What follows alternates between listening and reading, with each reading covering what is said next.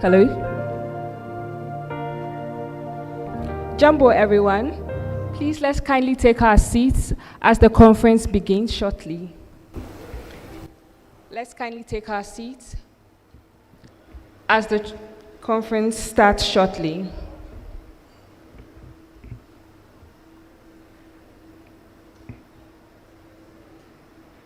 We'll be starting in the next 5 minutes. Please let's move into the conference room.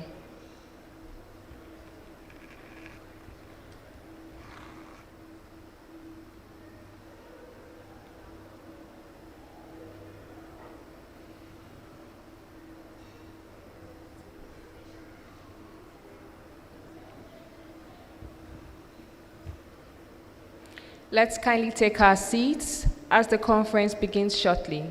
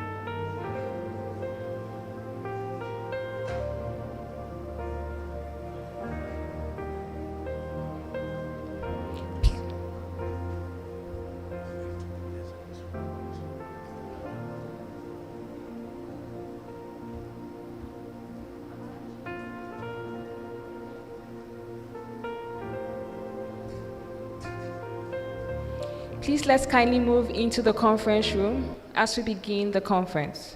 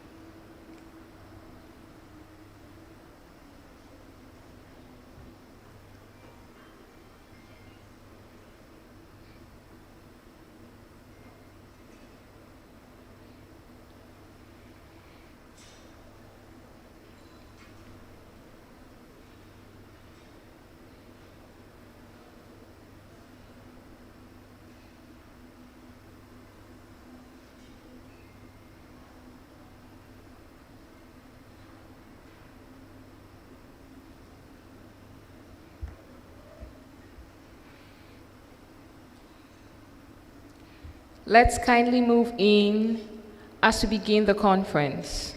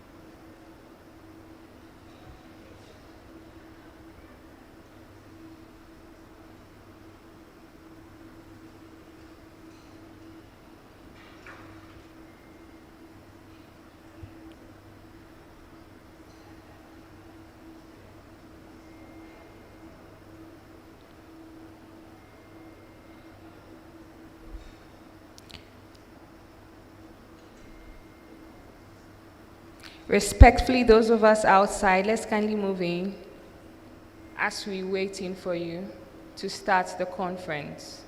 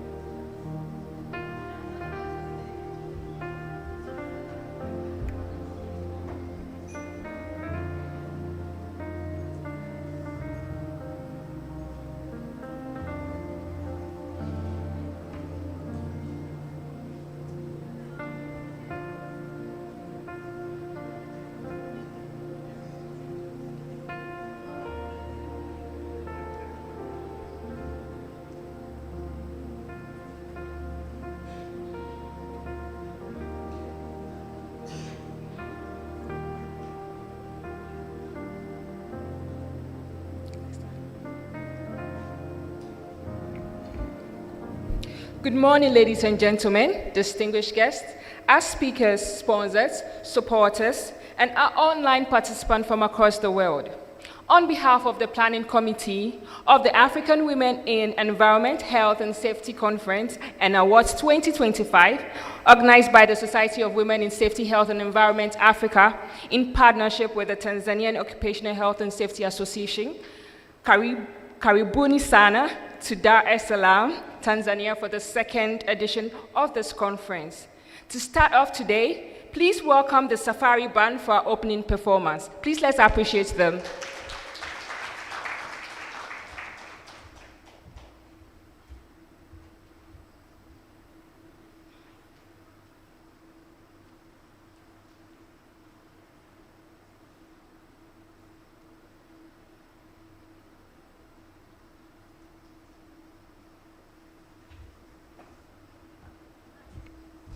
Let's keep appreciating them as they prepare to come on stage. Appreciation not enough. Let's keep appreciating them, otherwise they are not showing up. Let's appreciate them as they come on stage.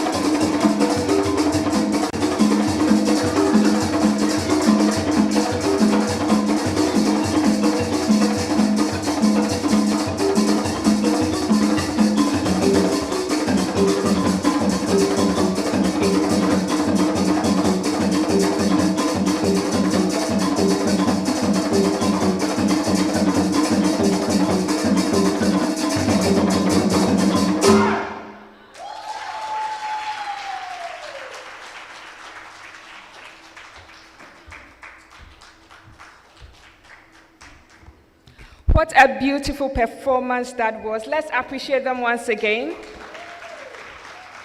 That's the Safari Band. I'd like to know how many of us were at the last conference in Lagos, Nigeria. Kindly wave your hands. Let's appreciate them. Oh, just a few of us. That's beautiful. I want to see the number of students here.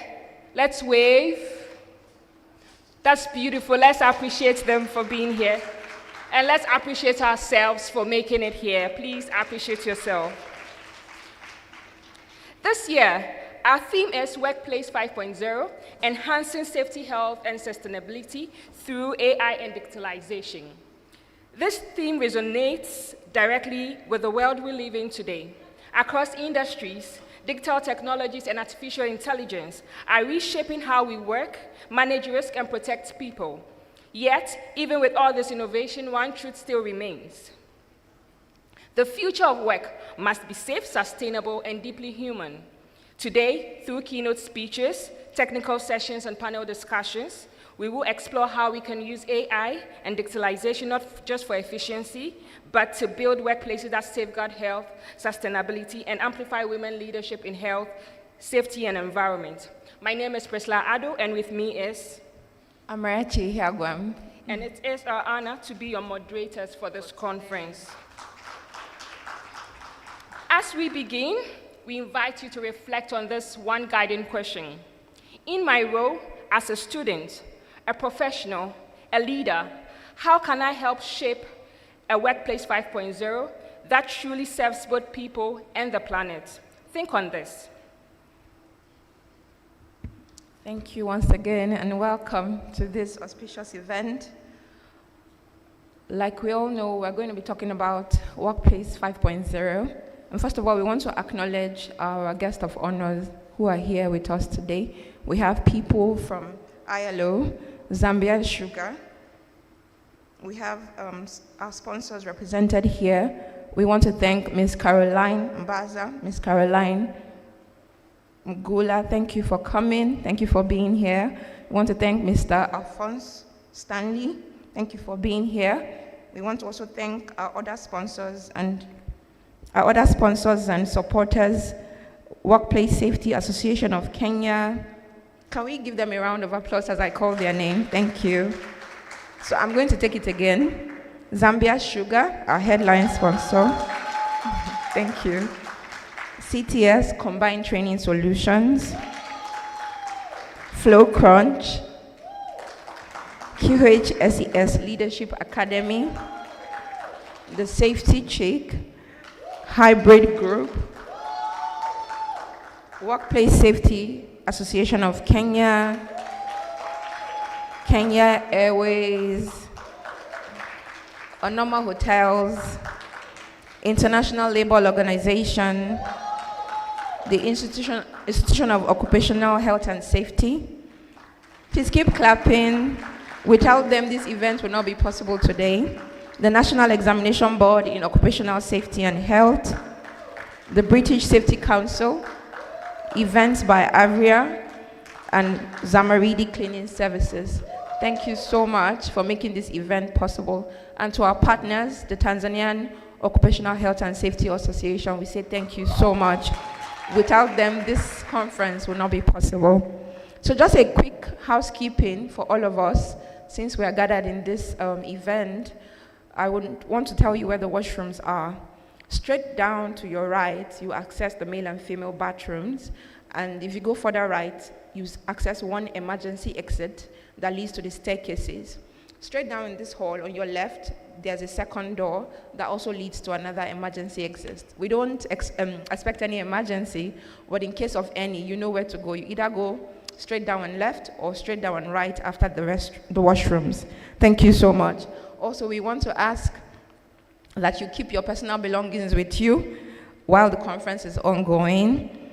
And we want to welcome Mr. Charles Tikitira from ASAS to lead us in the Tanzanian national anthem. Please, let's be upstanding.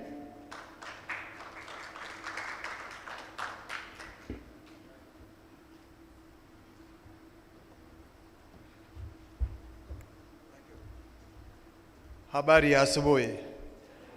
Watanzania wenzangu, tuimbe kwa sauti na tuache yote tujielekeze kwenye hii sala na dua kwa Mwenyezi Mungu. Niko hapa kuongoza tu. 1, 2, 3. Mungu ibariki Afrika, wabariki viongozi wake, hekima, umoja na amani. Hizi ni ngao zetu Afrika na watu wake. Ibariki Afrika, ibariki Afrika, tubariki watoto wa Afrika. Mungu ibariki Tanzania, dumisha uhuru na umoja wake kwa waume na watoto. Mungu ibariki Tanzania na watu wake. Ibariki Tanzania, ibariki Tanzania, tubariki watoto wa Tanzania.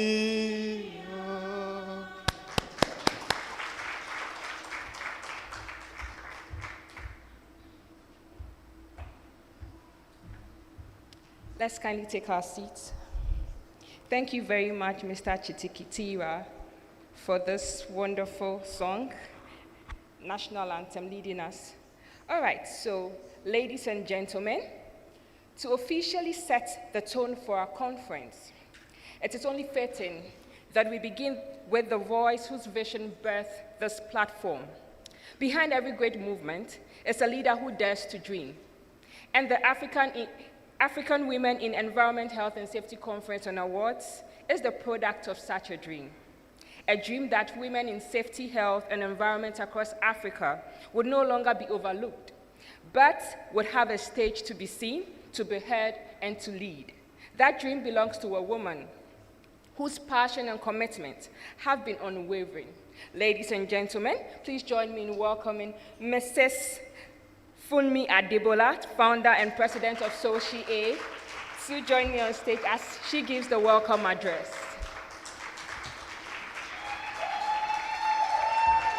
Let's appreciate her as she joins me on stage. Thank you very much. Good afternoon, all. Please appreciate Priscilla for a great job. Well done so far. Right, where do I start from? Habari. Good morning and welcome to Tanzania. So, very quickly, I know we're running behind schedule, so I will try to consolidate my speech. And I just want to say a big thank you first to everyone for being here. I stand before you today with immense pride and overwhelming gratitude as we gather here in the beautiful nation of Tanzania for the 2025 African Women in EHS Conference and Awards.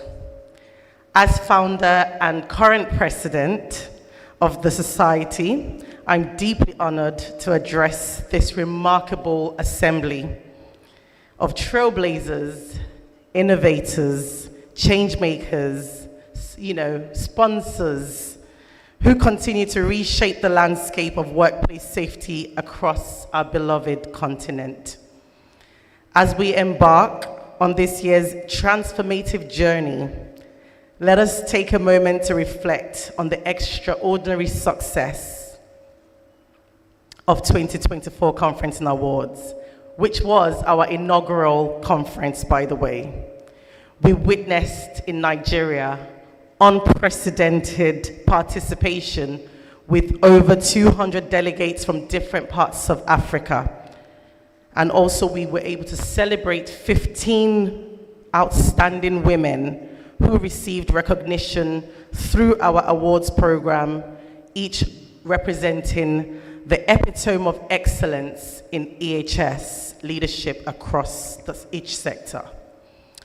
The 2024 conference generated over 10 actionable commitments from participating organizations to advance women's representation in EHS roles.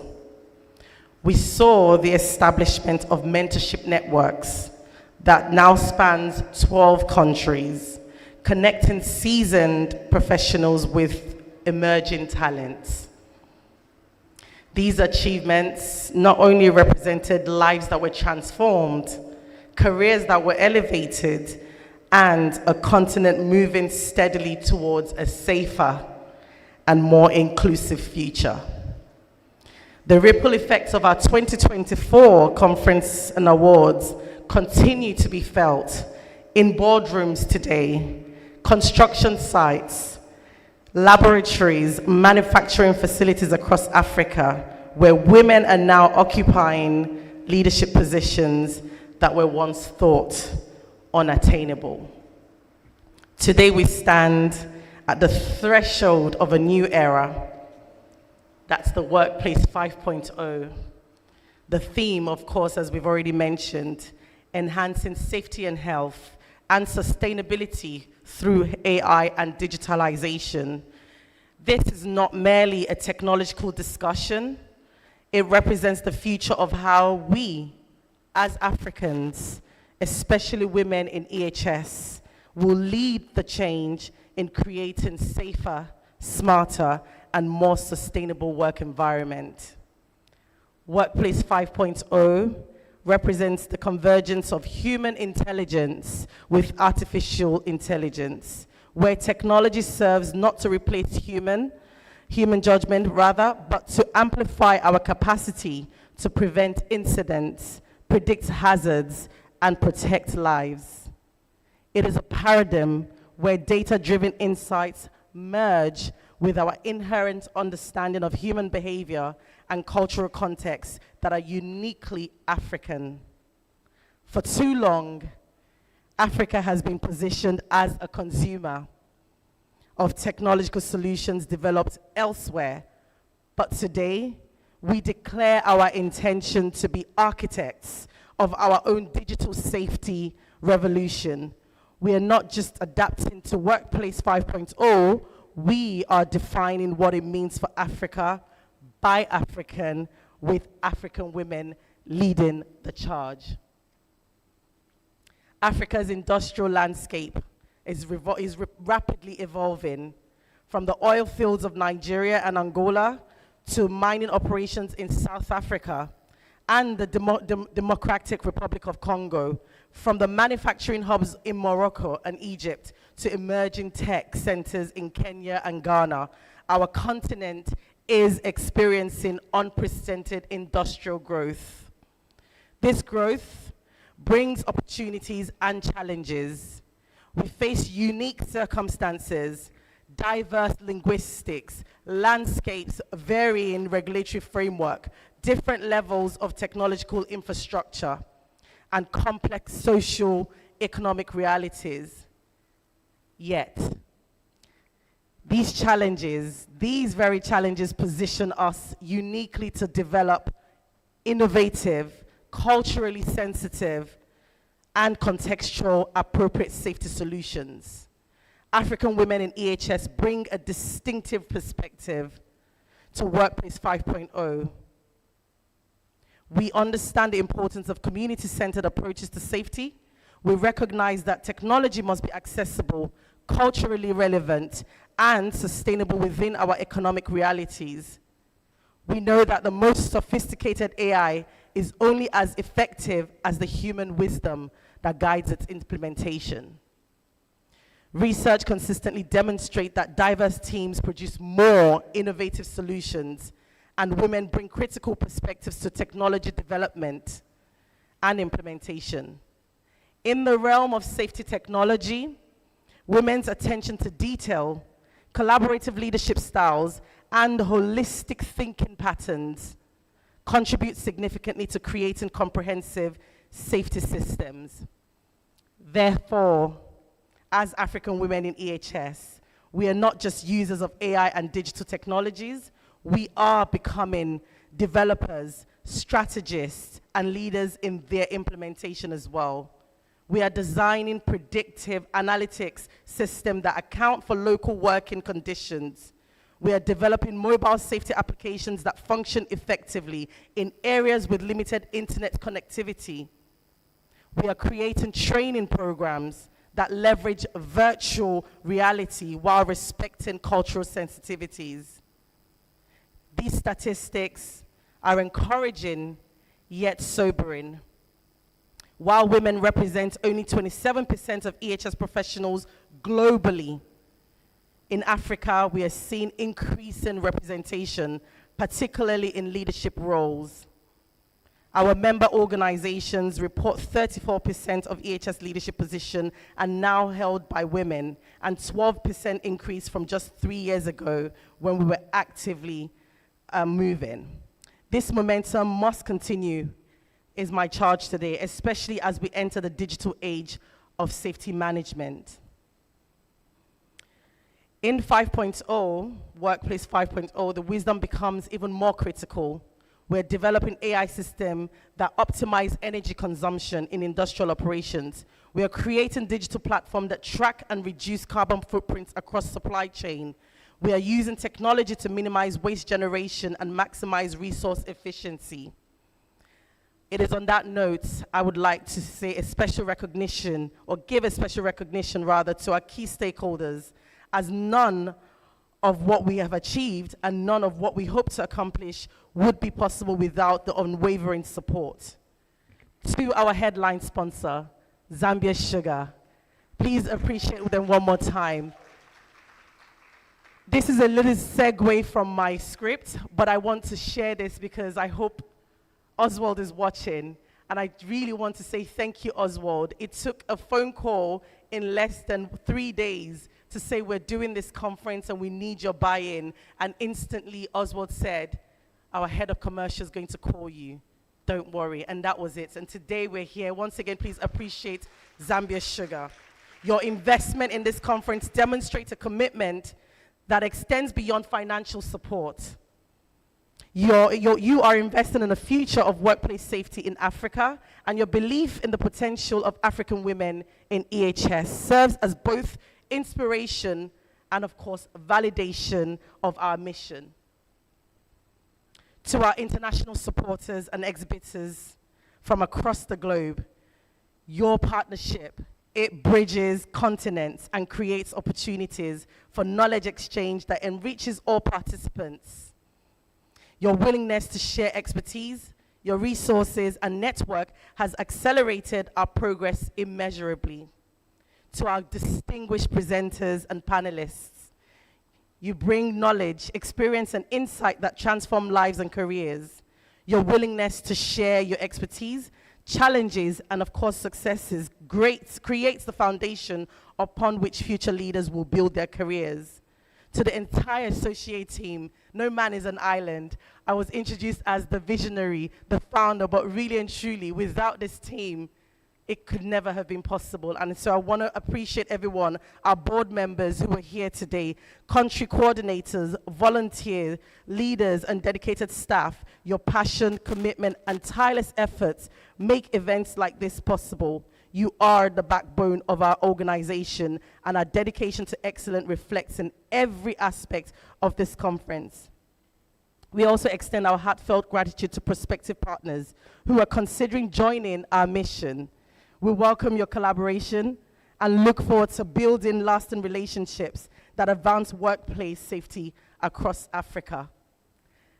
I can't but not recognize this organization. Our special recognition goes out to Tanzanian Occupational Health and Safety Association, SOWSHE-A. Please help us appreciate the local host. Our esteemed local host partner, your collaboration has been instrumental in making this conference a reality. SOWSHE-A's commitment to advancing occupational health and safety in Tanzania aligns perfectly with our continental vision. Through your partnership, we have gained invaluable insights into local context, challenges and opportunities in the Tanzanian EHS landscape. Your members have contributed significantly to our program, and your logistical support has ensured that every participant can focus on learning, networking, and growing. The relationship between SOWSHE-A and SOWSHE-A represents the kind of collaborative partnership that multiplies impact and creates lasting change. And we look forward to continued collaboration beyond this conference. As we participate in this conference whilst I round up, over the next 2 days, I want to challenge each and every one of you to think beyond your current role, your current organization, and even your current country. Think continentally, think generationally, think transformationally. We are not just learning about AI and digitalization, we are preparing to lead Africa's safety revolution. We are not just networking, we're building alliances that will reshape industries. We're not just sharing experiences, we are creating the foundation for the next generation of African women in EHS. As such, I encourage you to embrace technology with wisdom. Approach AI and digitalization not as foreign concepts to be feared, but as tools to amplify your existing expertise and intuition. Share knowledge generously. The wisdom you have gained through years of experience is invaluable. Share it freely. Mentor others and ensure that knowledge flows in all directions. Build lasting relationships. The person sitting next to you might become your business partner, your mentor, or your collaborator on groundbreaking projects. Invest in relationships that extend beyond this conference. Think sustainably. Every decision we make about technology implementation should consider long-term environmental, social, and economic impacts. Lead with confidence. You belong in every room. Don't let anyone else tell you that. And do not let any imposter syndrome as well get the most of you. Because where safety decisions are made, you are right there to be in there. You belong at every table where technology strategies are discussed. You belong in every conversation about the future of work in Africa. I'm thrilled. No, I'm going to keep that for the video that's coming up, actually. I was actually going to say something and let the cat out of the bag, but it's not fun if I do that. I'm going to let the next video do that for me. So, as we officially open the 2025 African Women in EHS Conference and Awards, I invite you to embrace the theme, Workplace 5.0, not just as a topic discussion, as I've said, but as a call to action. Let us use these 2 days to learn, connect, innovate, and commit to leading Africa's digital safety transformation. The world is watching. Africa is rising. Women are leading. And the future of workplace safety has never looked brighter. Thank you for your attention. Thank you for your commitment to excellence. And thank you for being a part of an incredible journey. Let us make this conference not just memorable, but transformational. Asante sana. Thank you very much. Welcome to the future of workplace safety and health in Africa.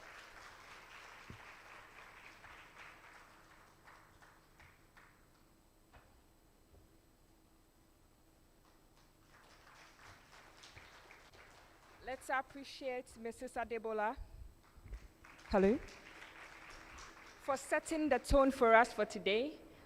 My takeaway was think internationally, think continentally, think generationally, and sustainably. Thank you very much for your words. Our next voice reminds us that conferences like this are not just about ideas, but about action. We are privileged to welcome a leader whose company is not only a giant agribusiness, but also the headline sponsor for this event, standing firmly behind gender equity and sustainable workplaces. He brings the perspective of a corporate leader who understands what it takes to balance business growth and safety, health, and sustainability. His presence here is a powerful reminder that when industries champion women and invest in safer, smarter workplaces, everyone wins. Ladies and gentlemen, please join me in receiving a video message from our special guest, Mr. Oswald Magwenzi, Country Managing Director and CEO of Zambia Sugar PLC, Following the video, we'll have the Estate Support Services Director of Zambia Sugar, Collins Undi Firi, to give us the next message. Thank you.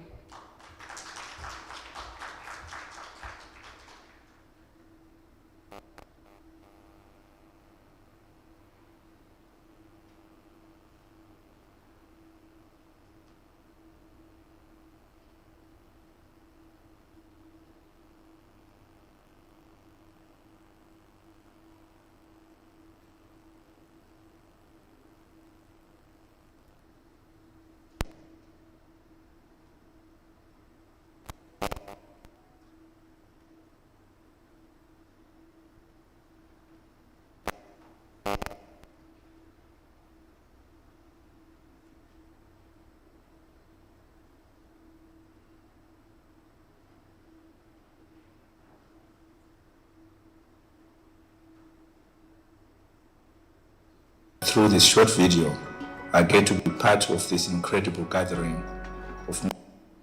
Hello everybody, my name is Oswald Magwenzi. I'm the Managing Director of Zambia Sugar, the main sponsor of this year's conference.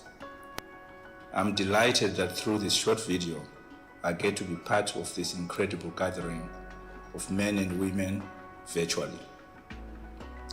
Men and women who have dedicated themselves to improve safety in our workplaces and in broader society. I'm delighted that Zambia Sugar is well represented by our delegation of 7, led by Mr. Collins Piri, our Estate Support Services Director. I firmly believe that we can win big with safety, which, as we have come to know, is a basic need for people. My beliefs are further strengthened by seeing more and more women getting involved in the area of improving safety in workplaces and in society and in our communities. Like most of you at this conference, I'm passionate about improving safety in our workplaces and in broader society. Organizing this conference is a strong show of leadership, and I do believe that leadership has a big role to play in promoting and improving safety, and organizing a conference like this is a strong show of leadership, which is why as Zambia Sugar we chose to support it. The theme for this year's conference, Workplace 5.0, enhancing safety, health and sustainability through AI and digitalization, talks to the future of safety and is well aligned with our own aspirations for safety here at Zambia Sugar. And I encourage all of you to take some time to visit our booth to see what we are doing in the area of safety. In many endeavors, there is irrefutable evidence that when women get involved in activities, there are transformational results. I'm convinced that this organization will achieve so much more in the safety journey that we've embarked on. I'm happy to introduce our new safety director, Priscilla Msiska, who is with you at this conference. We look forward to her contribution to our safety journey at Zambia Sugar. As Zambia Sugar, we look forward to promoting safety and to continue to forge partnerships locally and internationally to realize our vision of zero harm to people in our workplaces. I'm delighted that with the support of every woman in this room, that we'll be able to realize the safety declaration that we made at AfriSafe 2024 in Livingstone, Zambia. Let me close by sharing the Livingstone Declaration, which sets forth an ambitious vision for comprehensive safety across all aspects of our life, and it reads: a safe continent, safe countries, safe communities, safe food, safe water, safe cities, safe tourist activities, safe homes, safe schools, safe colleges and universities, safe transport and travel, and safe workplaces. Everything safe. Please join us to achieve this vision. I wish you a great conference in the beautiful Dar es Salaam, and I further extend an invitation to the organizers of this conference to host the next one in Zambia. We invite you all to come and sample the very best of Zambian hospitality. Have a wonderful conference and see you soon.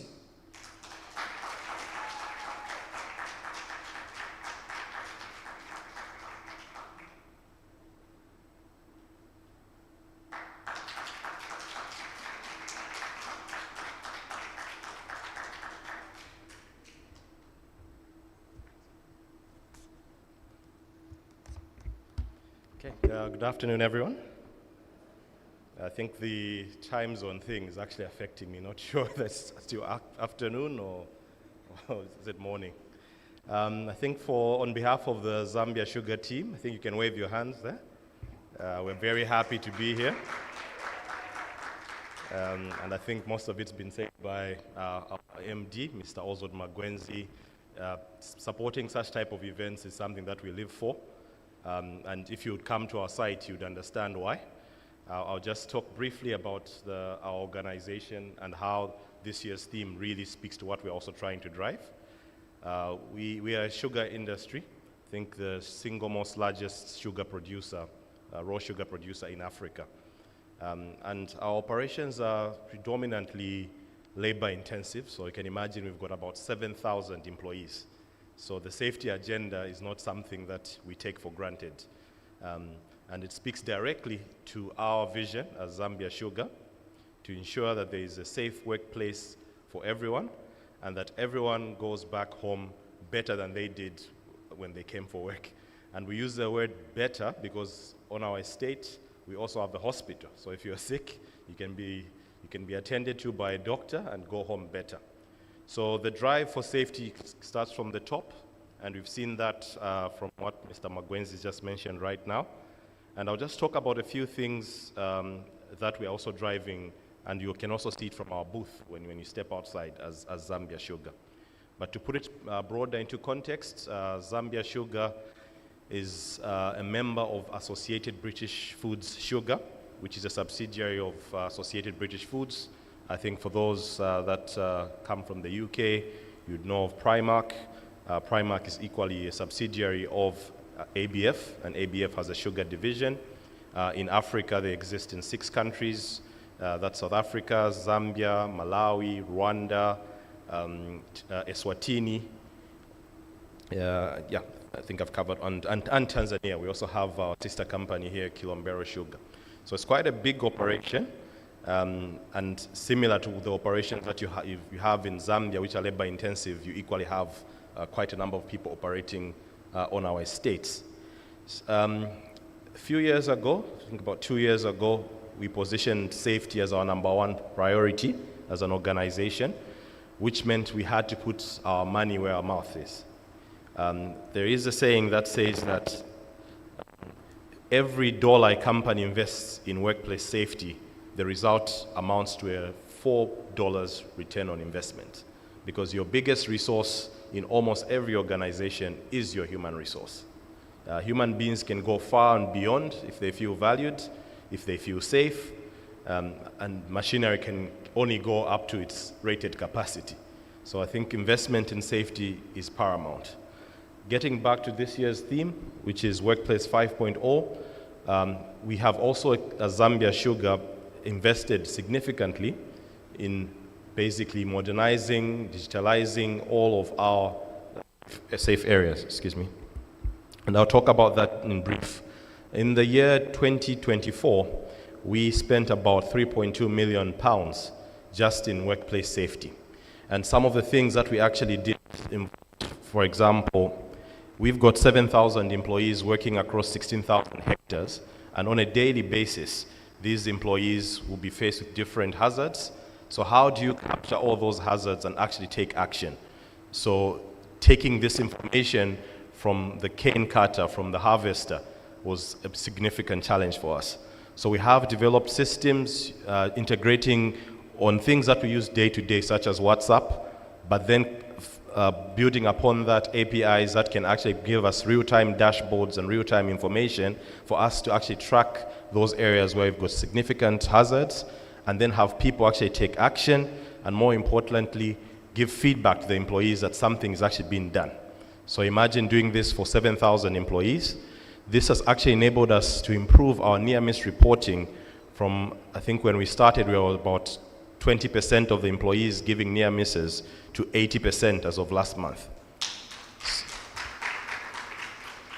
As a huge estate, we also have quite a number of, sometimes I would say, encroachers and people trying to steal cane. So you have quite a huge security team, but at the same time, we're a values-driven business, so there's no heavy-handed methods that we take against people. So given such a scenario, you had to think outside the box in terms of how do you protect your assets without affecting your security teams. And we've employed the use of drones. So when you come to our estate, you find multiple drones that typically deter anyone that's actually trying to intrude on our estate. And our emerging security team basically follows after the drones come in. So it's not a case of the medieval times where you go with a baton or a gun to chase people off the estate, creating more social problems, but actually doing it in a humane manner. And we've also decided now to work on artificial intelligence embedded in the drone that can actually speak to the same people that are coming through, and you do it basically seamlessly to deter people. When you go to our stand, you see that one of our key areas also being a huge logistics business, in that we also have to transport our sugar all across the country, is people-vehicle interaction. So there's quite a number of vehicles from hauling cane all the way to distributing sugar. So how then do you actually separate human beings from the machinery?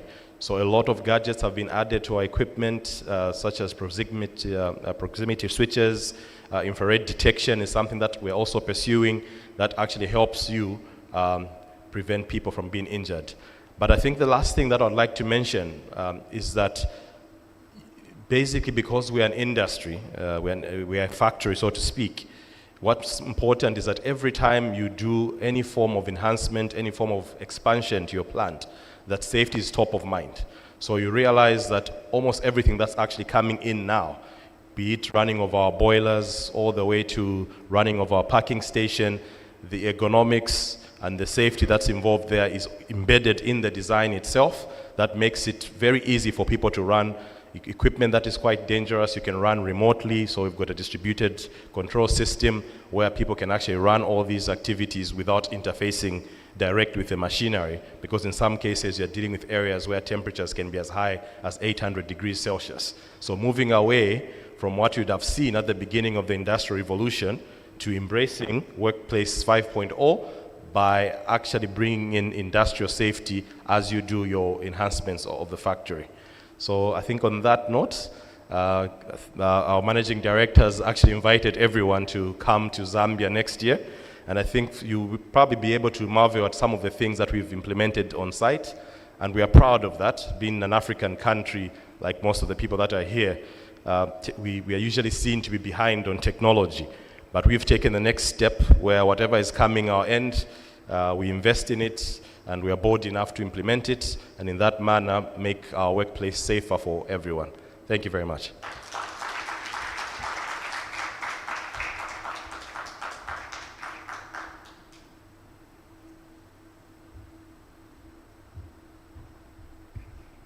Thank you so much, sir. Thank you to Mr. Oswald Magwenzi and Mr. Colin Ferry for showing us that we can have safe transport, safe workplaces, and all the other safety areas. And my key takeaway from the two sessions was that investment in safety is so key and paramount. So in our organizations, in our homes, in every area of our lives, we need to make sure that we're investing in safety intentionally. Thank you so much. And once again, we want to congratulate Ms. Priscilla Msiska. Can we give her a round of applause? It gives us great joy to see women leading. Like our founder and president said, at SOWSHE-A, it gives us great joy to see women leading. So congratulations, we're so proud of you.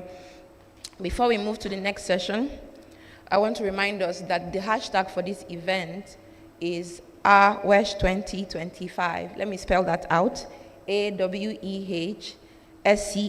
2025. So as we are taking pictures, we're doing videos, we're posting on LinkedIn and Instagram or TikTok, please let's use the hashtags so that our conference can go global. Thank you so much.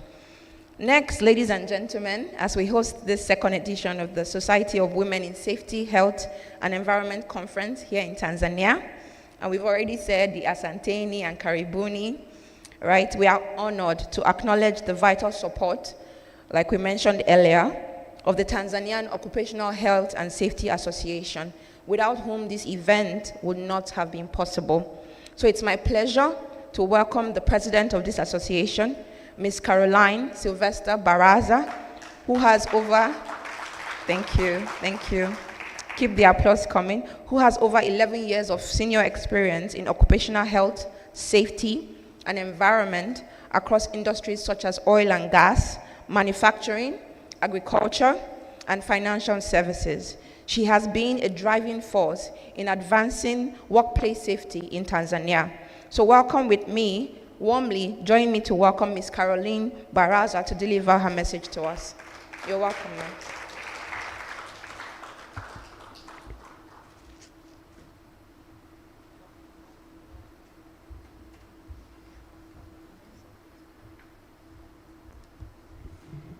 Hello, good morning.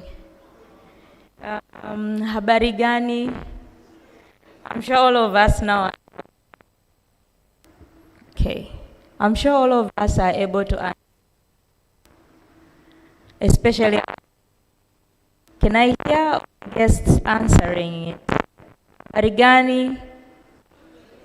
Yeah, okay, nice. So my name is Caroline Baraza. Okay, let me fix this. Okay, I'm the president of TOHASA.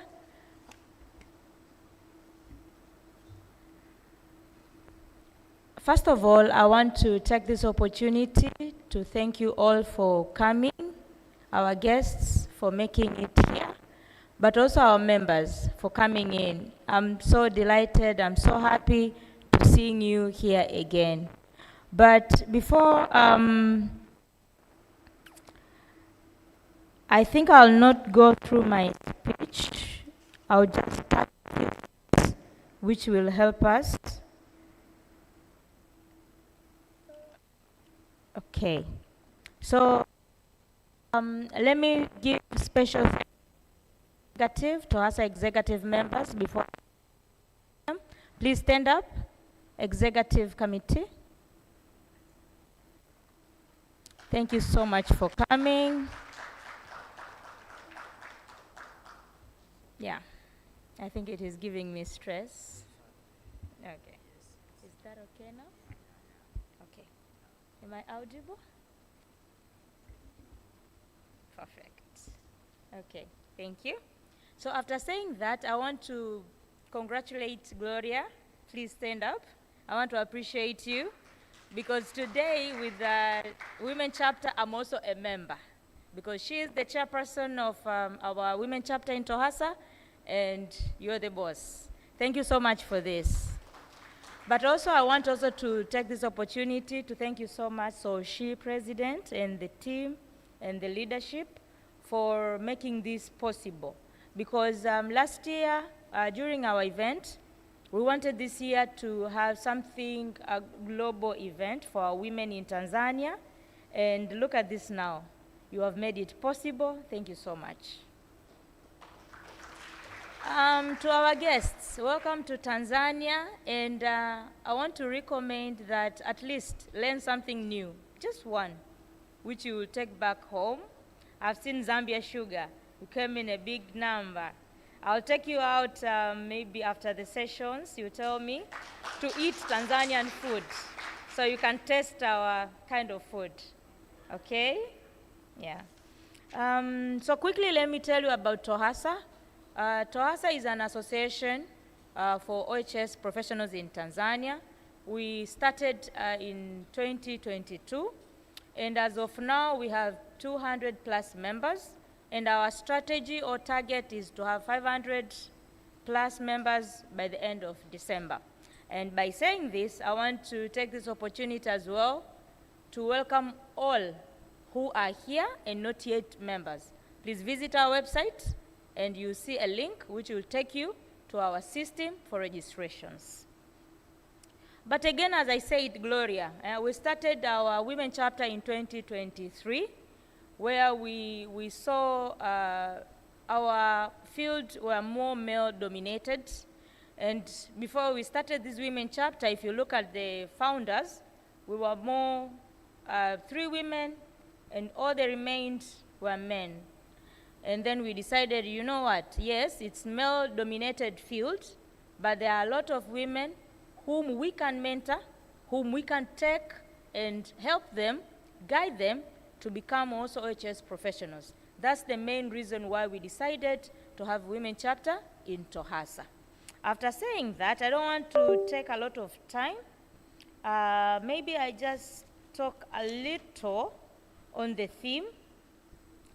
This is not just another event. As Fume explained earlier, it's a movement. It's a recalibration. When we talk about adapting AI, digitization, it's not only adapting it to our systems, but it's us who are going to be in charge of it. I hear most people, they're scared. Sometimes I hear young people or even other people, when we are exchanging ideas, they're mentioning like, you know, with AI we are scared because most of our activities or jobs are going to be taken. But we all forget that even with the AI, with the technology, we are the ones still required to start that button. So let's not forget and take ourselves out of it, because we are also part of it.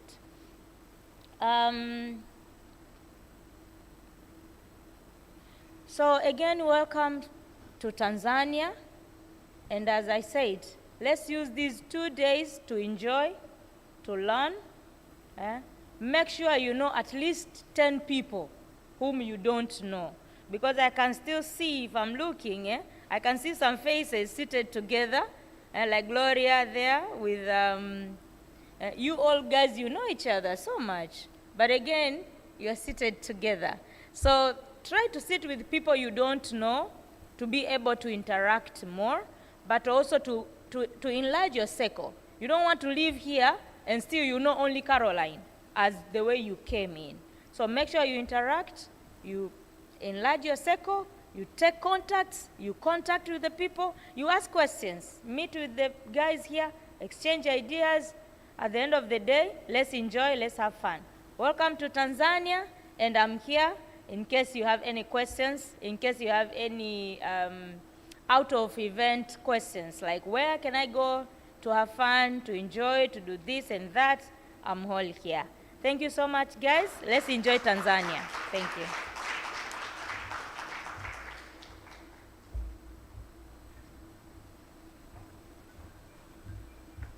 Let's appreciate Miss Caroline.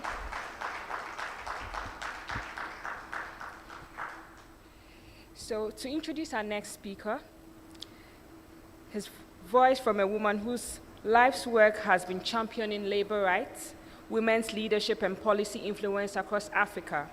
She brings to us not just experience, but a vision of workplaces that are fair, inclusive, and ready for the future.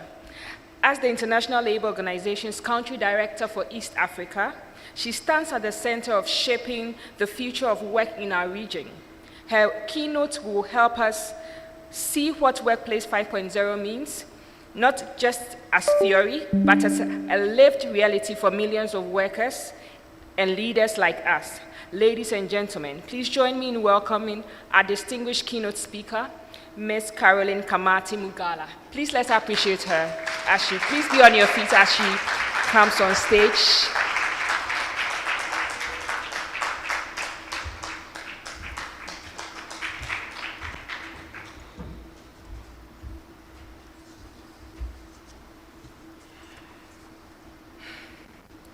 Thank you, everyone. I was just listening to the Zambia MD speech. I think he should have been the keynote. I think he should have been the keynote speaker, but I'm not shocked in terms of the support that the Zambia Sugar has given, bearing in mind that they just signed the CBA 2025-2027, and it's a really CBA that has been received well by the trade union movement in Zambia. So I'm not shocked that they jumped on the request, because workers' rights, workers' safety is actually at the center of what they do. And when you unionize your workplace, you are putting workers at the forefront. So thank you, Zambia. I'll definitely take the greetings to ZCTU. Before I speak of artificial intelligence, digitalization, or policies, let me take you back home to my village. I come from a very small village in Western Kenya, and I'm picturing where we used to go and get water when I was a young girl. And I remember our mothers, our grandmothers, many, many years ago, and I'm sure this is a story that many of you would reflect on. At dawn, they walked to the river to fetch water. They balanced heavy pots on their backs. Some of them balance heavy pots on their heads. We have communities in Kenya where they carry the water on their backs. We have those ones like where I come from. We carry water on our head, carried firewoods in their arms, had babies tied on their back. Yet in their everyday routine, they're already practicing environmental health and safety, long before we even gave it these fancy names that we are now calling it now. They tested water before giving the babies. My grandmother did that. They cleared thorns from the path so that no one would be hurt. They bent low over the cooking fire, blew gently to reduce smoke. They taught us to cover food. You will always find food by the fire covered, whether it's tea, whether it's nchima from my South African, or saza from the Southern African colleagues. They looked after the venerable first. So for me, our mothers were in truth the first EHS officers of Africa. We are just following that path.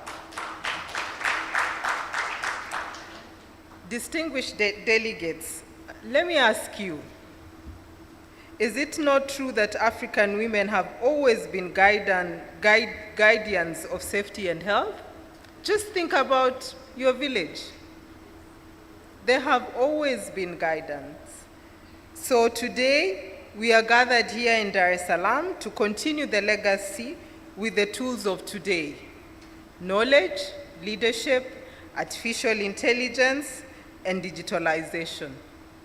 Tomorrow, we will cheer and celebrate the outstanding women who win the African Women in Environmental Health and Safety Awards. But today, we lay the foundation, the conversation, as my namesake Caroline has said, commitments and partnership that will drive real change across workplaces and our continent.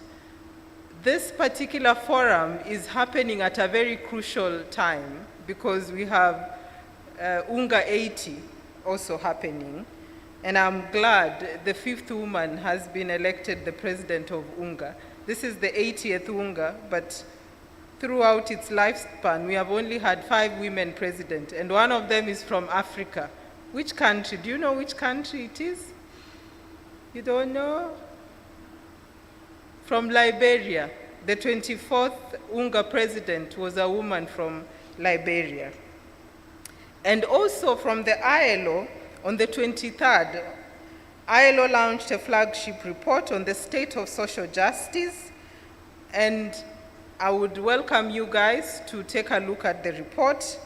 Social justice is a result of choice and not change. And you made that choice to be here, to be part of, the process. So I stand before you, not only as the director of the ILO country office, but as a woman of Africa who believes that every worker has the right to return home healthy and dignified. Should safety at workplace be optional or mandatory? Should it be optional or mandatory? Yep, it should be mandatory, exactly. Because occupational health and safety is not a privilege, it is a right. And this explains the reason why in 2022, ILO elevated 2 of the Convention on Occupational Health and Safety, Convention 155 on Occupational Health and Safety of 1981. So ILO has been in the business of making the workplace safety since 1981, and Convention C87, 187, Promotional Framework on Occupational Health of 2006 were both elevated to fundamental principles. It means out of the 191 conventions that ILO has, if you must, you should ratify the 10 ILO fundamental convention, and 2 of them are on occupational health and safety. Now allow me to remind us of something important. The ILO is not just an international organization. For over 100 years, for those ones who don't know, ILO is the oldest UN agency. The ILO has set standards that define safety and health and inclusive work. What makes us unique is our tripartite model. Government, employers, and workers at the table. This means real solution grounded in workplace realities and women voices heard at every level, from the shop floor. But what matters most is this: we don't stop at standards. We turn standards into action and action into impact. Allow me to share a few stories of women leading safer workplaces, stories of Africa and for Africa. I'm not shocked you chose Tanzania, because Tanzania is a leading country when it comes to occupational health and safety, and I will share 4 things why.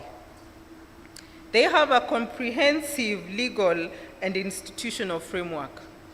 The Occupational Safety and Health Authority of Tanzania and the Workmen Compensation Fund of Tanzania have been a point of reference on our work in terms of how institutions should be set.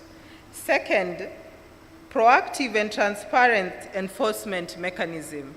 During the Occupational and Health Safety Day, Tanzania hosts a whole week of occupational health and safety that brings together all enterprises, trade unions, and government to showcase what the country is doing on occupational health and safety.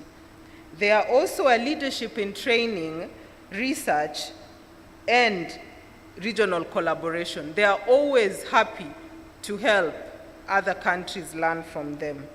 But also, there is a growing national culture of safety first in terms of procedures.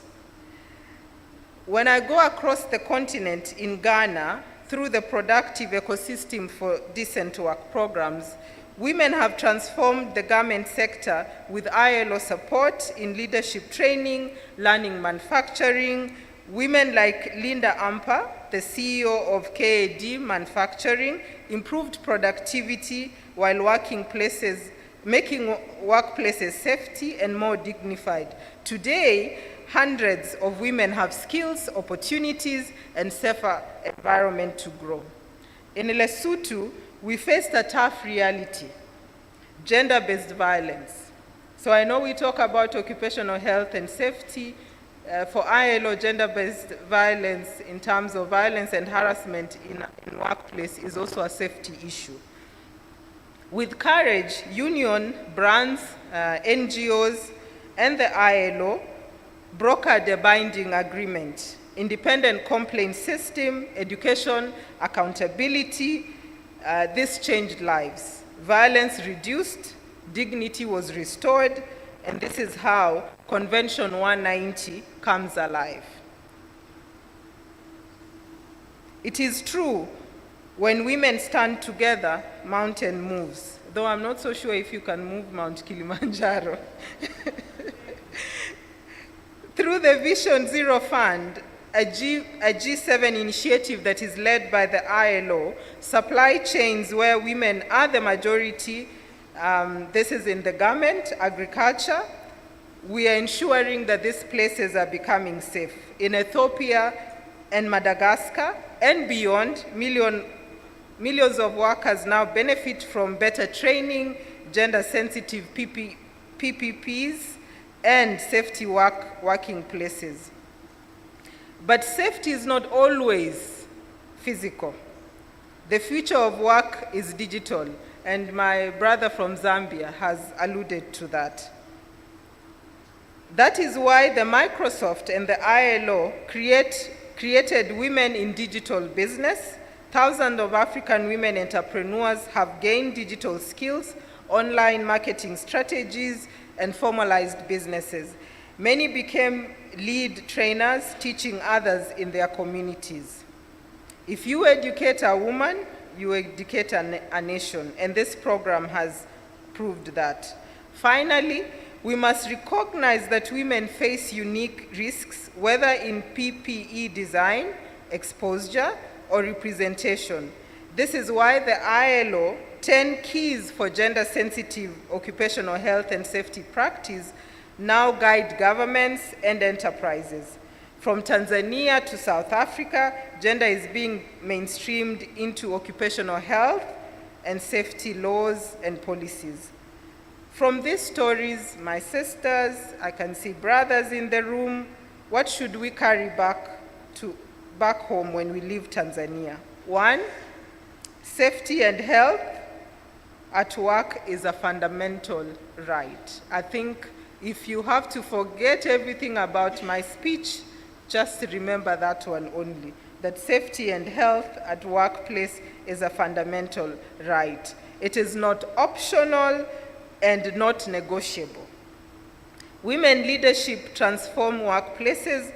Women lead in occupational environment, health, and safety.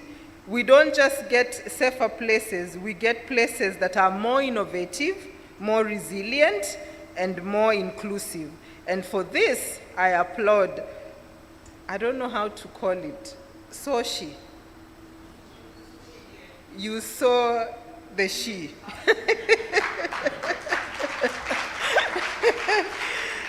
For leading women profession in environment, health, and safety initiatives.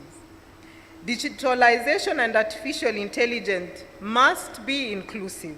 Technology cannot protect workers, but can only protect workers if it is designed with equity at the heart. If women are left out, the digital divide then grows. If women are centered, the digital future becomes safer for all. And lastly, partnership are key. And we have just seen an example from Zambia, sugar. As our elders say, one hand cannot tie a bundle, but maybe it's just, if it's one single bundle it can tie. No single government, employer, or worker can do this alone, but together, through our ILO tripartite model, we can build a scalable, context-specific solutions for Africa. Our theme of this year is bold: enhancing workplace safety, health, sustainability through artificial intelligence and digitalization. What does this demand of us? 1, put women at the center of the design. From digital platform, let women's reality shape the solution. Invest in skills and mentorship, and I'm very happy. I think they mentioned there are students in the building. Every young African woman must feel environment, health, and safety leadership within her reach. And I hope the students will take an opportunity to interact. Extend protection to informal workers, where in Africa, the majority of women are placed. Future-proof our laws. Let's create gender-responsive, forward-looking framework fit for Africa of tomorrow, not today. Strengthen partnership, governments, employers, workers, academia, industry. Our collective effort is the only way. There's a proverb from West Africa. I love proverbs from West Africa. They are kind of like, they tell a story. The child who's not embraced by the village will burn it down if it doesn't feel the warmth. If we fail to embrace women, informal workers, and excluded workers, the future of work will not be safe, fair, or sustainable. Distinguished delegates, the ILO stands ready to work with you to provide technical assistance, to strengthen labor inspection systems, and to support policies that truly put women first. We affirm occupational health as a human right. We affirm dignity. We invest in women leadership. We unlock Africa potential, and we also embrace artificial intelligence and digitalization responsibly. We turn risks into opportunity. The conference is not just about today. It's about the future we choose to create together. To the women in this room, you are the lions who guard the village. Your courage, expertise, and vision will shape Workplace 5.0. Workplace where safety, equity, and sustainability go hand in hand. Let us raise together, let us lead together, let us make history together. And as we close, allow me to leave you with 3 timeless truths. 1 from the Bible, I'm a Christian girl, 1 from the Quran, and 1 from Africa's own wisdom. The Bible reminds us, speak up for those who cannot speak for themselves, defend the right of the poor and the needy. The Quran teaches us, whoever saves one life, it is as if he has saved all humanity. And from our African wisdom, when the roots run deep, there is no reason to fear the wind. May our roots in justice, dignity, and solidarity run so deep that no storm, digital, artificial intelligence, or otherwise, can shake the foundation of safe and healthy work in Africa. Asanteni sana, and thank you.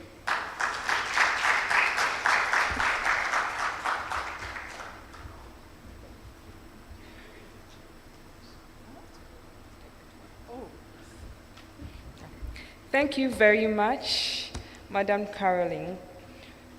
My key takeaway was, Madam reminded me that health and safety is a right. And I think that we have to continue to mention it to ourselves over and over, so that wherever we go, we empower others to also know that. Thank you very much.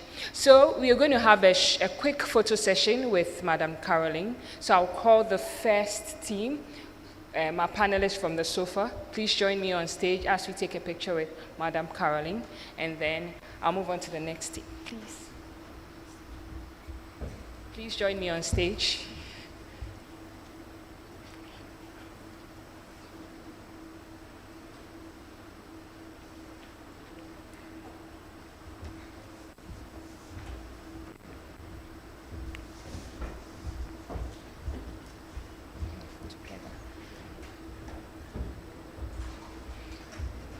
Please, I'll call on table 1, table 2, and table 3.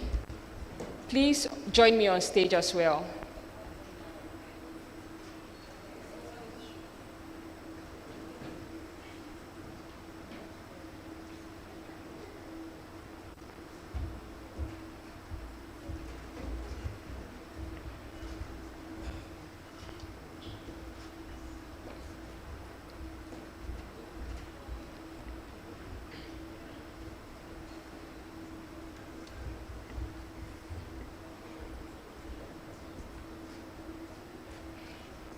As we have this photo session, you can also take selfies, and don't forget to hashtag us on our WESCA 2025, AWEHSCA 2025, hashtag WESCA 2025.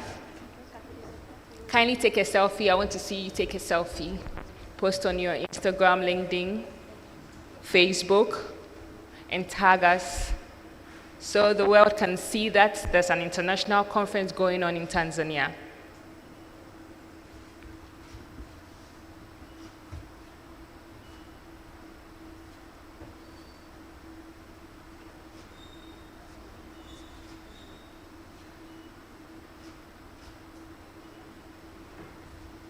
Thank you very much. Please take your seat.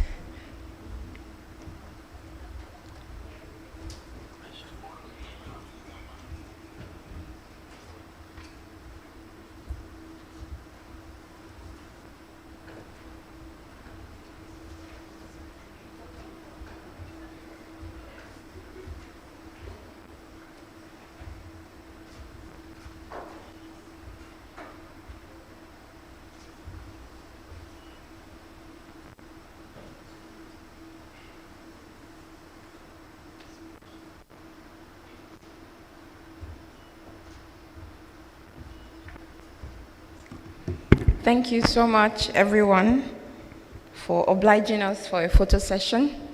Once again, we say thank you to Ms. Caroline Mugala for sharing stories of women leading safer workplaces across different countries in Africa. I really enjoyed the stories from Ghana to Lesotho and the different parts of Africa. And the key thing that I took away from your session was how educating a woman is like educating a nation. I haven't heard it put like that before, so thank you very much. And now we see that Workplace 5.0 is not just a focus on technology. Okay. It's not just a focus on technology, but it's an opportunity for us to build safer, sustainable, and more inclusive workplaces. Thank you so much. Our next session is the Goodwill message. And to bring us the Goodwill message for today, it's an honor for me to introduce the head of Secretariat of the African Union Economic, Social and Cultural Council, ECOSOC, Mr. William Kari, whose leadership has been pivotal in ensuring that the voices of African people from diverse social, economic, and cultural background are heard in the African Union's decision-making processes. Under his guidance, ECOSOC has made significant stride in supporting the AU's vision for a peaceful, prosperous, and integrated Africa, as outlined in Agenda 2063. He's ably represented today by the Deputy Officer for East Africa at ECOSOC, Alphonse Stanley. Please put your hands together as he comes to give us the Goodwill message.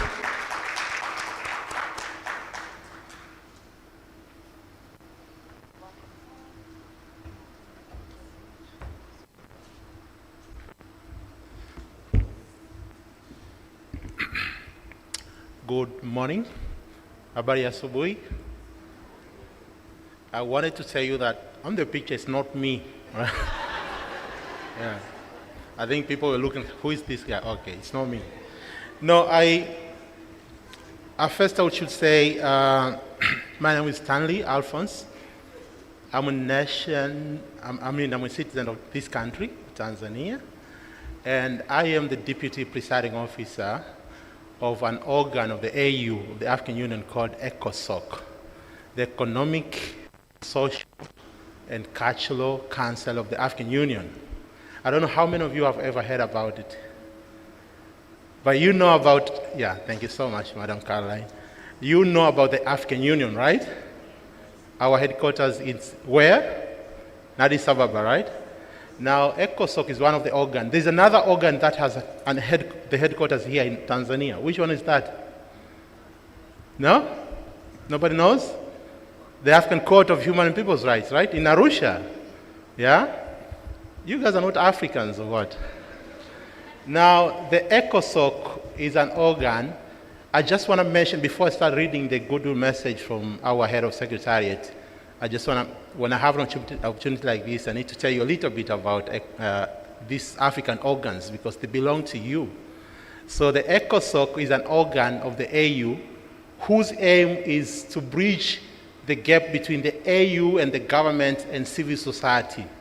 I know most of you are coming from the civil society, including you are a civil society.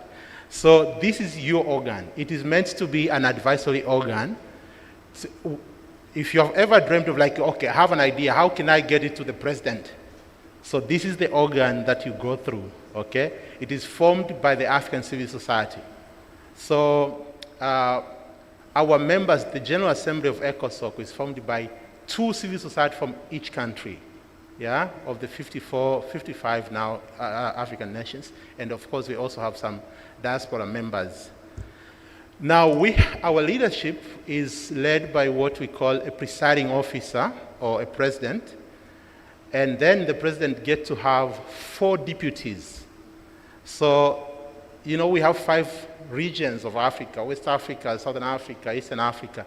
So when the president comes from one of the region, then he gets 4 other deputies from the other region.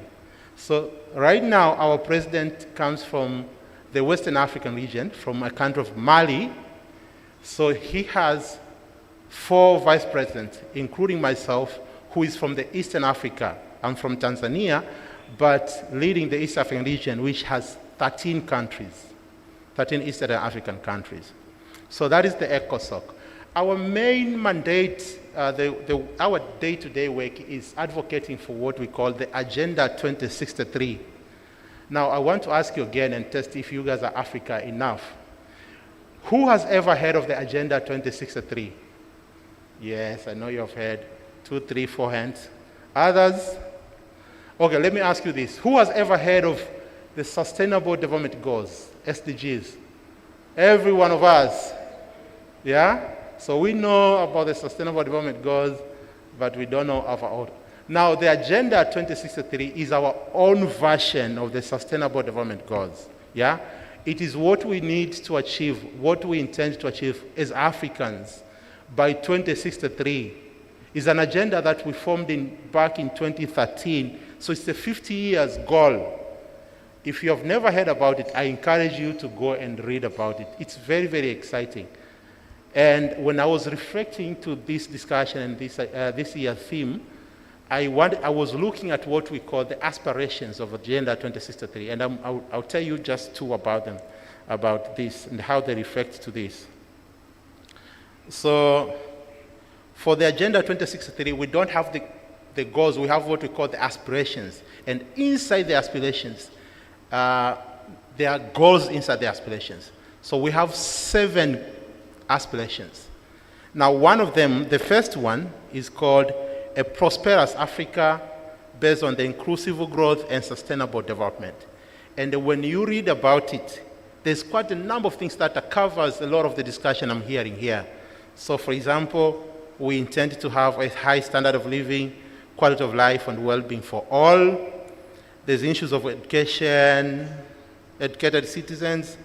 There's issues of health and well-being covered in that particular aspirations. There's issues of transformed economies and jobs.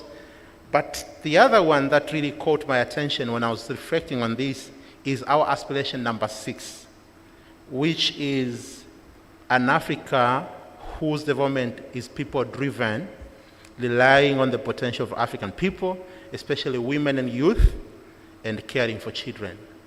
And when you read about it, it touches all matters regarding the full gender equality in all spheres of life, including in work, in professional areas.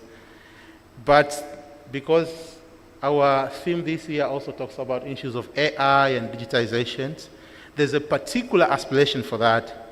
I think this should be aspiration number, if I'm not mistaken, number 5.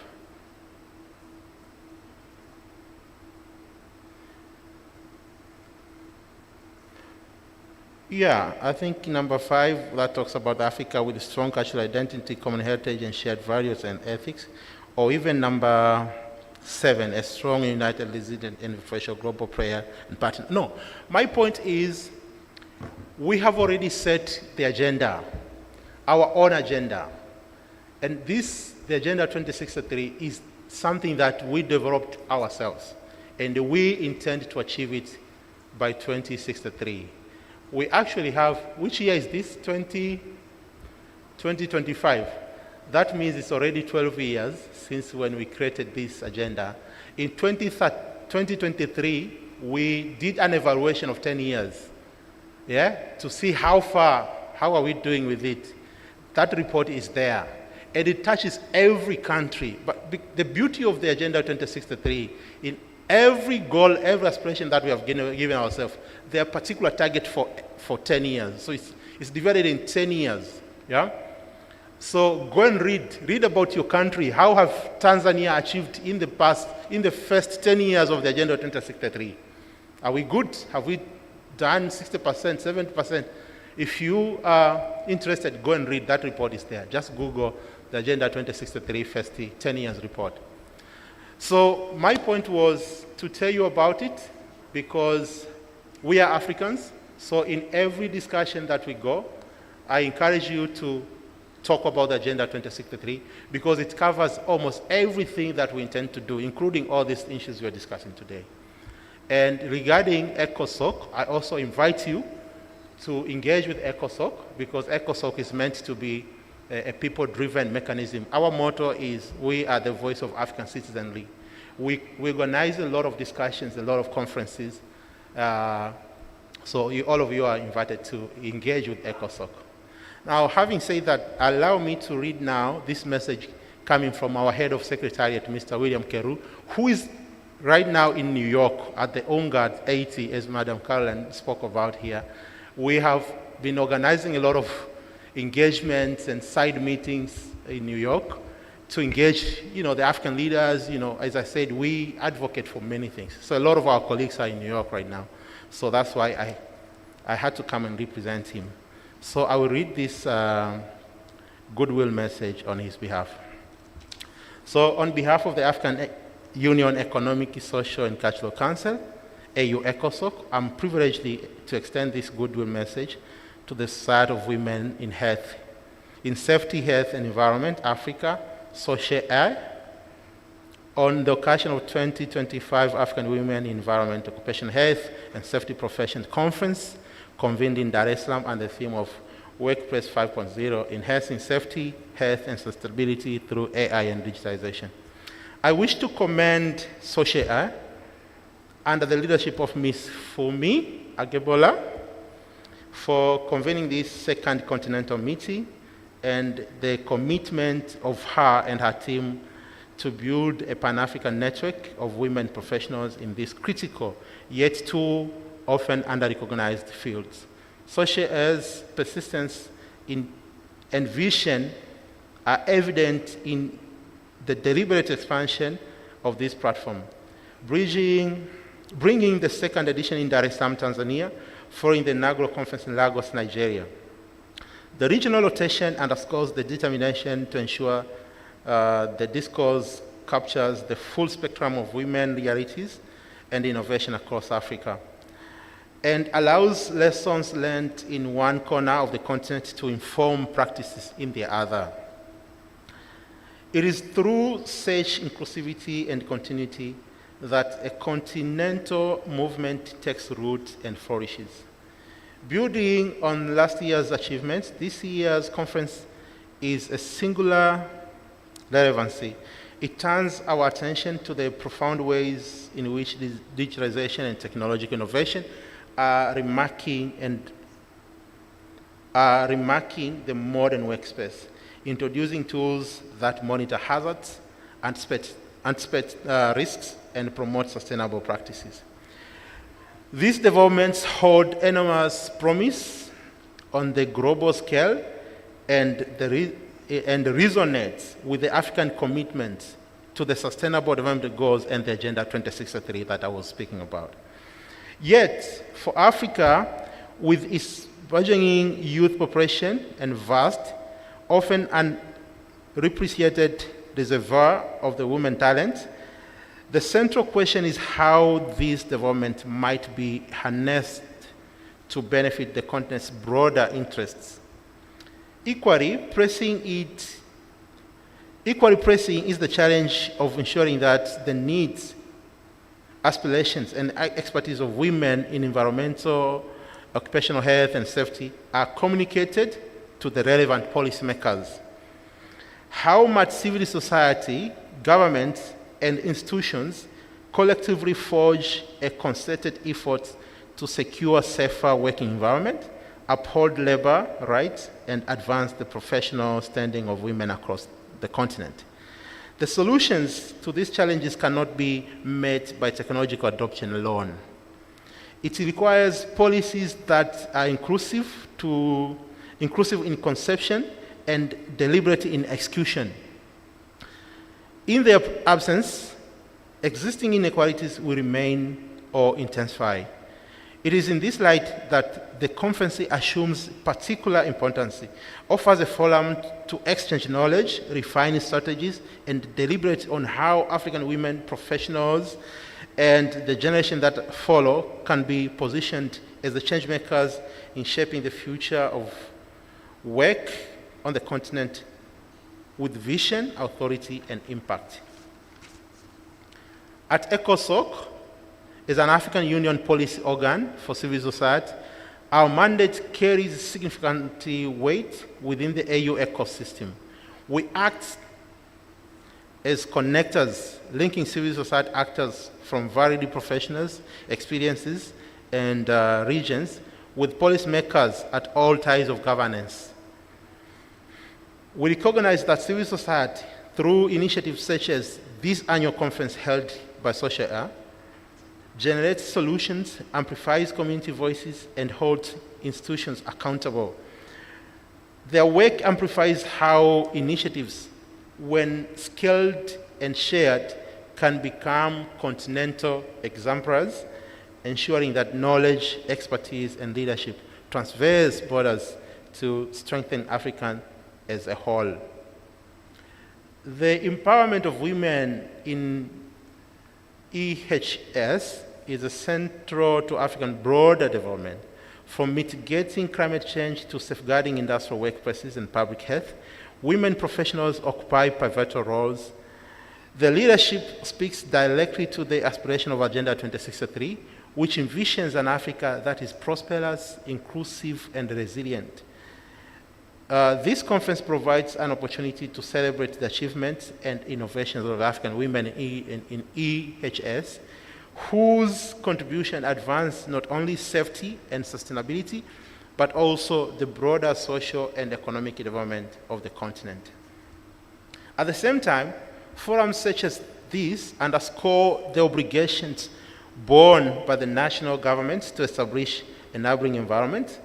This includes investment in education and training, the enforcement of occupational health and safety standards, responsible regulations of emerging technologies, and the guarantee of equal opportunity within EHS profession. Without such commitment, the transformative potential of technological innovation in building safer, sustainable workplaces remain unrealized. Together, we must ensure that the 2025 African Women in Environmental, Occupational Health and Safety Profession Conference yields a real action. The edition in Dar es Salaam presents a collective opportunity to assert that women are afforded access to education, mentorship, resources, and recognition commensurate with their expertise. We must lift those who cannot speak for themselves, honoring the realities of workers, families, and communities who depend on us to construct environment that protects rather than endanger and empower rather than exclude. We must come together in partnership as government, private sector, academia, and civil society, and insist that Africa's workplaces of the future are technologically advanced and also equitable, safe, and sustainable. In this spirit, I warmly congratulate SOWSHE-A for convening this conference and reaffirming ECOSOC's readiness to partner with you, governments, and all stakeholders in advancing gender equality, occupational health and safety, and sustainable development. If we rise to the challenge before us, the workplace of tomorrow will be more efficient and digitally empowered, where technology serves humanity, and most importantly, more inclusive, mirroring the African we aspire to build, an Africa where every woman and every young person has the opportunity to thrive, to lead, and to shape the future. I thank you.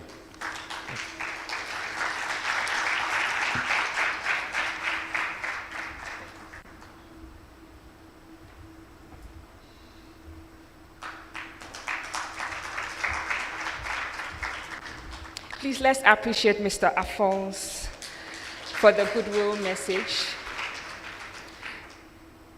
Today we've been enlightened about what ECOSOC does, and I believe that we'll be taking advantage of ECOSOC. We'll be taking 5 minutes break.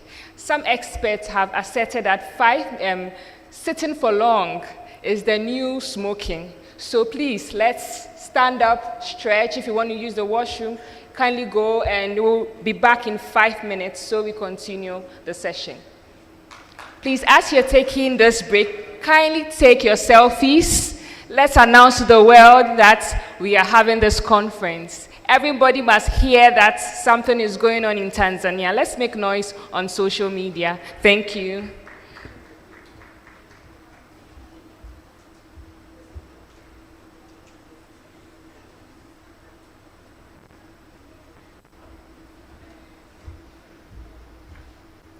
We still have some tea out there, coffee, biscuits. If you want to have some, kindly go out and take a few and come in, join us.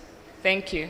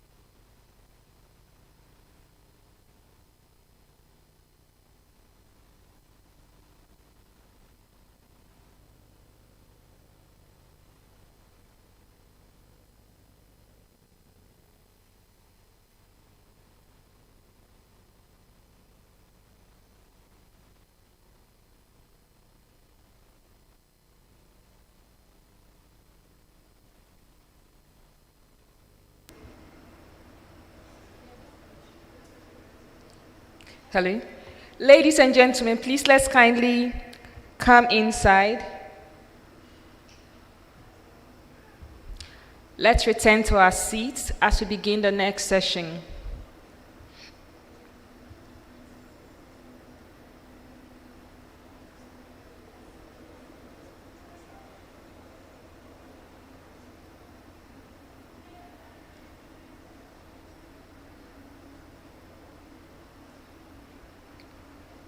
Ladies and gentlemen, as our break is over, let's move in so we continue the session.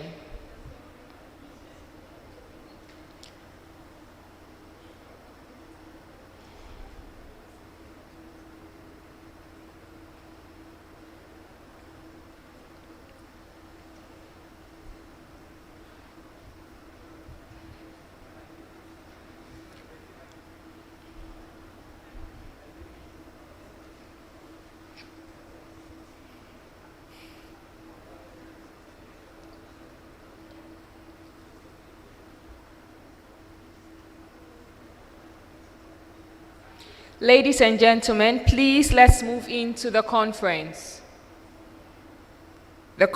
room so we start the session.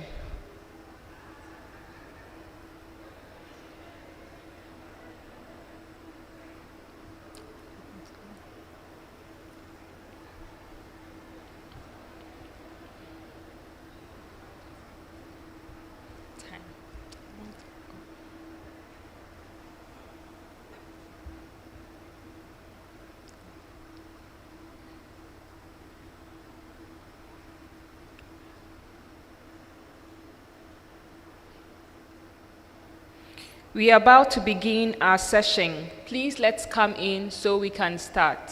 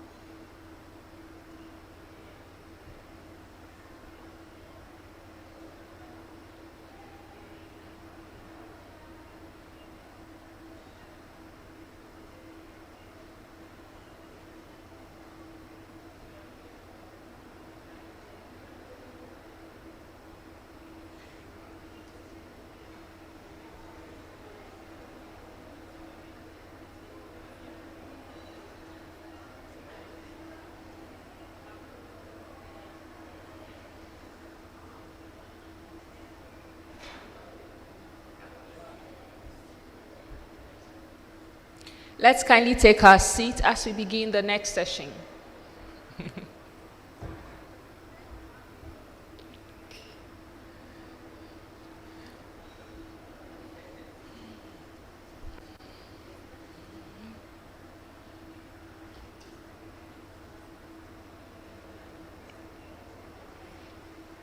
You can come in with your tea items so that you can sit and enjoy as we have the sessions.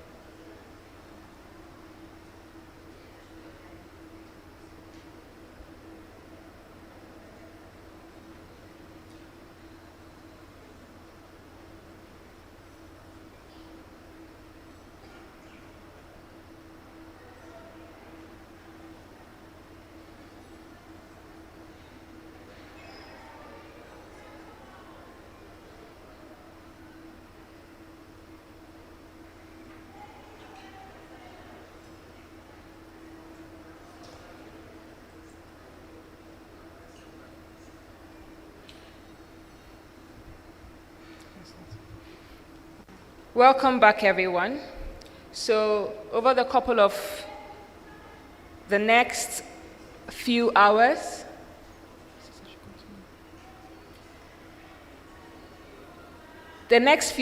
we'll be having series of presentations and panel discussions. And to introduce our first presentation, when we talk about Workplace 5.0 and the future of sustainability, one name stands out as a trailblazer. Our next speaker is a globally recognized QHSES leader, business executive, and risk management professional with over 24 years of transformational impact. He is the founder and chief visionary officer of the QHSES Leadership Academy, the first tuition-free social innovation academy certified to ISO 9001-2015, and the creator of Sustainability, a unique fusion of safety and sustainability. His work has shaped the Nigerian electricity sector, Global Vision Zero initiatives, and continues to redefine sustainability leadership across Africa. Please join me in welcoming Engineer Jamil Badmos, who will be speaking to us on Closing the Loop, how AI is reshaping resource use in the modern workplace. Please welcome him. I want you to appreciate him as he joins me here on stage. Please don't stop. I want you to keep appreciating him till he gets here.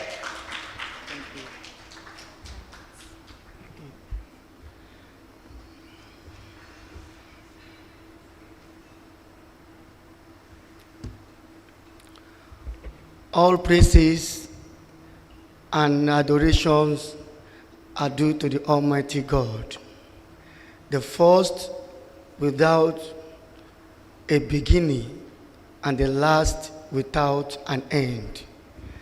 Having saluted my Almighty God, I want to use this medium to greet all our leaders on this table. I celebrate you. To also thank the Zambia Sugar for amazing work they are doing, for contributing excellence in Africa, and to appreciate all the sponsors of this event. I celebrate you all, and I thank you for having me here to discuss a very fundamental topic, closing the loop. Please put it on the slideshow. Closing the loop. And of course, discussing how we use AI to support the workplaces, that Workplace 5.0.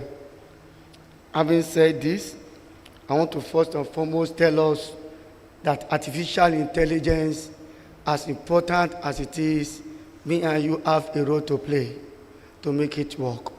When I listened to the Zambian Sugar presentation, I felt I don't need to talk again. The Zambian Sugar presentation, what they are doing is enough. I should just go back and sit down and say they have used AI. That's a place in Africa where AI is being used and being implemented to solving health and safety problems. Thank you, my presenter, once again. The lecture has ended. Let me go back and sit down. Because they've done it already. Okay, as you have said, we want to see how AI is reshaping the world of excellence as we have it now. Let someone be changing it for me since it's not moving. So, having said that, we need to first note very well that the workplaces, things are changing with respect to energy resources, with respect to how people work, how people behave. Things are happening. How this is a flight I want to take you through. Tanzania Airline, Air Tanzania, and that is where we are going. Please fasten your seatbelt, everyone in this flight. This is Air Tanzania SOWSHE-A 101. I am the pilot. My name is Engineer Jamil Badmos. I'll be moving at about 55,000 above sea level. So I greet you all. Welcome to Air Tanzania or SOWSHE-A. Habari ya asahaba. Habari ya Asubuhi. So we move. As we move now, we need to first understand what is happening in the world and how the world is being changing. So therefore, the world today, a lot of things are happening, be it smart technologies, what you have in our workplace, the workplace is becoming to look smart. And I say, it is very clear with what we have here. This topic designed by women is so fantastic. I've gone to a lot of AI presentation.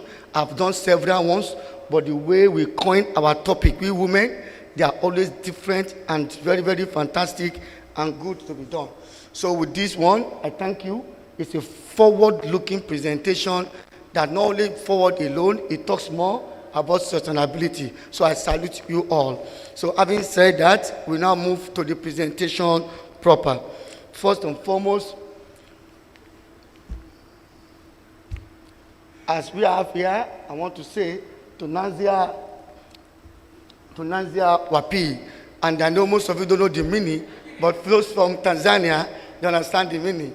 So where do we start from? This is a Tanzanian lady who saw the topic and asked, where do we start from this presentation? It's so wide.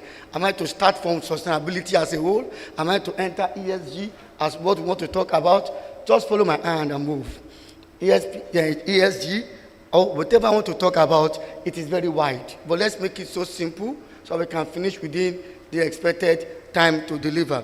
Having said this, let's enter into sustainability itself and try to look at, in these modern workplaces, a lot of things are happening. And if you want to get solution within the timeline, you want to get what you are doing and get results within the timeline that you have, then you need to do something different. If you are doing the same thing the same way, you are expected to get the same result. But when you put in another area to make it work, you get a better result. And that is why when you have these type of presentations, when you look at the workplace, everyone is talking more about sustainability. And we have to now look sustainability beyond what people are saying. Sustainability itself is hinged on 3 P's: the people, the planet, and prosperity. When we say the people is me and you that work in the workplace. When we say the people is your customer that come to get your product. When we say the people is your regulator that come to see what you are doing. This is in line with our ISO 45001 2018, our Bible. ISO 45001 2018, our Quran, that guides health and safety. When you check it, we see that under clause 4.2, meeting the needs and expectations of interested parties.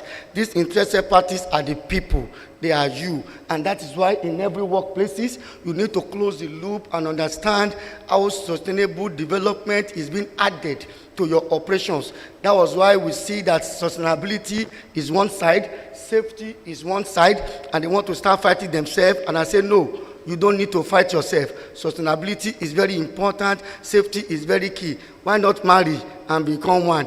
And now say safety, and remove T away. And now say sustainability, and remove sus away. It now becomes sustainability. So safety and sustainability now come together. And that is the principle we are talking about here today. That we are marrying them so as to achieve the result that we want to achieve. Having said this, we now talk about, just move. We now move to the Sustainable Development Goals 1 to 17, and AI is playing fundamental roles in all the SDGs, because in this world today that we are, what can make you show that you are doing great? The blueprint is the Sustainable Development Goals, and AI is playing serious role from 1 up to 17. And from what have been discussed, look at Zambia sugar now. From what they said, in the farmland, people steal, a lot of things are happening, safety infractions. By the time you launch a drone that is AI operated, that drone can go up and see what is happening even from the top. That is enough to make people not to steal. That's enough for people to follow safety rule, because you know someone is seeing you at the top, so you quickly do the right thing. That is AI working in agriculture, and that is life above the land. That's SDG 15, very, very important. Talk about SDG 14, life underwater. AI can be used to do a lot of monitoring of aquatic organisms, monitoring of our farmland. Now take it down to other areas that have to do with poverty. I have a company in Nigeria. What did they do? They set up a system that looked like an ATM machine.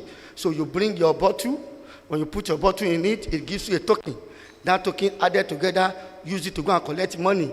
That is one of the ways you can also remove poverty, while at the same time, you are adding value to plastic pollution not to happen to us in the country. I have someone in Ghana, one of my schools in Switzerland, when I was doing some doctorate program in Switzerland. That guy, what you usually do is you bring your bottles. When you bring bottles, 10 bottles, you collect pack of food without soup. 20 bottles of food like this, and you get soup. You bring one more, another 10 bottles, you get a food, swallow food, you get soup, and you get meat. So people started going to look for bottles to come and collect food. That is what we call incentivizing safety and sustainability. And these guys have now introduced AI to monitor what it's doing, through to recycling it goes to, and looking at what is generating from it. That is what we can have. You can predict the weather, the climate. You can predict it with your AI tools. A lot of predictive analytics are being used now. Even those of us that are doing human resource, HR, you can use AI to do a lot of things you are doing, including training. Do you know that today, if I go for meetings, I don't need you to write minutes of meeting. If it's an online meeting, my Zoom has AI assistants. I say, please, help me to do all my meetings recording. It will not miss anything that a man is going to meet. AI is affecting every part of sustainable development goals. It's as simple as that. And if you see a lot of examples that is going on today, you want to go on the road now, you press your phone, it shows you a Google map. Google Map will tell you so that this place don't pass here because of traffic. Do you know that if you go through traffic, more emissions you are producing, and your emissions is affecting the environment. So with this traffic maps that you have from Google, it helps you a lot to be able to navigate and get where you are going on time. So it reduces your emission. That is AI. What of energy? Look at this place now. In some organizations, you can reach the place like this, and the light will go down if you are leaving. Just like sensory technology. AI can drive that for you to know when staff or people are inside the building, and it gives us good light, knows what type of light to give you. You are managing your energy resource. With AI, you can enter renewables, enter into solar systems, and see how you can make it safe for people to use. So in all these SDG goals, AI is in all of them and playing a critical role. Therefore, today, I want to tell us that if you look at Google, if they do now, when they do their sustainability report with their ESG, what they do now is to use AI for data analysis and AI to bring out the data, materiality analysis, and Google is doing great in this world today.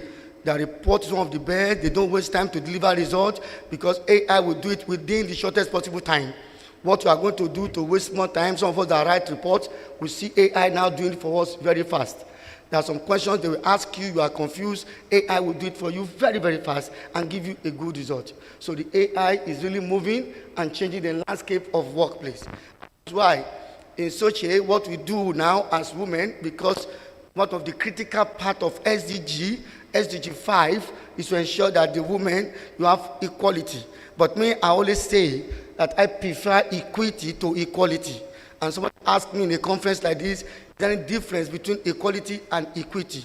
I say in your English language, they may be the same. Towards professional, they are different. And I gave an illustration. I call you out a woman, I call you out a man, and I give you a safety shoe, and the size of the shoe is size 45 to a man and a woman. Me and you, we are sure that size 45 is not too good for a woman. Most women is 40 down most of the time. 45 can be good for a man. That is equality you have done. Shoe, the same shoe. That is not the best. The best is give the shoe that size each of them and see how women are going to compete with the men. But if you give a big shoe, women will not do well. Give them the same shoe. Women 39 or 40, men 49 or 50. Let them now walk. That is what we call equity. But equality, give them the same. But it's different from equity. By the time you give women the power, the women can be able to adjust and make sure that this workplace we are today, AI is doing great. Just adding value to the world, is making sustainability initiatives and programs so that we can facilitate it and make it easier at the end of the day. We will achieve. So AI drives the world today, and it will continue to be a tool, not just production tool. It will be a tool that will add value to what we are doing in sustainability. And that is why the workplace that is changing, AI plays a role. But it's not taking men out of, or women out of the roles. We all have a role to play. Have you seen some cars now in abroad? Those cars, they are autopiloted. They can move without someone. And they say, it's spiritual. They use some spiritual and spirit to do it. I say, no, it's AI-driven. So many things you can do that are AI-driven, they are there. And they assist us to add value. That's Workplace 5.0. Women, we are doing great to think in this direction. Some will sit down until when the thing is okay, they will now join the train. That time is already late. Because in this world, the world is dynamic and is moving. I will give you a case study. And I will use Nigeria as a case study. In Nigeria those days, just picture it in your mind. We have some buses. The buses are very big. They call them Molue. That's the name in Nigeria. Those buses, they are so big that when they are going from bus stop to bus stop, they make so much noise. Wale change here, enter with your change, I no get money, they be shouting. And that Molue bus will never wait for you. It will not stop at the bus park. We don't have them again. Those days, they will not stop. At the bus park, it's all the Molue to stop, at least to make you to enter. It will stop, really slow down. Only those of us like me that come from very local area, we understand this very well. We enter, we rush it. Those who come from big areas, they don't know how to enter. If they try to enter, they will fall down. And sometimes they will pick their pockets. People are there to steal their money. They will cry. But we from Lagos, we enter, we are used to all those gri. We enter. This small way, when you get to the next bus stop, it will still not stop. You just call again. This bus stop, we say, Ideo. It will slow down. And those who can come down, now start having challenges. To come down from the Molue, if you come down and jump like this, you are going to fall. But if you want to come down and don't fall in the Molue, you jump down and you start going forward. Sorry, MD of Hybrid, please, I need you to do something for me because I know those days before you are rich now, you enter Molue. Please come outside to show people. The MD of Hybrid Group, please, come. Please, let him come and show us. Now he's a big boy now, he should come and show us how he used to jump Molue. So people can really understand what I'm talking about. Sorry to bring you up. He's my twin brother. So I have the power to bring him anywhere. No, now standing now, you are in a Molue. This place can break if you do it. Now, you are in Molue is just about to stop and you want to come down. How will you jump down? So, you now run. When you do that in Molue, you have to do what? You have to run. Thank you very much. So if you don't run like that, if you jump down and you are going to fall. So most of us that died Molue will run when we come down. This Molue is depicting. You have to do here in Tanzania. In where? Like us now. Africa the same. Sincerely, I only thought we are the only one that suffer in Nigeria. But sincerely speaking, we don't have that Molue again. We don't have again. But then it was a serious war that most of us, like me, I enjoyed it because we are from that local area and we are used to it.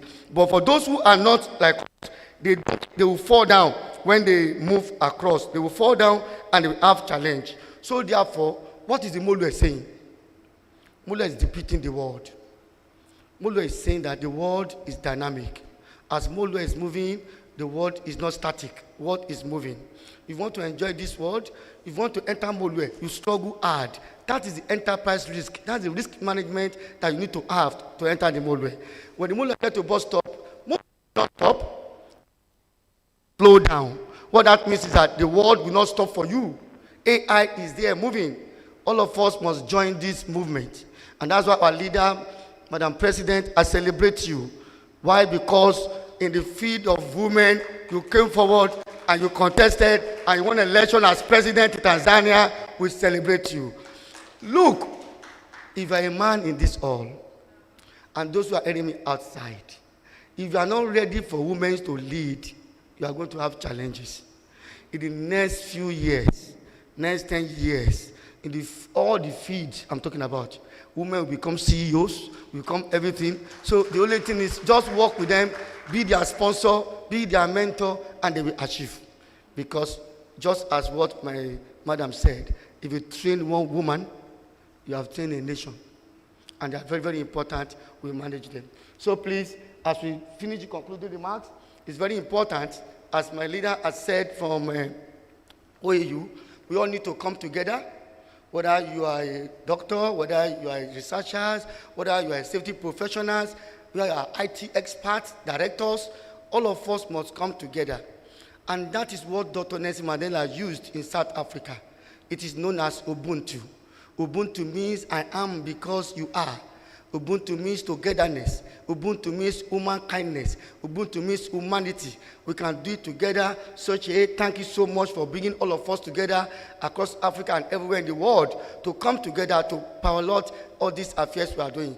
It's all about humanity. When I say Ubuntu, you say humanity. When I say humanity, you say Ubuntu. Ubuntu. Humanity. I want you to say the way you want God to bless you in 2025. Say it very well and shout it loud and let the whole earth move and move mountain. Ubuntu. Humanity. You are still saying it in naira and in a shillings way. You have to say it in dollar way, in pounds way. Ubuntu. Humanity. On this basis, I want to say the plane is hereby landing back to Tanzania. Here, Tanzania, thank you very much. And we say, thank you. And that is what? Asanteni. Asanteni. And that is thank you to you, Tanzania, for hosting us in this conference. Thanks to Zambia. You have not hosted us. You have promised to host us. We don't have any choice. Zambia, we go. Thank you so much and God bless you all. Thank you.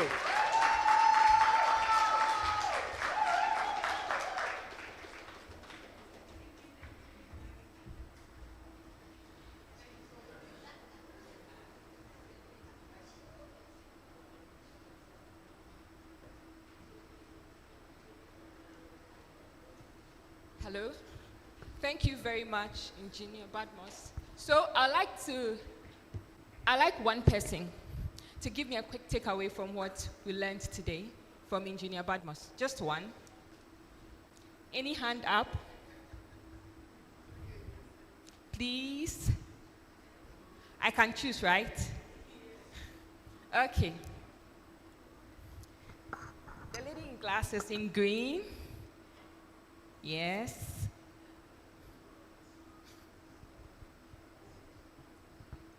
One key takeaway. Hello, hello. Oh. Don't be shy. Please. We have a hand. Okay, She's there's shy. a hand here. Oh, okay.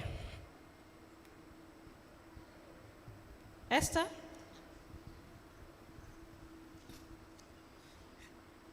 Thank you. What I've taken from this, I think the ILO, Madam Caroline, she made a very important statement, and she has 3 points there for us to take. And then I've taken all. I didn't leave one. But what I like most was that she says, if the root is deep, there's no need to fear of the wind. And most of the speakers also mentioned that if you are planning of any development, you have future vision, let the woman be what? The center of everything. Thank you so much.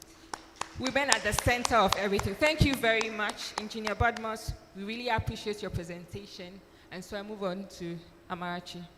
Thank you so much, Mr. Jamir Badmos, for that session. Indeed, we're in the season of the future forward female, as one of my coaches calls it. Women are going to be taking over. So thank you for encouraging the men to support us. That is so important. Next, we're moving on to our second presentation for the day by our next panelist and speaker. As we prepare for tomorrow's world of work, one question matters. How do we build workplaces that are not only digital and technological, but also ethical, sustainable, and future-ready. Our next panelist has dedicated her career to that very mission. She is the Women Committee Chairperson of the Tanzania Occupational Health and Safety Association, an ESG ambassador, and a governance leader who has chaired national safety communities, including the Oil Spill Response Committee for Dar es Salaam and coastal regions.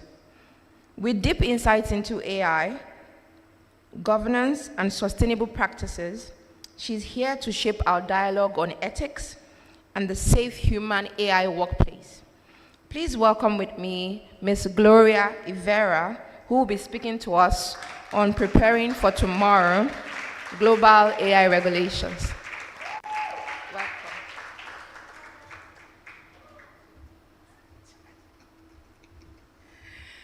Hello, I'm so happy to see all of you here. I just want to give quickly my takeaway from Engineer Bodmer's presentation. Africa is the same. I'm happy you also fight to get into cars. We have a place called Mbagala. I can take you tomorrow. They enter the bus not through the door, but always through the window. I don't know what they do during the low peak. Maybe they still prefer the window to the door. I'm going to quickly talk into AI integration into our workplaces, but talking a little bit about governance and what can we do about it. So I think the first thing that came into my mind about AI was maybe this is a threat to my job, because I keep seeing on TV, in the first world, they have robots doing my work, where my risk assessment maybe won't be very important. The ergonomics issues, environmental issues that we do manually are no longer ours. But when you look deeply into the issue, I think we realize this is an opportunity and not a burden and not a threat. Like the previous speaker said, if we are afraid to change, we are going to be left behind. So we want all to move ahead. So I'll start my presentation by referring to what ILO defines as a workplace. So I'll just refer to occupational health and safety, which is anticipation, recognition, evaluation, and control of hazards that could impair the health of the worker and the community at large. AI is coming to us and is going to help us now recognize all these things in the workplace and help us manage all these things in the workplace. As a matter of fact, we have a lot of modern, I don't know how to do this. There's a lot of modern equipment that we are using to monitor our environment, which improves now the safety of the workplace. I'm a consultant and I work with the transportation industry in the oil and gas. One of my clients is ASAS, and they have a fleet of almost 1,500 trucks, and there's a lot of drivers. And AI is used to monitor fatigue and making sure all these drivers go to the destination without fail, without accidents. We make sure that all these drivers do not drive their trucks when they are drunk. So AI is helping us in terms of transforming the workplace by impacting the predictive analysis, as I said. Next slide, please.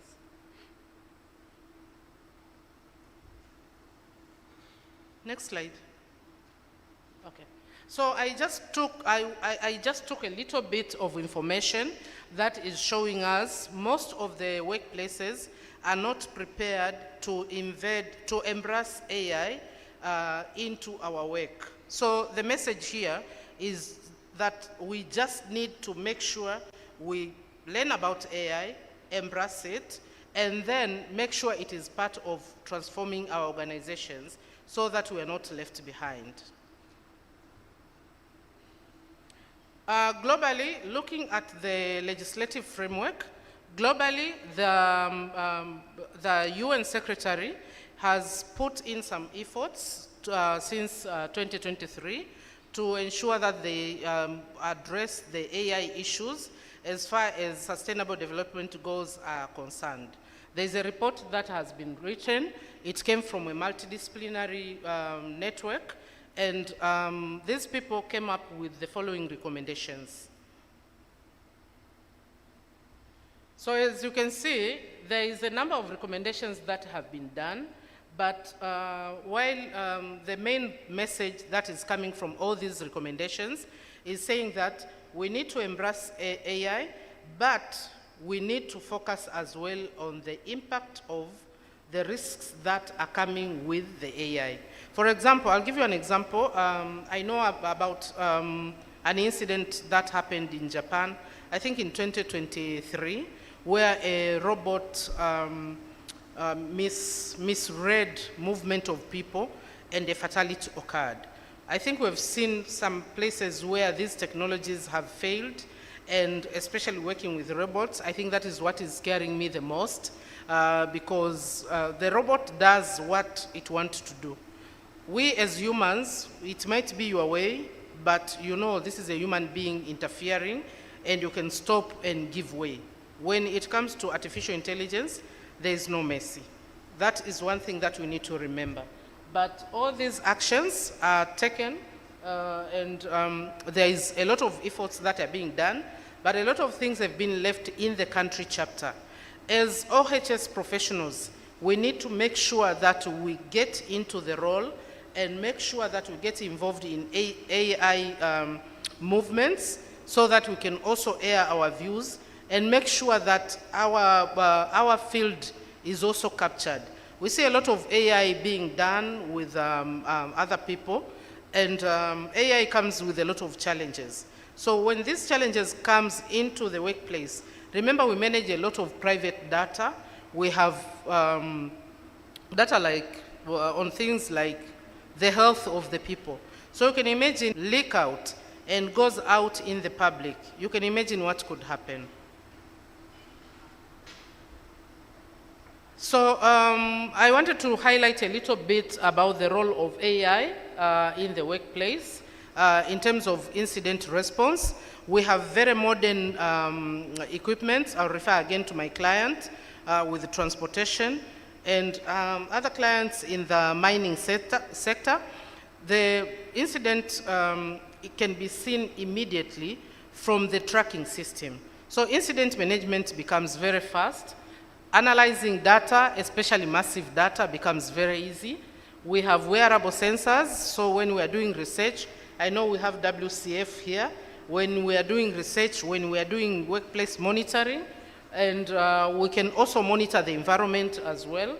Real-time monitoring, predictive models for data, and forecasting hazards, enhance performance and lessen physical burden, and regulatory compliance.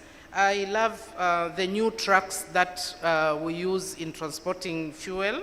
I think I can drive one myself if they do not put the trailer. I think the trailer is the one that is a bit too long. But if you give me that if you give me that truck, I think I can drive it. It is nice and sophisticated. It is including ladies. We have how many ladies drivers? 15 lady drivers. So the AI is now enabling us to embrace women into works which initially used to be only for men. Now, what does AI bring into the workplace? Because when we are looking at the legal framework, we need to make sure that we protect the people from what technology can bring into the work. If you look at all these factors, it can reduce the job control. I talked about the robots and stuff, and then it can be very easy to have ethical issues. I talked about data. Now, for example, in Tanzania, we have a nice system where data is now put in the system. There are people who have access to the system. Sometimes people who are not OHS professionals can have access to this data. Imagine a young intern going into the workplace and have access to a computer and then accesses people's personal health data from the medical examinations. All those questions, and I talked about job displacement. Automation can heighten mental fatigue, can interfere with job decisions as well. There are places where we need human intervention, and not only the technology can do it by itself. Like I said, technology has no mercy. When it is told to cut, it will cut. Whether it is right or wrong, if it has been told you see red, you cut, it will see red, it will cut. Okay? So, at the end of the day, we need to learn how to manage AI in the occupational health and safety. All this is a summary of something that is called responsible artificial intelligence. Responsible artificial intelligence makes sure that we safeguard people, privacy, and make sure there is inclusiveness. Some of the things that AI brings need some human intervention as well. So we need to make sure that we put in place measures to address the risks that the AI brings. So I will end this by saying, Asante sana. It is time we stop talking and we start doing. I want to give you a takeaway when you are going back to your workplace. Please make sure you see what are the opportunities AI can bring into our workplaces, what are opportunities that AI can help in improving the way we manage our safety, the way we manage our environment as well. There's a lot of models for waste reduction, waste recycling, and creating opportunities. Some of the companies have created subsidiary companies where they are reprocessing the waste and selling, creating more opportunities for employment, and again, lessening the burden from the environment. Can we all take home the challenge to go and improve our workplaces by looking at artificial intelligence? A lot of times in the past, I would see artificial intelligence causes, and then I'll be like, this does not concern me. Madam Caroline has left, but I want to just tell you all, there's a course for free on the ILO website on artificial intelligence in occupational health and safety. Please go look into it and make sure that you embrace the AI into the workplace before the legal framework comes and find you stranded. Thank you.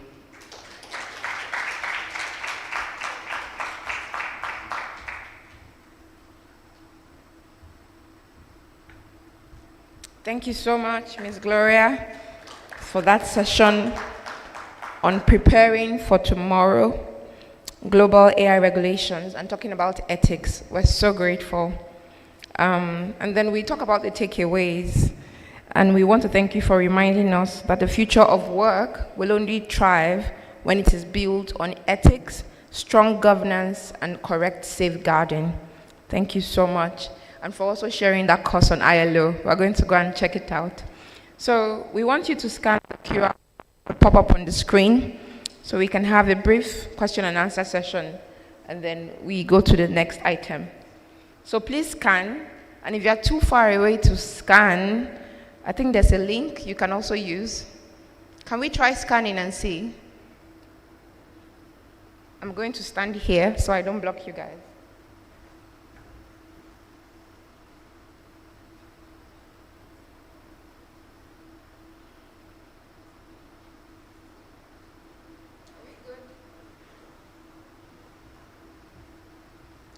How many of us have been able to scan the code? If I can see a show of hands. I'm just seeing 2 hands, 3, 4, 5 hands. We're more than that.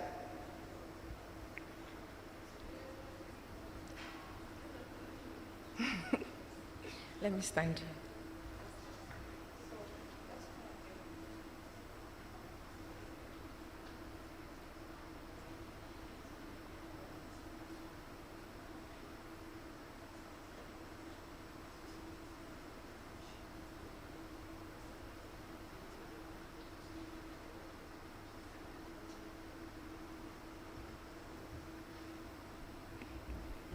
So, do we have more people that have been able to scan the code?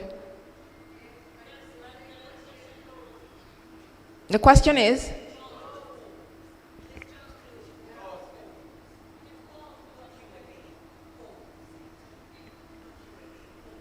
Yes. Okay. Please, media, can you help us with the questions? Okay. Let's just give them a minute.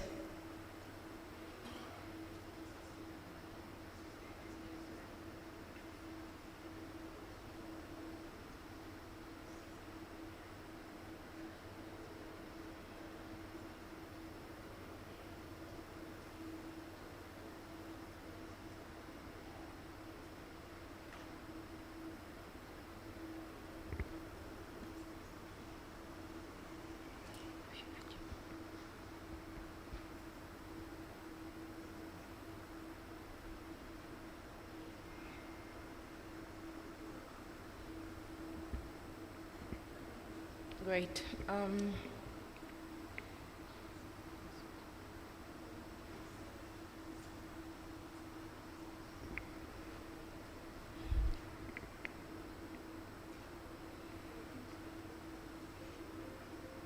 So, are we answering the questions? Is anybody having any challenges answering the questions?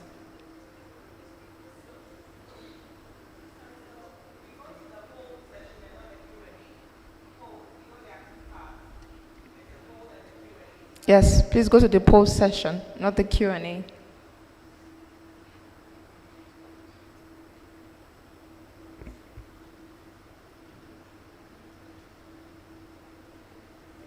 Please don't close the voting yet so that they can have access to answer.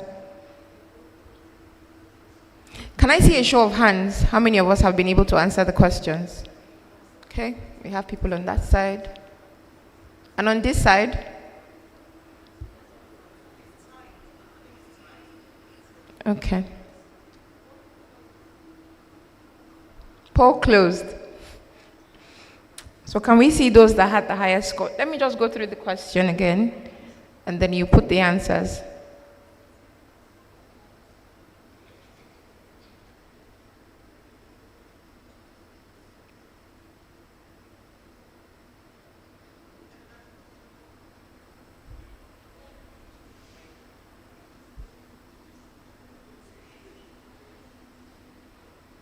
We have some questions that have not been answered.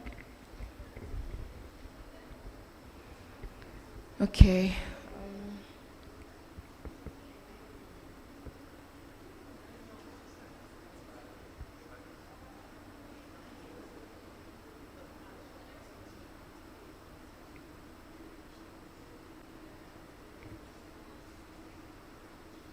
So we can go ahead and answer. I think there's a next question.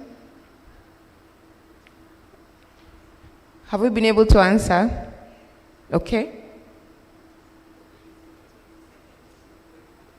It's 20 seconds per question. So maybe that's what we need to factor in. So the question is, what is a key principle of responsible AI adoption in OHS? Just go through the options and pick.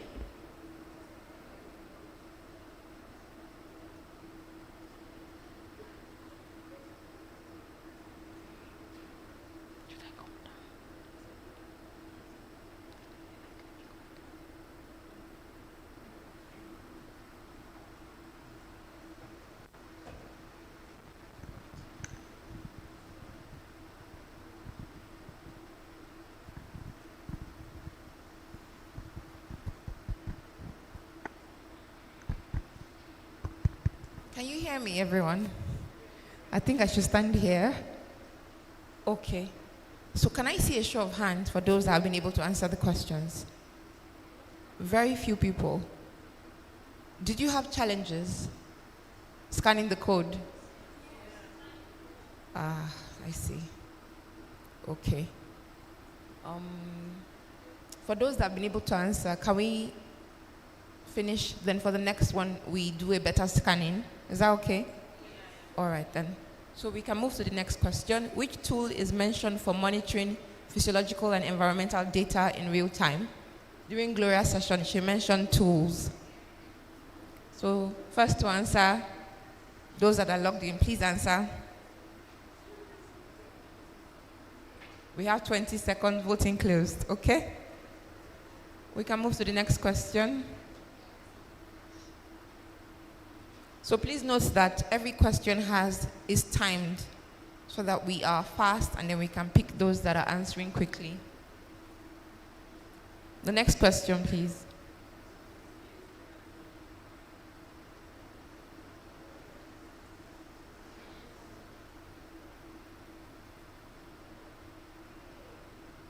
The next question is, which type of AI model helps forecast potential hazards and supports proactive risk detection?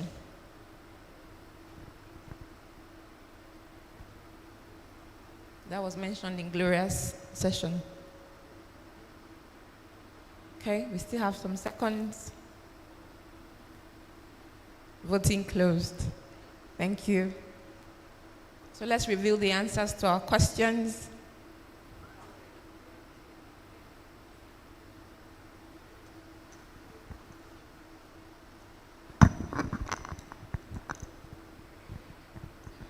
So we're going to reveal the answer.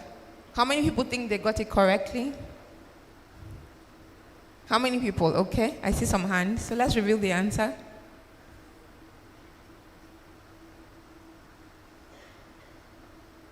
Ooh, we have Priscilla, Mary. Who's Priscilla? Just Priscilla. There are several. Oh, congratulations. Let's put our hands together for her. Who is Mary Wanja? Mary Wanja over there. Let's put our hands together for her. We have Portia, our VP. Let's put our hands together. We have Faith. Who is Faith? Oh, let's put our hands together for Faith. I'm calling you top 5, or should I call 10? Top 5. Then we have top 10, okay. We have Esther. Who is Esther? Let's put our hands together for her. Let's do it better. Let's do it better. Then we have Frederick. Oh, congratulations, sir. Put our hands together for him. I think he's the first male. Let's do it better. We have Kwame Nimako. Oh, congratulations, sir. That's good. We have Margaret. Congratulations. We have Winnie M. Congratulations, Winnie. We should clap better for them. And finally, we have Judy. I don't see Judy. Oh, let's clap for Judy. She's at the back. Thank you all so much. So please note that for the next Slido session, you need to scan the code and then you answer the questions. So we're going to take a break right now. Can you all see me? Or do I have to climb back up? Okay. We're going to take a break right now so that we can do lunch for 45 minutes. Then we'll be back for 2 more sessions. So this is how we're going to do lunch.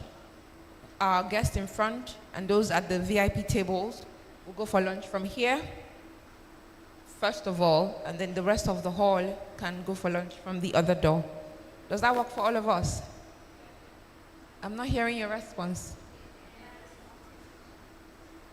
Yes. So the white sofas in front and the black tables, we leave for lunch from this door, and then the rest of the hall will leave for lunch from the other doors after they are done, so that we can have an orderly progression. We'll be back in 45 minutes for our next session, and you get coupons as you leave the hall.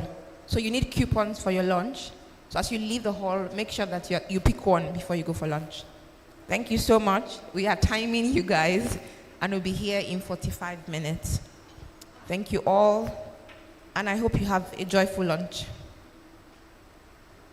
So please, can our guest in front come this way? We're leaving from here.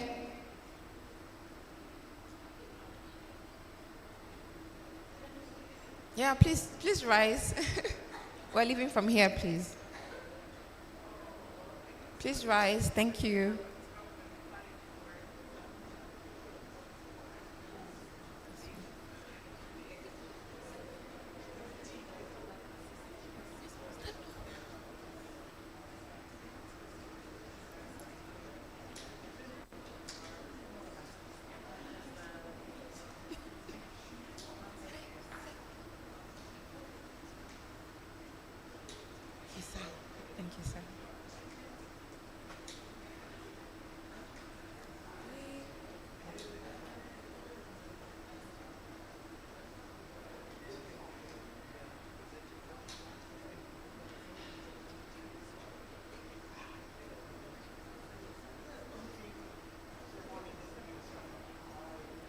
Okay, so we can start with the next part of the halls. Please just proceed to the back. Table by table. Please, can we proceed? Can we rise? The first line of tables, then the next line, like that. You pick up your coupon. Please, let's rise. Let's rise. Hello. Let's rise. Yeah, the first line. We're doing it line by line. So it's orderly.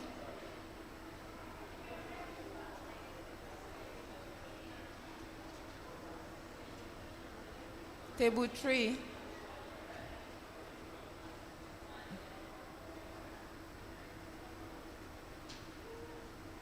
Next.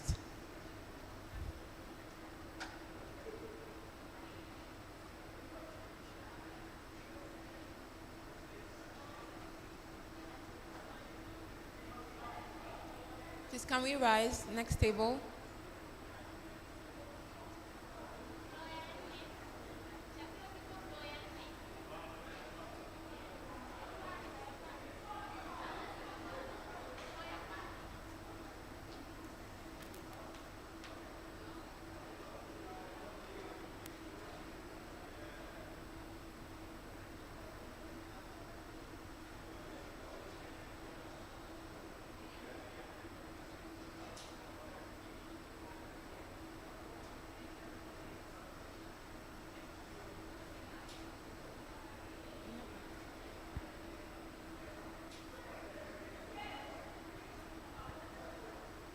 Okay, can we have the next table? Next table. Hello. Next table. Please, can we rise? Thank you, so that we don't have a queue. Can we rise, please? Next table, please.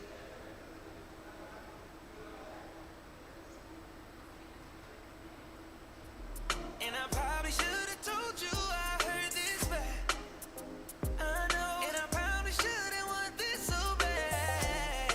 It's weighing on me. Don't wanna wake up in the morning. Cannot undo what we did in this bed. And I can't get you out, so I gotta go.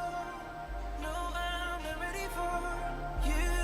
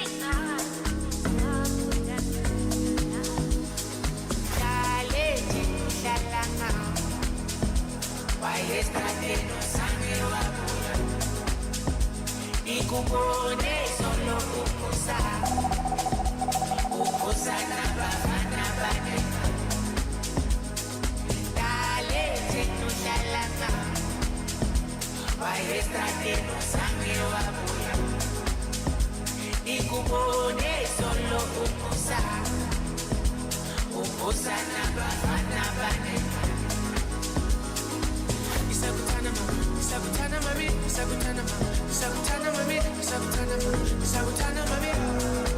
Sakutana, sakutana mami, sakutana mami, sakutana mami, sakutana mami. Sakutana, sakutana mami, sakutana mami, sakutana mami, sakutana mami. Sakutana, sakutana mami, sakutana mami, sakutana mami, sakutana mami. Dale, tenu selo con Waestra tenu sangue wa Elukolo mamonile Dikubode solo Elusa Upusana bafana ba Elukolo mamonile Dale, tenu selo con Waestra tenu sangue wa Elukolo mamonile Dikubode solo upusa Ningani ngazi Mutama putasa spingala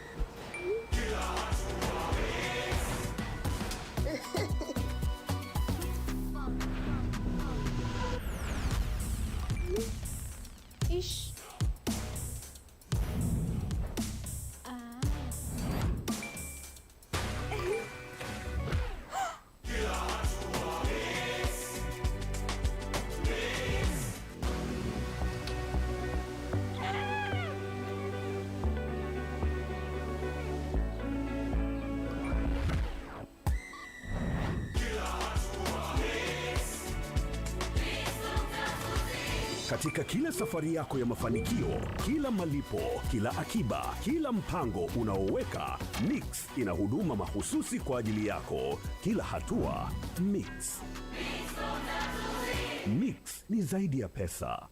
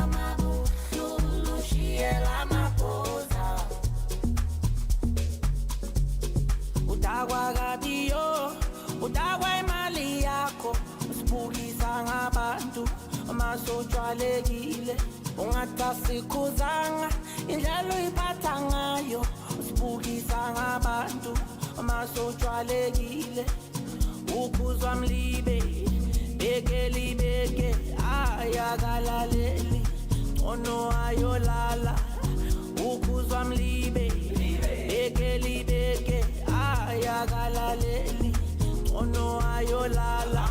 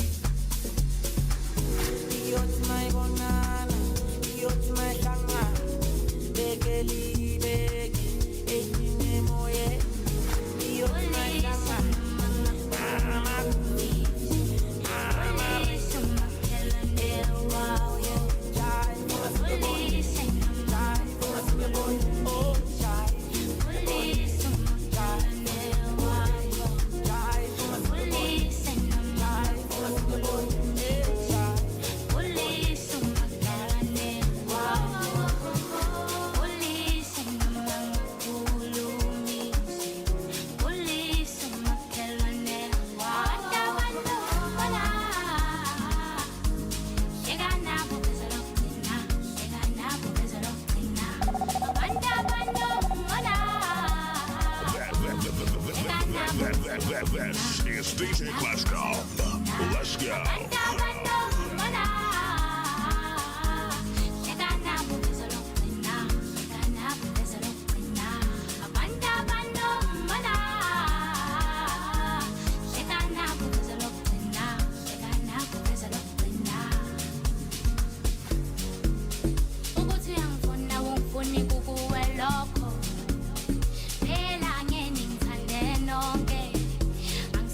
Sioni mani mina, sioni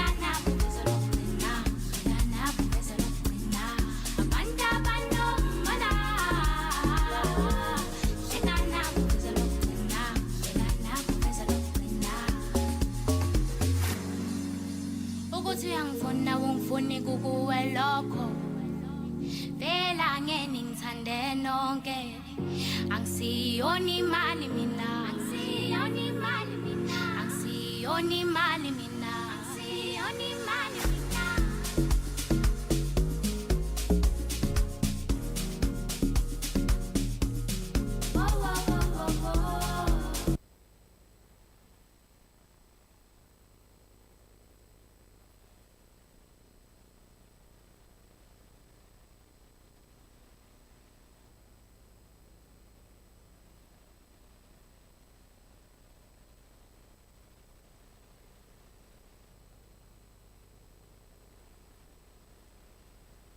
I am changing the world around me into a historic Japanese painting. Wow. And let me explain how I bring art history to life. I use Envato. They have every type of asset for any type of project. Motion graphic, textures, music, and more. And everyone knows my videos need incredible soundscapes. Oh. And any good animation has incredibly crispy textures. Dang! See how it all comes together? Get unlimited downloads of creative assets and AI tools, all included only on Envato.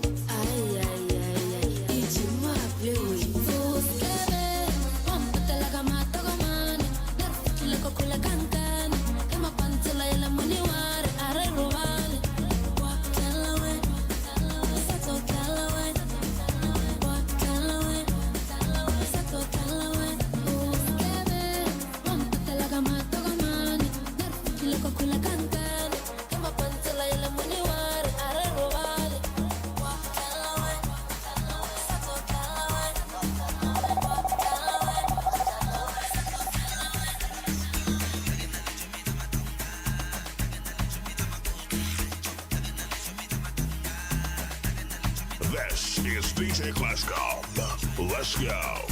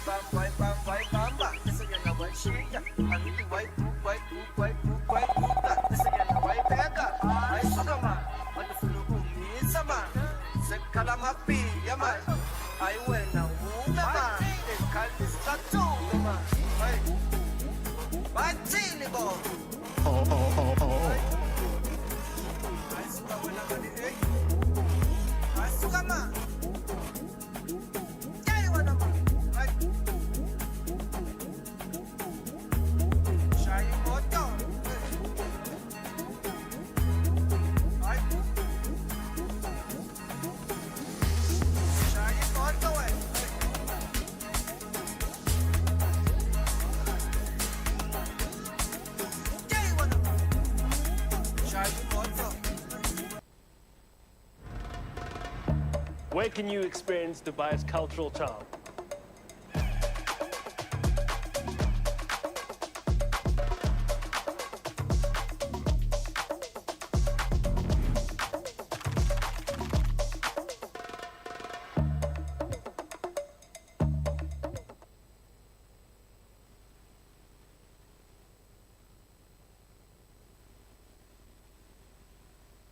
From getting your domain to creating your website, email, and online security, we've got you covered. You don't need to be a tech expert. You just need a starting point. Your brand starts here with GoDaddy.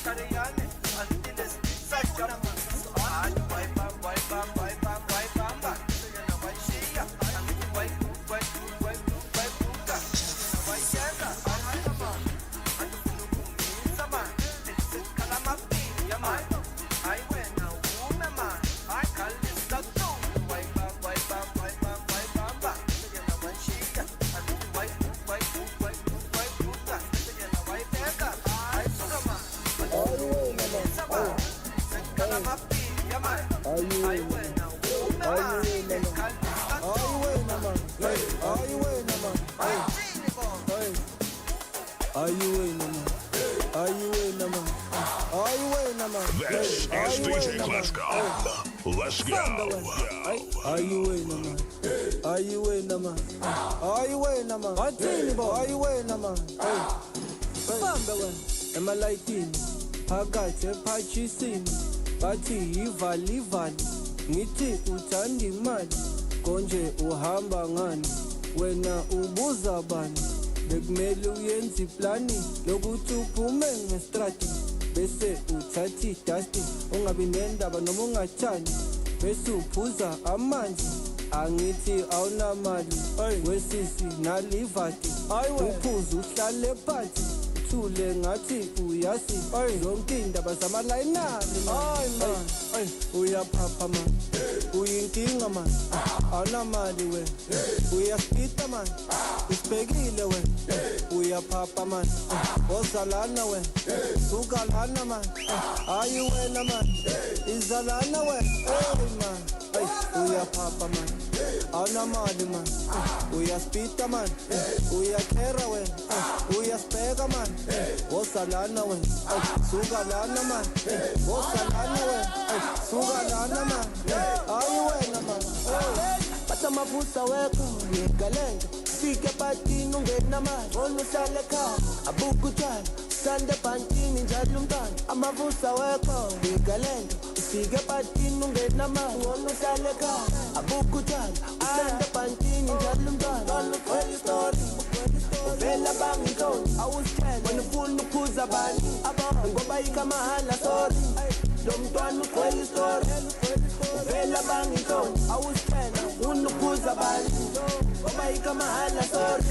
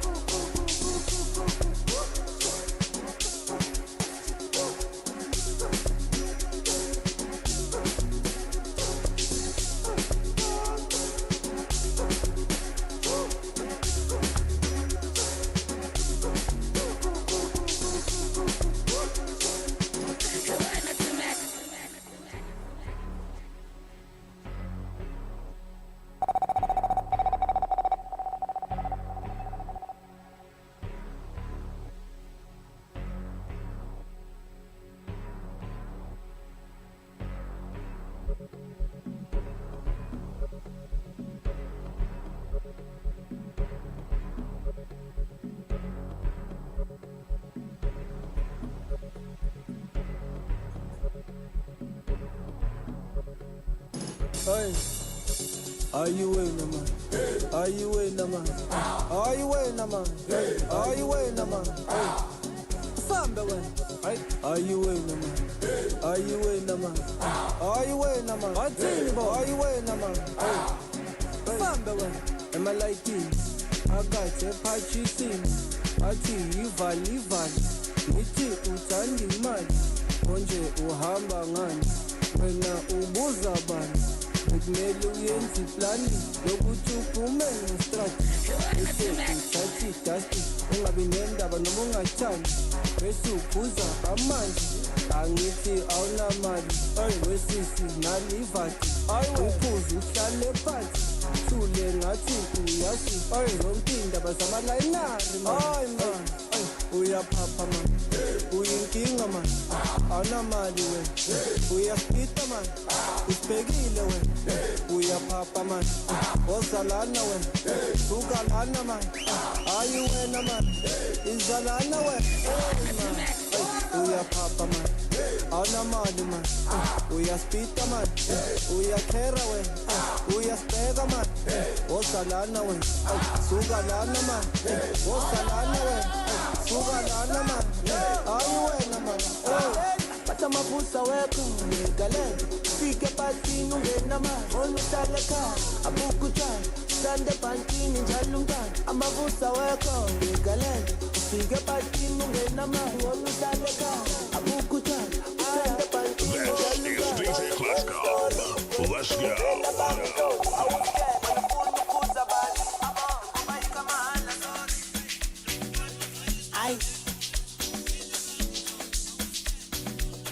I wanna money.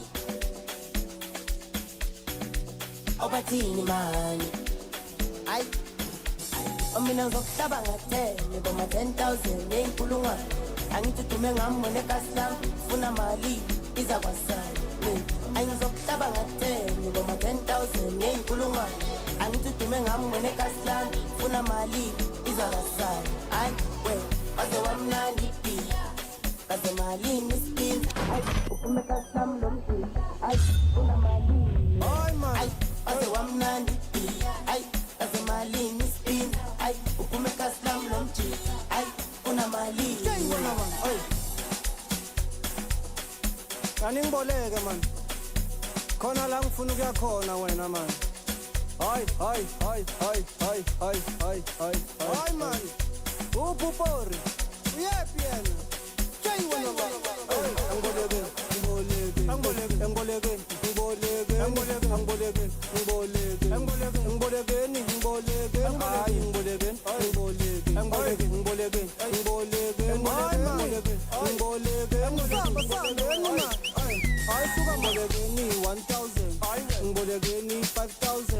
Andizobona nge-truck mayingena ngamashelweni wama-10,000 ufuna imfuni 8,000 amadamara eza ngamabhakede aphethe bani phethe amabherede akhala ngani khala ngamagabe engibolekeni 1,000 ngibolekeni 5,000 andizobona nge-truck mayingena ngamashelweni wama-10,000 ufuna imfuni 8,000 amadamara eza ngamabhakede aphethe bani phethe amabherede akhala ngani khala ngamagabe Hamba nami, angisadlali, shaya isipani, dlala phansi, sikutshani, on the floor, hamba phansi, la ningiboleki, funa basondeli, sobe sengamatheka, sobe sengigitheka.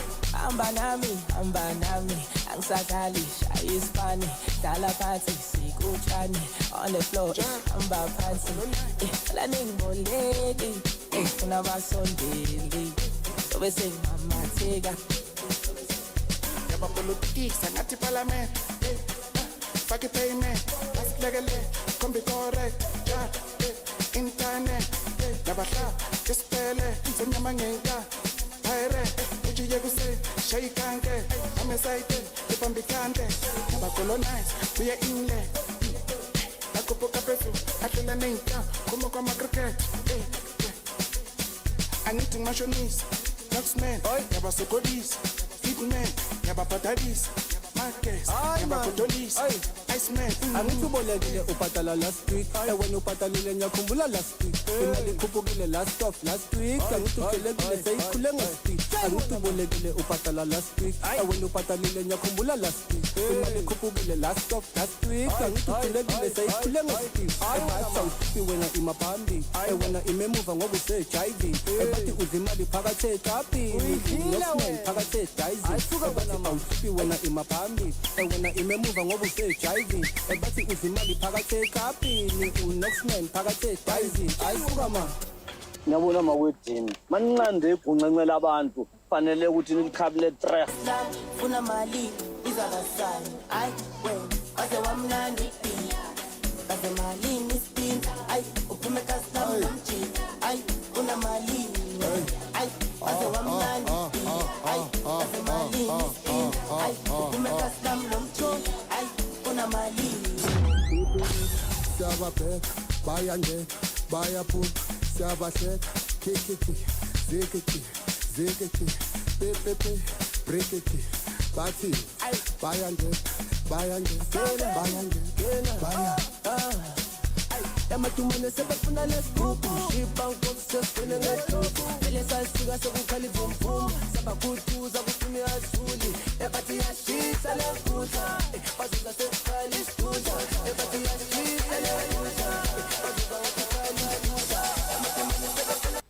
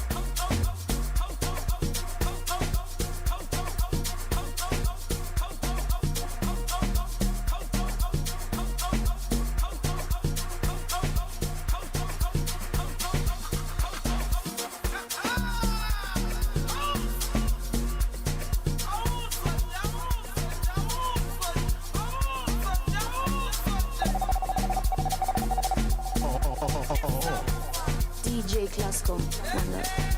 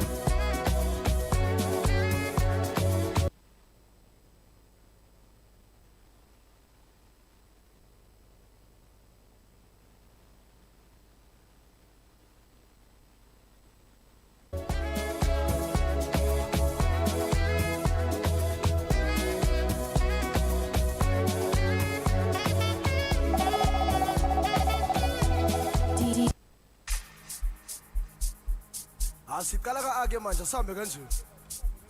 Awuzweke. Engathi awangizwanga kahle. Tapha yenze kahle lapho.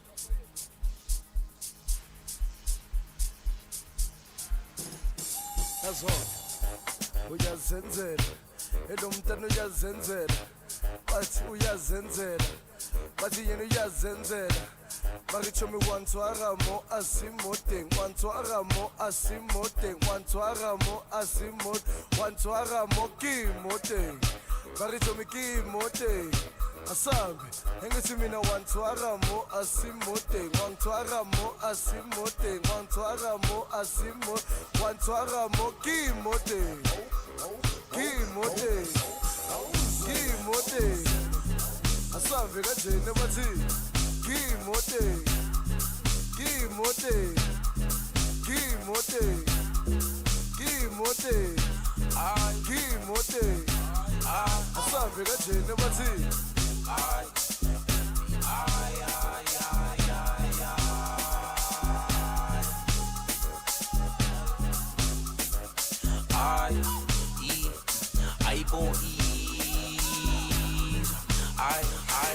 Kala mong bamba, umtimba, umspinapine moyeni, kala mo tamba, uiqina, uitigisa le oneni mama, kantu bamba ganja, kantu bamba ganja, kantu wenu bamba ganja, ay, ite kala mong bamba, umtimba, umspinapine moyeni, kala mo tamba, uiqina, uitigisa le oneni mama, kantu bamba ganja, kantu wenu bamba ganja.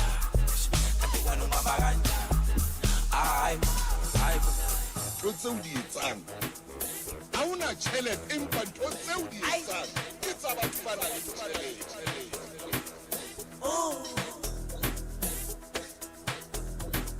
Obatini mani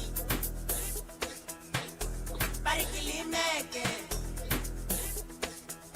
asamba sambe asamba sambe ay itina mapoza itaba makeba ay usibone masingena ebaba ne jealous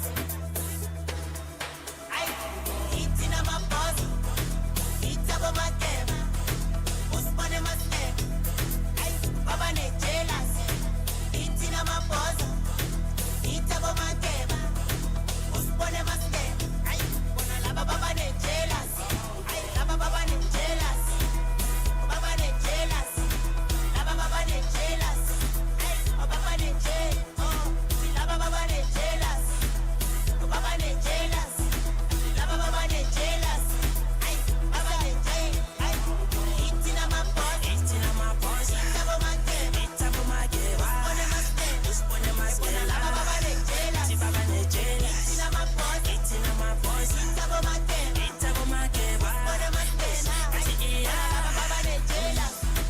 basasojuluka sasebavuma ukuthi namubani siyofaka munye abahlushwa yipride ukala kajane bahlezi baneplan lento ngishova namatariyani isikhathi sami ntombi zabo ufuna ikalavani kanti ukhala ngalo nani ufuna intwana engani omhlonishwa unani ufuna intwana engani basasojuluka sasebavuma ukuthi namubani siyofaka munye abahlushwa yipride ukala kajane bahlezi baneplan lento ngishova namatariyani isikhathi sami ntombi zabo ufuna ikalavani kanti ukhala ngalo nani ufuna intwana engani omhlonishwa unani ufuna intwana engani ay emani kulungani kulungani sakani sakana matala namatala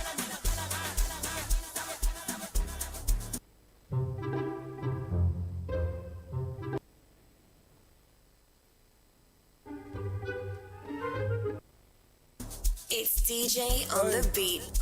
Are you in a man? Are you in a man? Are you in a man? Are you in a man?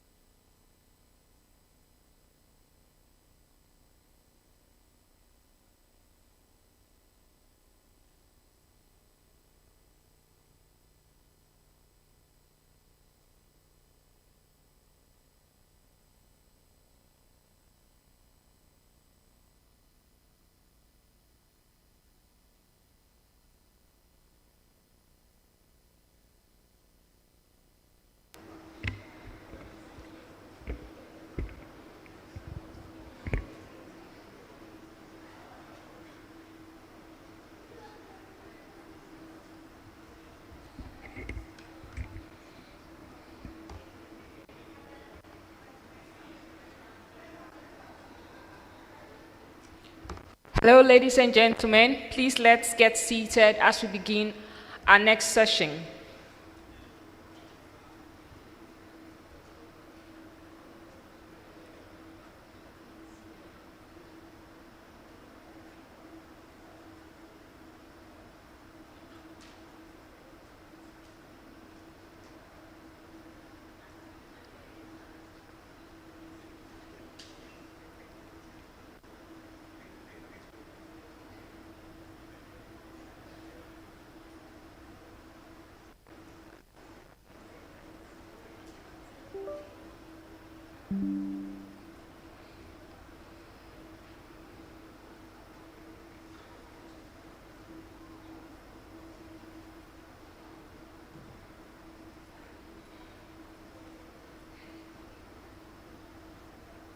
As we wait for the others, we'd like to acknowledge our sponsors.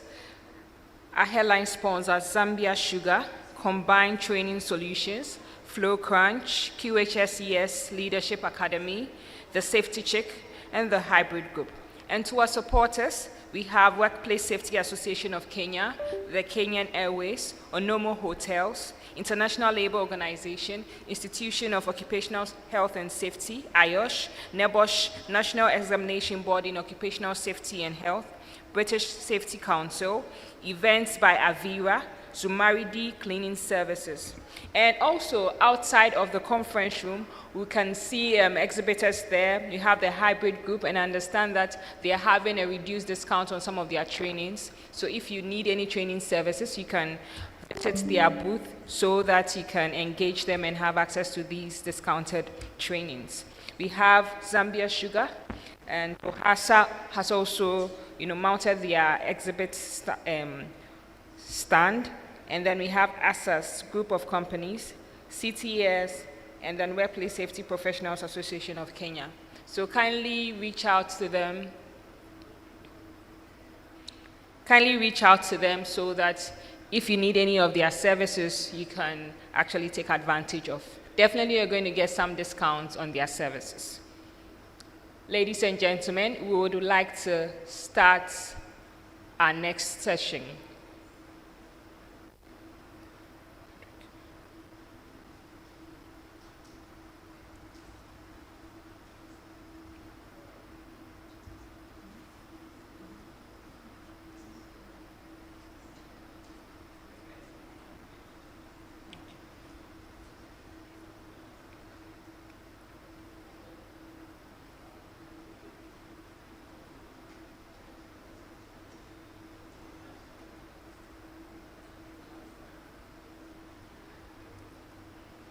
We also like to acknowledge our main partner, TOHASA, the Tanzanian Occupational Health and Safety Association.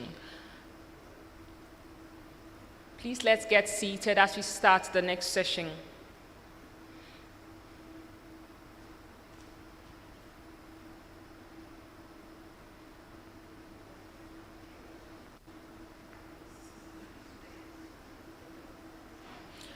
And so we have social media pages. Let's take a few moments to follow the SOWSHE-A pages on Instagram, YouTube, subscribe to our YouTube channel, which is SOWSHE-A. Please, let's try and do that right now. I am expecting, so we have approximately 4 people around the table. So 1, 2, 3, 4, 5, 6, 7, 8, 9, 10, 11, 12. About 48 at least, or even more people. I should see in the next 5 minutes subscription increase by at least 50 subscribers. So please, can we do that now? Let's open our YouTube, search for SOWSHE-A, and let's subscribe. We're doing one social media page at a time. So I want to see the increase right now. On our YouTube, SOWSHE-A, SOWSHE-A. On YouTube, kindly subscribe. Let's move to Instagram. That's also SOWSHE_A. Let's follow the page, share anything that you want to share from the page so that we get more viewers on the page. We want a lot of people to know about SOWSHE, so kindly follow us on Instagram. And on LinkedIn is SOWSHE, SOWSHE, SOWSHE, just SOWSHE without the A. Kindly follow us on SOWSHE LinkedIn page.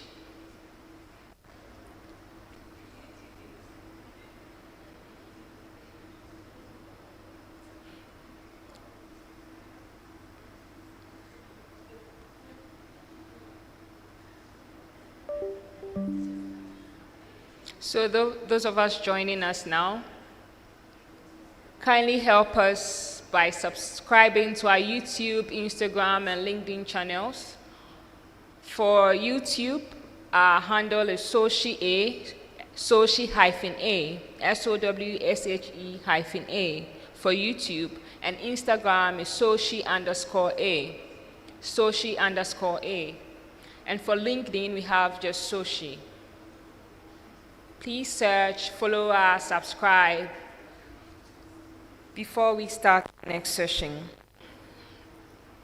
And we also like to appreciate the gentlemen who are still with us here. It's been wonderful having you with us, supporting our vision throughout the day. It's been awesome having you. Please let's appreciate them. We hardly have men supporting women in most situations. So they being here, it's a lot of motivation for us women. Let's appreciate them once again for being with us.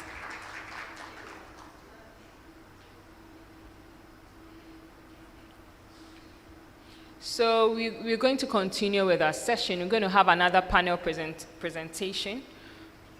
And we'll be having the Slido questions. So please, after every presentation, kindly ensure that you scan very well so that we can go through the questions and answer. So for our next presentation, speaking to us on the topic, Bridging Generations, Enhancing Risk Management through Digital Literacy in a Multi-Generational Workforce in the QHSE,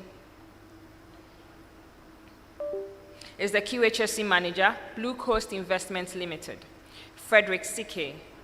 He is a QHSE practitioner with expertise in managing QHSE systems across construction, transportation, and logistics companies. He currently focuses on improving environmental quality, health, and safety practices across multi-generational workforce and enhancing risk management through practical technology-informed solutions for business sustainability in one of the leading transport and logistics company in Tanzania.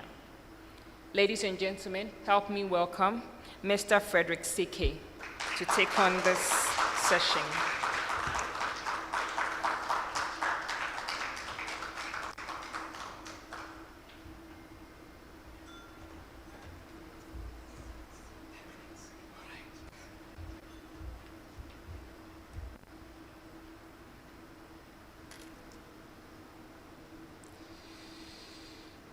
Okay, I need to adjust my timer now. I set it to 15 minutes. Now I'm told I have 10 minutes.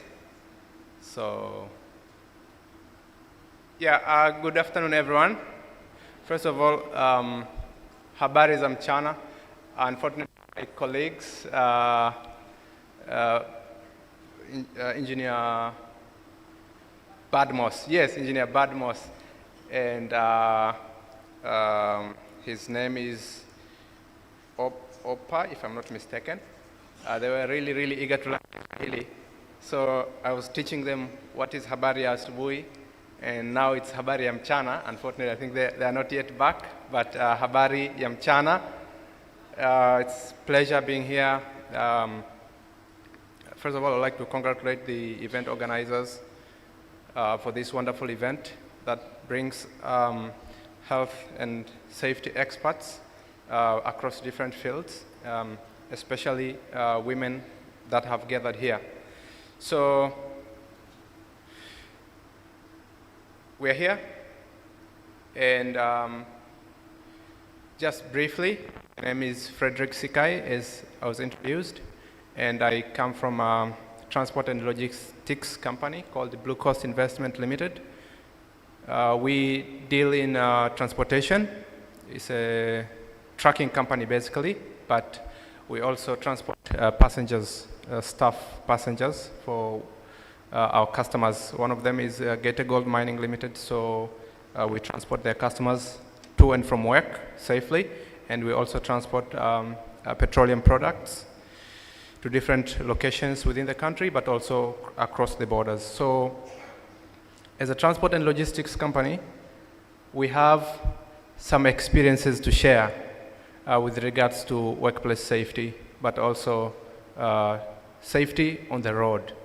We all know that we have the roads, and on the roads we have vehicles, and there are people and goods moving through the roads. So safety is very important, because without proper and strong safety management systems in place, it's very likely that the number of accidents will continue to rise.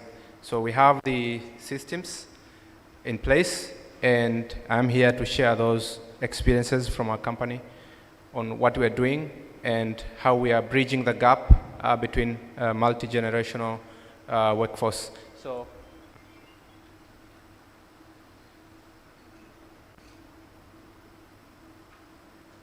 okay, thank you very much. So, yes, we have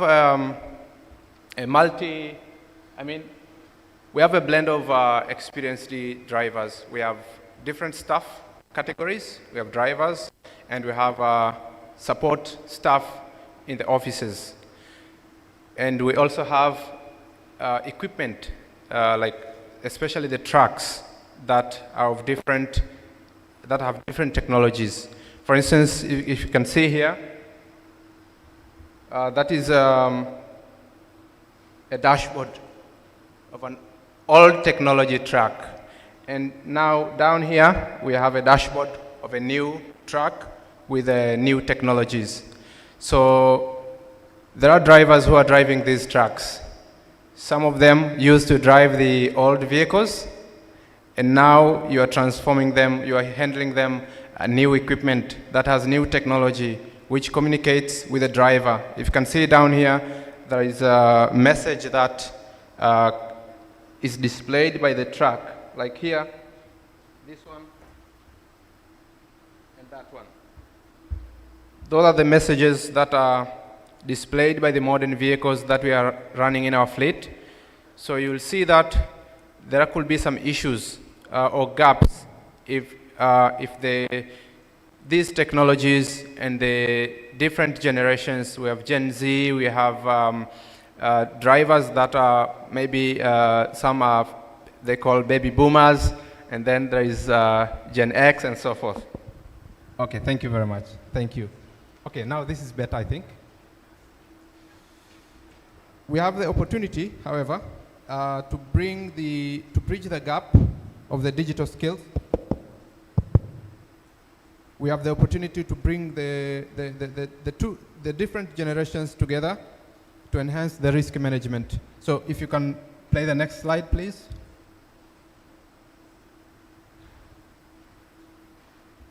Next slide. Okay. Let's watch this video, and then we can get a lesson from this. If you can play the video.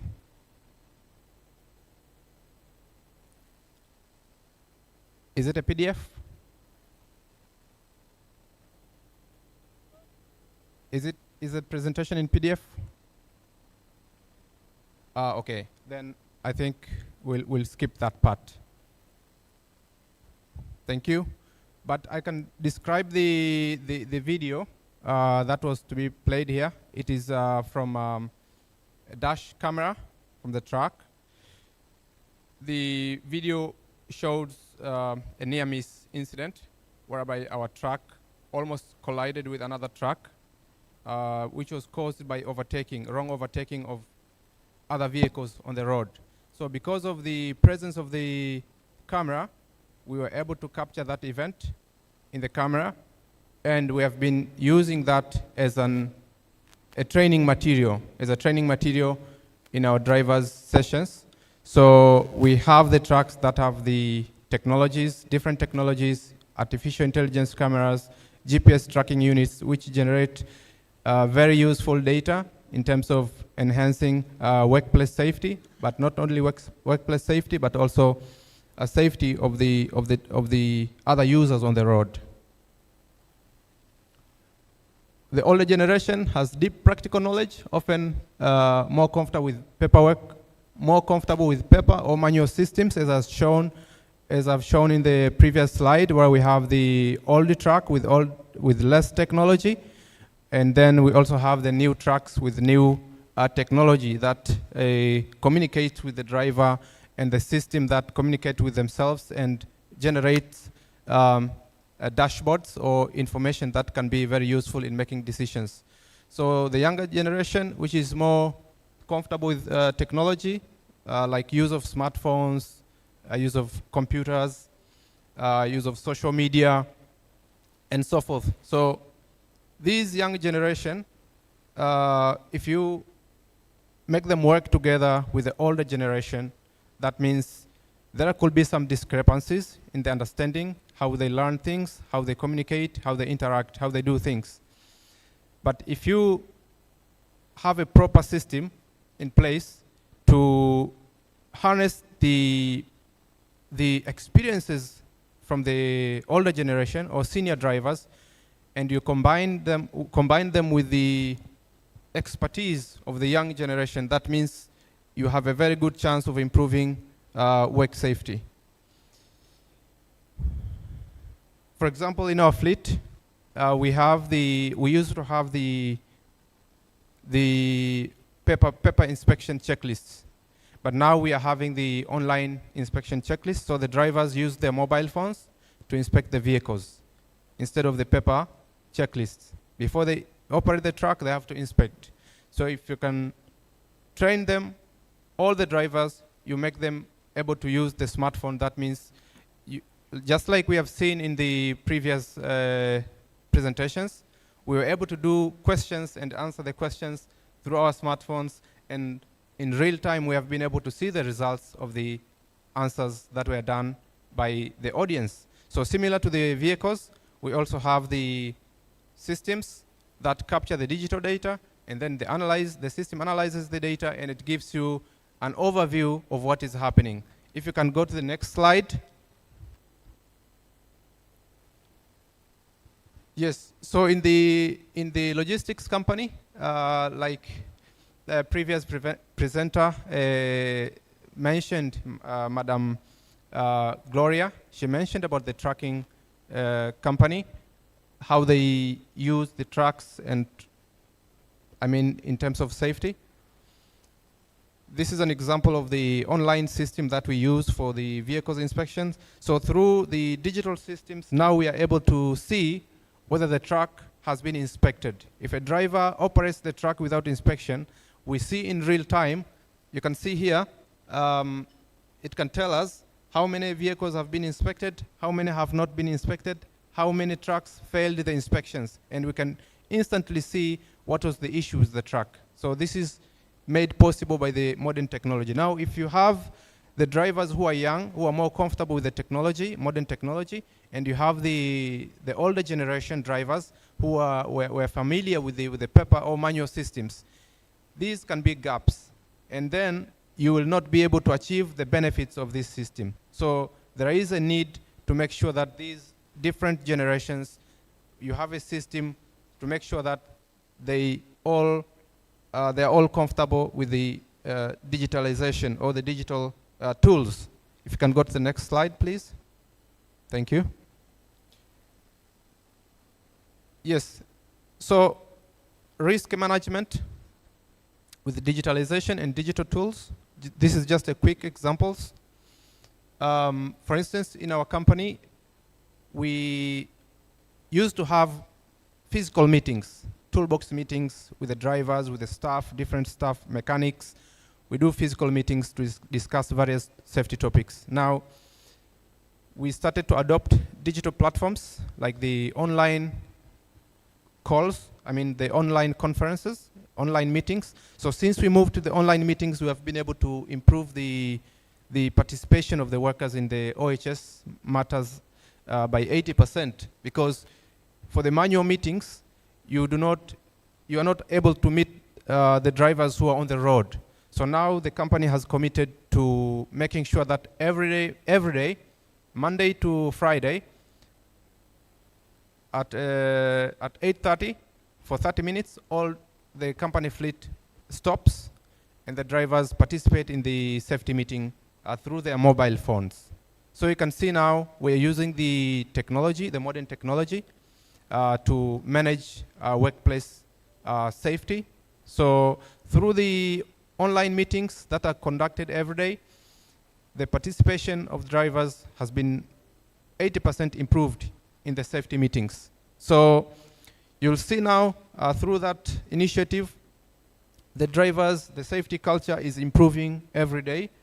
And we're also using, as previous speakers mentioned, that you have the automatic or the AI meeting takers, like the Read AI.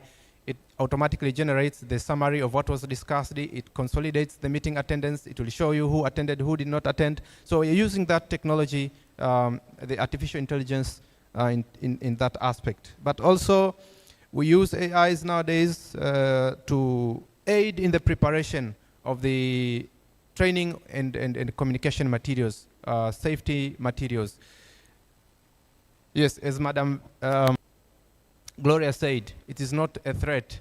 The AI is really helping us. We are trying to take benefit or take advantage of the AI. So we are using the AI also to prepare safety materials for communicating various safety messages to the drivers. Next slide. Yes, also in terms of environment, the engineer Badmos spoke about sustainability. We're also using the AI and the different technologies like the GPS devices and the systems for tracking. The modern fleet, like the one I displayed in previous slide, the fleet communicates itself actually. There is this thing called the fleet management system. It has a built-in system that analyzes the usage of fuel and the emissions. So the systems communicate and then it generates dashboards or visuals or the information, the summaries that can be used by the management to make decisions to monitor emissions. So making the fleet more profitable and environmentally sustainable. Yes, the other advantage of the AI and the digitalized systems is the accident investigation. Just to mention a few.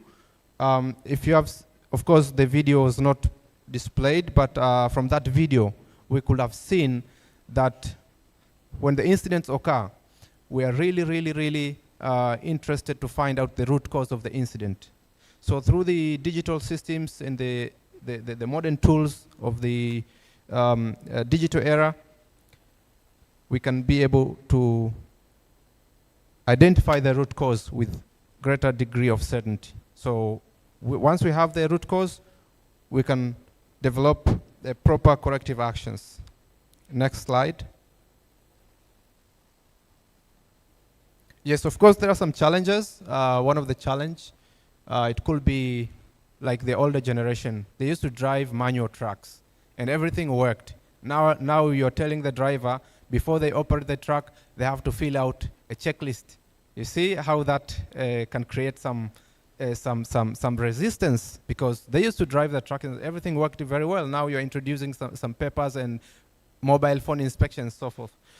But also, some may not be very comfortable with the new technology, always maybe fearing, okay, maybe I cannot be able to use the smartphone properly. These are real experiences that we have with our drivers. A driver says, no, how can I be able to join an online meeting? I have never done that. So we show him, we help him connect, and eventually they take off. So sometimes there could be fear of technology. But also, for the younger generation, like the supervisors in the office, they may be too confident with the technology, and they may not really they may not really understand how the older generation might be feeling about the technology. Communication gap is another challenge. Different styles of communication, different styles of learning. Like the older generation may prefer maybe writing letters, writing emails, but nowadays the new generation really prefers SMS, something like that, WhatsApp, Facebook, you see? So there could be those communication challenges. Language barrier, most of the technologies are in foreign language. We use Kiswahili, but if you have seen in the first slide, the message that the truck is communicating to the driver is in English language. So how many drivers are conversant with English language? So you see there could be language barriers as well in the technologies, in the digitalization technology and the use of artificial intelligence. Perception, yes, also maybe to the investors, they may not be not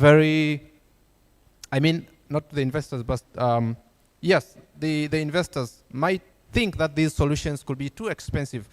But you see the investor can buy a truck, a brand new truck, very modern, but investing in the health and safety systems, the digital tools, they might think, that is expensive, but they did not think that the truck is expensive, you see?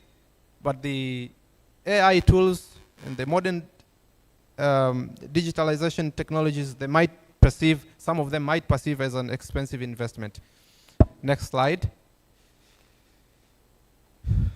Okay, how we bridge the gap now, how we bridge the gap. We have seen the possible gaps in the multi-generational workforce as we have in our company. First of all, I think awareness creation. The workplace needs to acknowledge that there could be differences in the generational understanding of the technologies and so forth. So we have an open discussion around it, and then that is one way of making sure that we can iron out any differences and misperceptions. Mentorship, whereas senior workers and younger workers, they could be, the younger generation may be mentoring the older generation in terms of technology, but also the older generation sharing their experiences, because the older generation has been here even before the mobile phones were here. Now there is a generation which is born into the smartphone and social media technology. So you can see we can both benefit from these interactions. Locally tailored solutions could be another area. We can have locally made solutions instead of only imported solutions, because the imported solutions were designed in a different context. But in our context, we need to have something that really suits our need on the local level. But also we need to persuade the investors. We need to demonstrate to the investors, as OHS professionals, we need to demonstrate to the investors the benefits of these systems so that they can see the value instead of seeing the paywall, the cost. They should see the value that is brought about by the systems. Next slide. Thank you. So just to conclude,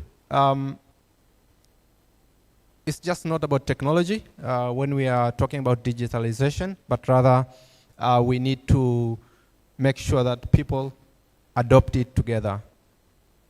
All of us, the professionals, the investors, the younger generation, the older generation, making sure that we adopt this together so that we harness the benefits out of it, but also bridging the generations builds a resilient and digitally literate workforce. Now at Blue Coast, our drivers are able to use smartphones to join safety meetings every day, and something that they had not been doing before.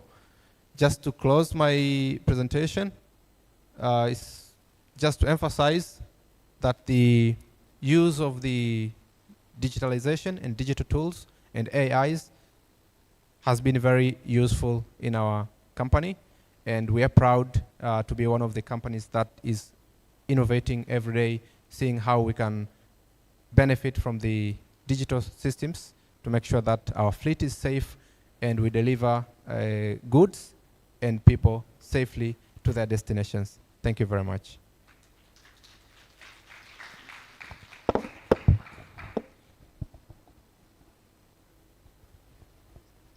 Thank you very much, Frederick, for the presentation.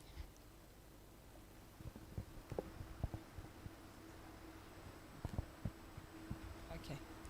So let's appreciate him as he goes to sit down.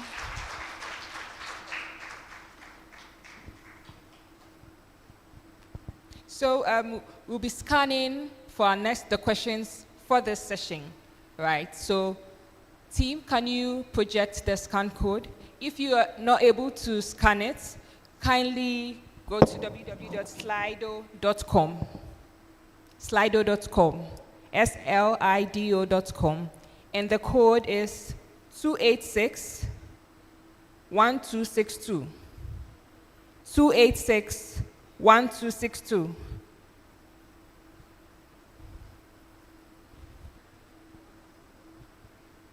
Bridging generations, enhancing risk management through digital literacy in multi-generational workforce. Team, can you please project the scan code? Please, have you been able to access it? Slido.com, the code is 286-1262. 286-1262.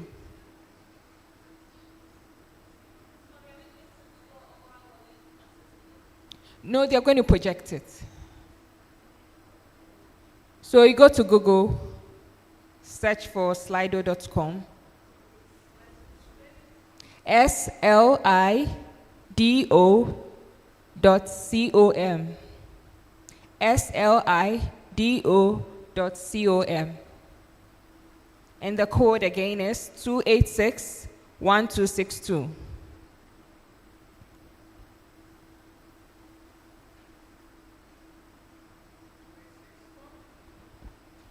286-1262.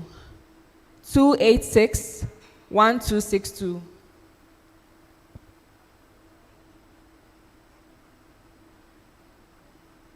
Media team.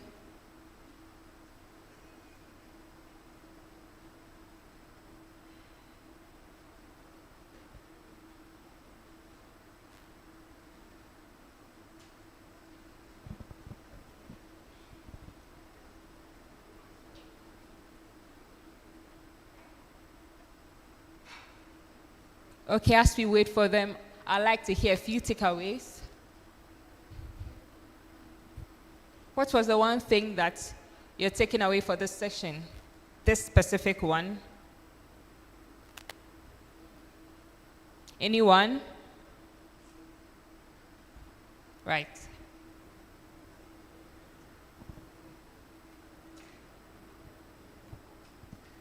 Please, let's appreciate her. Okay, thank you, Frederick. I think one thing I've learned, and I'm Esther, I come from Kenya, and earlier in the year, we had the Gen Z protests, and you could see all the older generation cursing the younger generations for closing the country for a day or two. But one thing that has come out is bridging the gap between the younger and the older generations, and especially through mentorship, and through appreciating each generation with the value that they come with, especially in the field of health and safety and within the workplace, and we'll be able to coexist safely. Thank you very much, Esther. That's so profound, acknowledging each generation. So,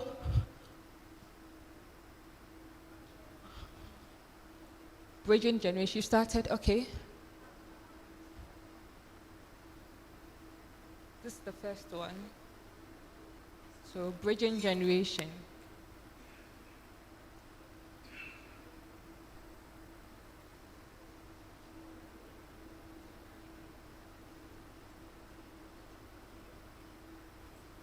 Please, can we project the questions?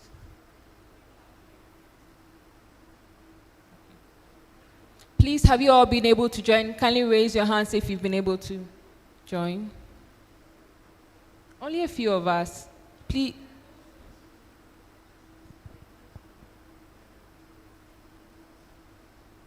All right. So what is one key difference between older and younger generations in the workforce? What is one key difference between older and younger generations in the workforce?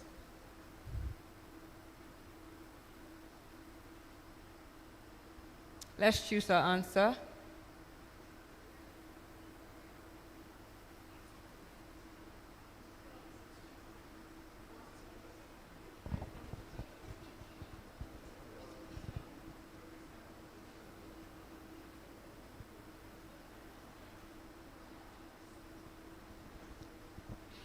You have 20 seconds to move to the next question.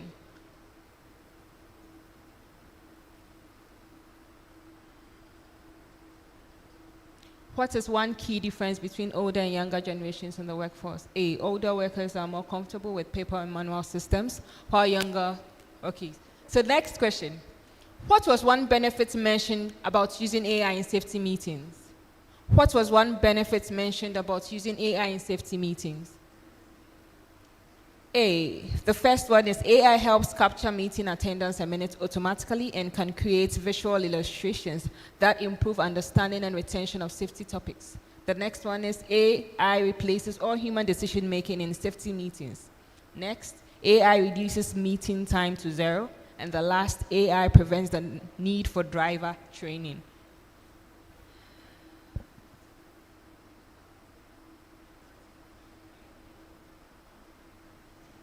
$20 seconds up.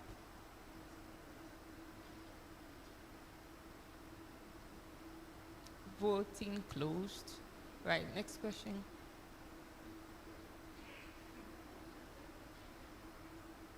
Third question. What are some of the challenges across generations when adopting digital tools?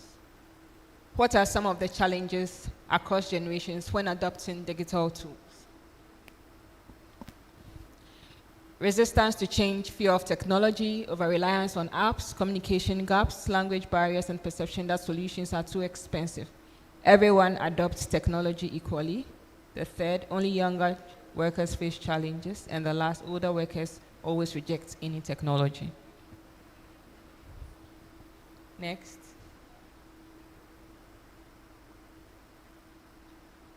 So our last question. What was suggested as one way to bridge the gap between senior workers and younger tech-savvy staff? Implementing deliberate mentorship programs where senior and younger workers share knowledge and skills. Let younger workers handle everything digital. Replace older workers with younger workers. And the last, avoid using digital tools entirely. Okay. So how many of us are sure we are going to get everything 4 on 4? I want to see by hands. We're going to count and be sure that the same number reflects on the screen. I can count. Oh, some people cannot even stretch their hands. Please stretch your hands. I want to count. Okay. 4 on 4. 1, 2, 3, 4, 5, 6, 7, 8, 9, 10, 11, 12. Wow. Okay. Roughly 20 people. So can you please project for us? Okay, what about 3? Not so sure. 3? Sorry. Wow. So, but well, we have 12 people, 4 on 4. Let's appreciate them. Priscilla, 4 on 4. Can you raise your hands? Wave us. Priscilla has been topping. The first one she topped. This one she topped. Okay. So, Linda, please wave your hands. Okay, yeah. Mommy. Jacinta, let's appreciate them. Walter, Blanca, Faith, Esther, can you wave? Thank you. Kwame Nimako, Judy, Juliet, Mercy. Wow. And then we have Frederick. Okay, so from 3 we need, so, well, a difference of 8, but that's good. So we move on to our next presentation. Thank you all very much for joining us in this session. We really appreciate your efforts.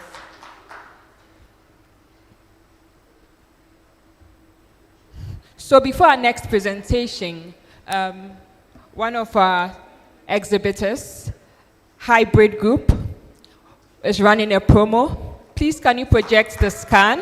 You can't get this anywhere. You can't get this anywhere. He's willing to offer a free training program and possible 50% discount. All you have to do a scan, which will be, if you're able to scan, it means that you've registered and you'll be contacted per their decision. So it's going to be projected, you scan, and then you wait for them. They're going to engage you after that. Is that fine? You can't get this anywhere, only in SOWSHE-A conference. Please, let's appreciate them.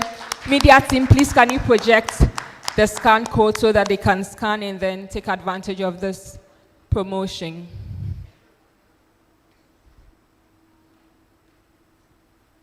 So we have free NEBOSH IGC virtual class, which is worth $700. Free ISO 45,000 virtual class, which is also worth $500. A virtual 50% discount class for ISO 45,000, which would be $250. Another 50% discount of NEBOSH IGC virtual class. And a NEBOSH EHS Leadership Excellence course, which is also 50% off, which would be $350. Branded warm code mug and a branded wallet. You can't get this anywhere. I'm not feeling you. I'm not feeling you. Are you not happy about this? Are you not happy? I don't see the excitement. Oh. Please, let's appreciate them again. Please, you can scan and then register so that you can take advantage of this promotion from Hybrid Group. Thank you very much. Thank you so much, Hybrid Group, for this discount. We are so grateful. This is what you get when you join an association like SOWSHE. Are we excited to be here?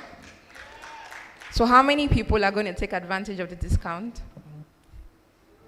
That's good. Great. So as we continue our presentation sessions, we would like to move to the next one. And when we talk about Workplace 5.0, the future belongs to those who can bridge science, data, and human experience. Our next presenter does exactly that. She's a medical and public health research consultant who integrates medical, behavioral, and anthropological insights to design strategies that improve health outcomes.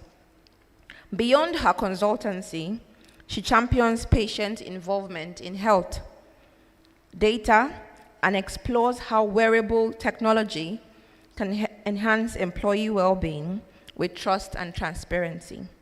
Please join me to give a warm welcome to Ms. Yvonne Adebola, who will be talking to us about wearables and health data, privacy versus proactivity. Welcome.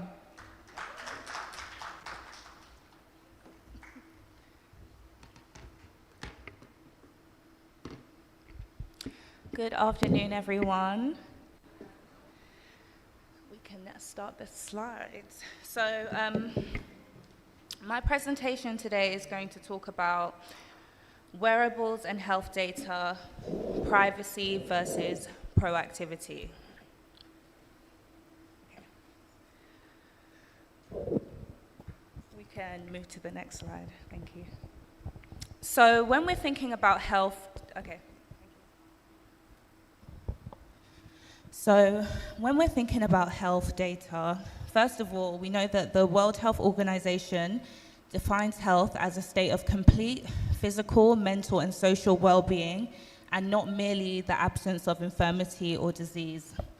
When it comes to data, we're looking at any type of raw information, whether quantitative or qualitative, that can be analyzed to make decisions. So this information is typically gathered by observations, measurements, research, or analysis. Looking at some more official definitions, the Information Commissioner's Office defines data concerning health as personal data relating to physical or mental health of an individual, including the provision of healthcare services, which reveals information about their health status. When it comes to Health Data Research UK, they define it as data related to a person's health, their health conditions, information related to maternity, children, cause of death, and even quality of life. So it can even extend to patient health records, studies about the health of groups of people, data from blood or tissue samples, imaging data, and data from health and fitness devices. Now, when it comes to wearables, I'm wearing a wearable here. This is the Oura Ring. It tracks different things such as temperature, heart rate variability, which is fluctuations in your daily heart rate. It tracks things like your sleep cycle, including the different stages of sleep, such as deep sleep and rapid eye movement, so that you can stay informed about your health and changes in your health. But wearable technology more broadly can be defined as a device or technology that is worn on the body, typically equipped with sensors, computing capabilities, and connectivity features that enable it to both collect and transmit data, perform different functions, and interact with the user and other devices. Now, as we think about some of, we can go to the next slide now, thank you. As we think about some of the benefits of wearables, they actually offer a lot of proactive insights that can transform workplace health. So they can help detect early signs of fatigue, stress, or dehydration in high-risk roles. They can enhance safety by tracking movement, PPE use, and exposure to heat or pollutants or other environmental concerns. And they can also support just broader health and well-being strategies by revealing patterns in absenteeism, stress, and recovery. Now, these benefits have begun to be explored in the EHS sector, but scaling them ethically is a challenge, and even overall uptake is a challenge, which we will go on to discuss. Now, when we think about wearables specific to EHS and occupational safety, I would say that smart textiles are particularly relevant in high-risk sectors such as construction, mining, manufacturing, and emergency response. So, as mentioned, things like heat stress detection with temperature-sensitive fibers embedded in the shirts or vests, respiratory monitoring through chest bands with embedded stretch sensors. You can have fatigue and workload monitoring through integrated ECG sensors in base layers. So, you know, this is about wearables that are actually embedded into clothing as opposed to an independent device that you would wear, such as an Apple Watch or a Fitbit. Thank you. Move on to, So, when we're thinking through the privacy dilemma from insight to oversight, consent and transparency is one factor to consider. So, for organizations that are using wearables, are workers truly informed about what is being tracked and why? It's one thing for them to be using wearables and know they're being tracked, but do they truly understand every single domain about their health and well-being that is being tracked? Informed consent, did they have the opportunity to fully understand all of the benefits and disadvantages and to be able to accept, or was this something that was just assumed where they were kind of forced to participate? The issue of data rights and ownership is also really important when it comes to the issue of data, because who owns this data? Ultimately, it is your data that's being collected, but who owns it? Would it be the employer? Would it be the vendor? Would it be the actual worker? These are some of the ethical considerations that need to be explored. Also, can workers actually access their data? Can they correct their data? Can they delete their own data? What happens when there's an error in data? So these are also some of the ethical considerations that need to be explored. When it comes to security and risk, we obviously know that data breaches happen. There are hackers always trying to access different data points. So is it really worth collecting this data with the risk of data breaches and thinking about the potential of exposure to sensitive health information? If somebody has a long-term health condition, you know, the fact that someone could get access to that data is something that needs to be considered. And obviously cultural and legal gaps. So there are varying levels of trust in digital systems, which is what the research currently shows. And there can also be limited enforcement of data protection.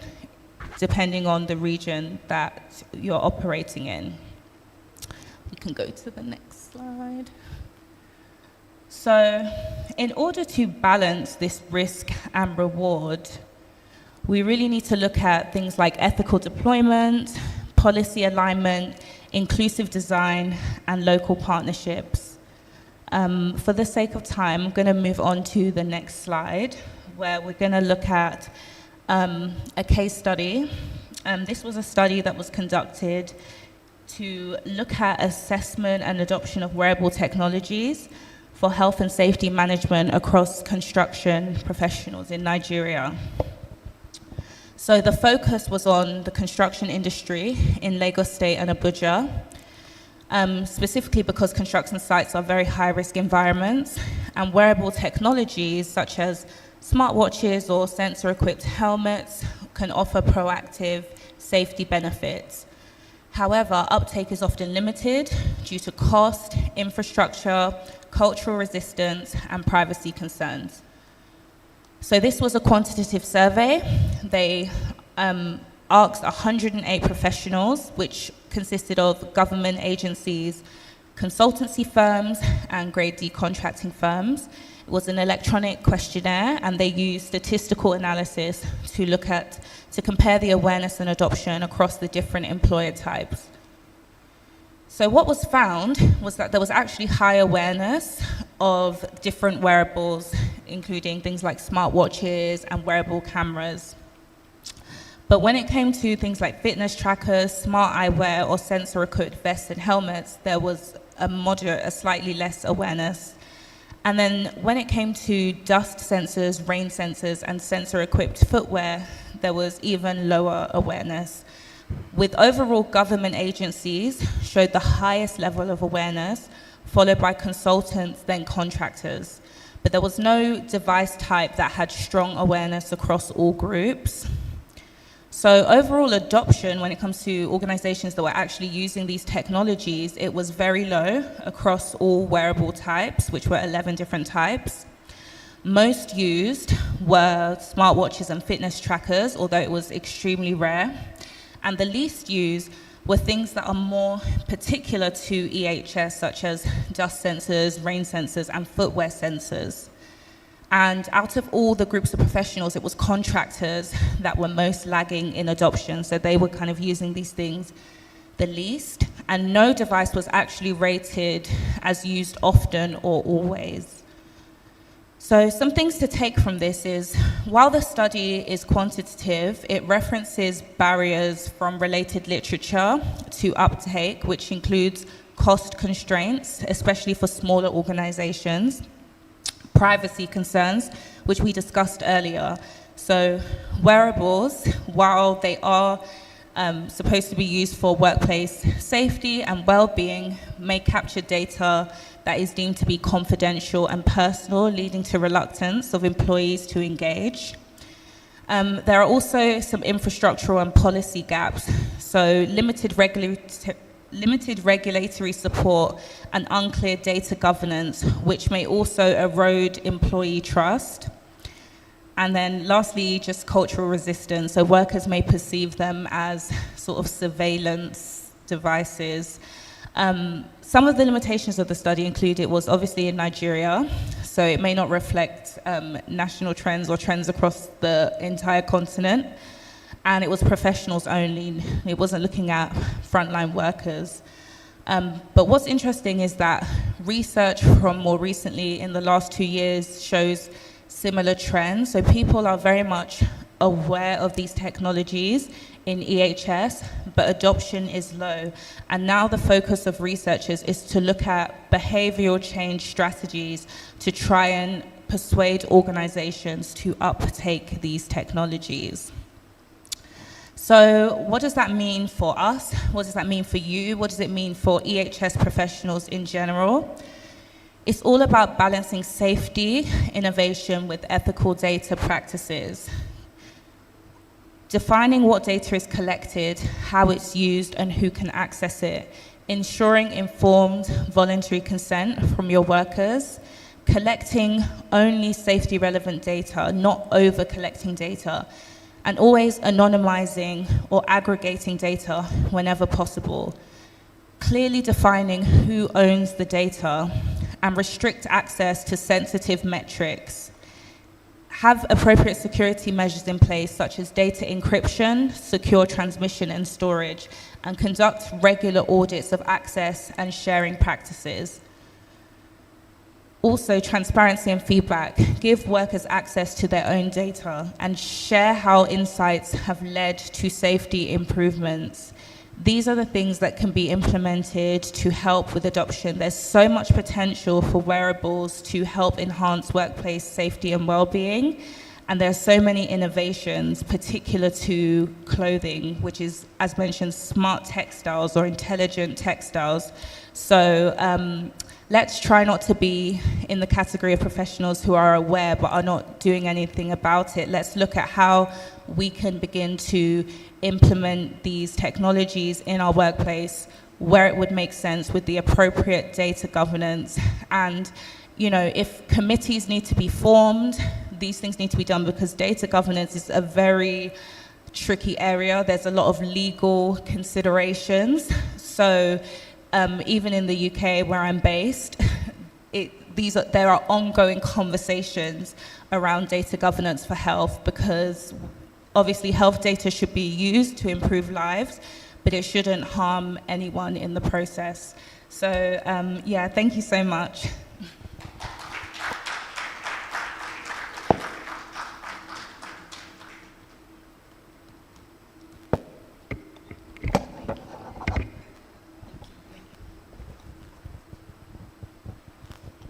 Thank you so much, Yvonne Adebola. Can we do it better? Thank you so much for showing us how wearables and safety gadgets and all that can transform health and well-being in the workplace, and helping us to open our minds to the use of them. Thank you so much. The insights you've shared. Okay, so now we're going to our engagement session. Once again, we want to go to slido.com 286-1262. Slido.com, or you scan 286-1262. Are we there? Can I see your hands if you're there? I'm seeing just one hand, two hands. Slido.com on your browser, and then you type in the code 286-1262, put in your name, join. We're taking you to this process one by one. Go to your browser, slido.com. It will ask you for a code. You put in 286-1262. You put a name, you join. Are we ready? Not yet. Are we ready? Okay, so let me see. Show of hands by tables. How many tables are ready? So let's make it interesting. If more people on your table get, the answers, then you guys will be the best table in this hall. Can we do that? So it's table against table. Are we ready? Please, can we have the questions? Then we reveal the answers as we go. And we see the winners. Remember, every question is 20 seconds, so you have to answer immediately. Are we ready? I'm excited to see the best table for today. Question 1. Okay, participants are joining. We start. 3, 2, 1, go. The first question, please.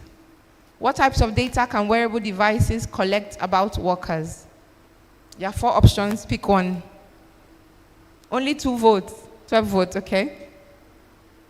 9, 8, 7, 6, 5, 4, 3, 2, 1. The best table, we're looking for the best table. And the answer is heart rate and fatigue levels. I hope you got it. Question 2. What are some challenges or barriers to adopting wearable technology in workplaces. You have 12 seconds, 10 seconds. I'm looking forward to see the best table. It can be those in front also, but the best section. Answer is high cost. So high cost is one of the challenges. Question 3. What strategies were recommended for ethical and effective deployment of wearables? 12 seconds. Remember, speed is so key. 6 seconds. 1 second. And the answer is be transparent about data collection. And that was a key point that Ms. Yvonne gave us. Thank you for that. Question 4. In the Nigerian construction industry case study, which was shared with us, why was adoption of wearables low despite awareness? That was a key study. We have 10 seconds. 2 answers are fighting each other. 1 second. And the answer is high cost. High cost. So let's see who our winners are. Da-da-da-dum. Are we ready? So let's see how many tables have winners. Mary Wania. Who is Mary Wania? Mary who? Am I pronouncing your name wrong? Mary. Okay. You're alone on your table. And she's the first. Winnie M. Winnie. Faith. Faith is here. Linda Magesa. And Faith. You are both on the same table, okay? Portia. In front. Mami. That table is winning. 128262. Who was that? Oh my, okay. Gloria. Gloria is here. Messi. Messi. Usi Dame or Usi Dam, I don't know. Who is Messi? Who is Messi? I can't see any hands. Okay. Irene. Winfrida. Okay. Happy. Okay. Chitikitira. Mr. Charles. Okay, so can I see your hands, this table and this table? How many people? No, raise your hand, let me see. Your name is? Your name is? No, we're looking at the top 13. We are 3. Next table. 3, so we have a tie. Okay, we'll break it with something later. Thank you all so much. Our next session. Thank you all so much for engaging. Please clap for them. Table number 1 here and the one at the back are our contenders for the award. We'll think about what to give them. Thank you so much. Okay. Thank you so much, Ma. Our next session is the panel discussion, and it is one of the most exciting parts of today. To guide this conversation, we have an incredible moderator who ensures that every voice is heard and every perspective adds value. She's not only a QHSE professional with international recognition, but also someone who has dedicated her work to promoting health, safety, and well-being in ways that truly empower people and communities. Her ability to combine technical expertise with human insight is what makes her such an effective voice in conversations like this. So please join me in welcoming the panel moderator for our next session, Ms. Obianuju Okeke.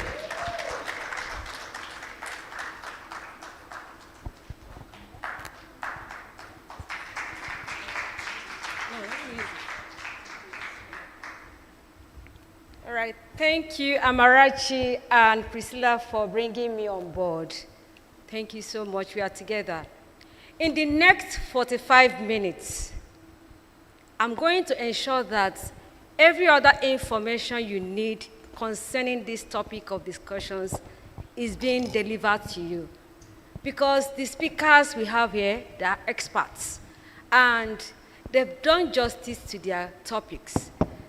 And as such, they have raised our curiosity. And we are not going to allow them to go without asking them further questions that will fill in the gap of our curiosity. Because great conversations don't just give answers, but rather they stay more questions, new ones that could shape your future. And that is why we are here, because we are all related in goals and interests. And this topic, AI and digitalization, is just the world is evolving, and we are all following the trend because we don't want to be left out. When Engineer Jami was talking, he showed us one airline, SOWSHE-A Tanzania. He said we should fasten our seatbelts. And then he said we have landed. This time around, I'm not going to ask us to fasten our seatbelts, but I'm going to tell us to rather touch our hippocampus, just touch that part of our brain that is very active of learning, so that this is the time for bottom pot. The bottom pot is where the ingredients you use to cook, that's where it is being buried. But most times, people don't like going to bottom pot because sand is there. They feel like sand. Why sand? Because you didn't wash the vegetables, the fish, or whatever very well. And as such, you won't want to eat it. But if you wash them very well, you won't be scared of eating the bottom pot. What am I calling bottom pot here? Is the speaker's research. They did justice to the topics they were giving, which aligned with the conference theme, Workplace 5.0, enhancing health, safety, and sustainability through AI and digitalization. They did justice to that. Because they did justice to that, they did research. That is why I said this is bottom pot. This is the time for digestion. We don't want constipation. We want to grab everything. So let us sit attentively while I call them up to come and give us the last part of this session. And in no particular order, I'm going to call them.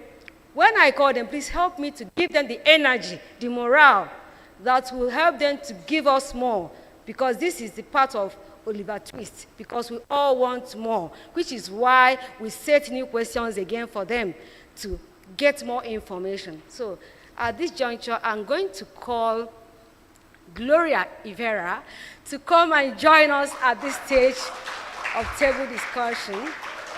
Please cheer her up. Be generous with your clap. Give it to her. Give it to her. She deserves it. She deserves it. She did justice to the topic, and we want more. Thank you for coming. Just sit comfortably anywhere you like. Thank you. All right. The next person should be Frederick Sikai. Please clap now. Don't be tired. Give him energy now. We want the bottom pots. Thank you, thank you. The next person should be Yvonne Adebola.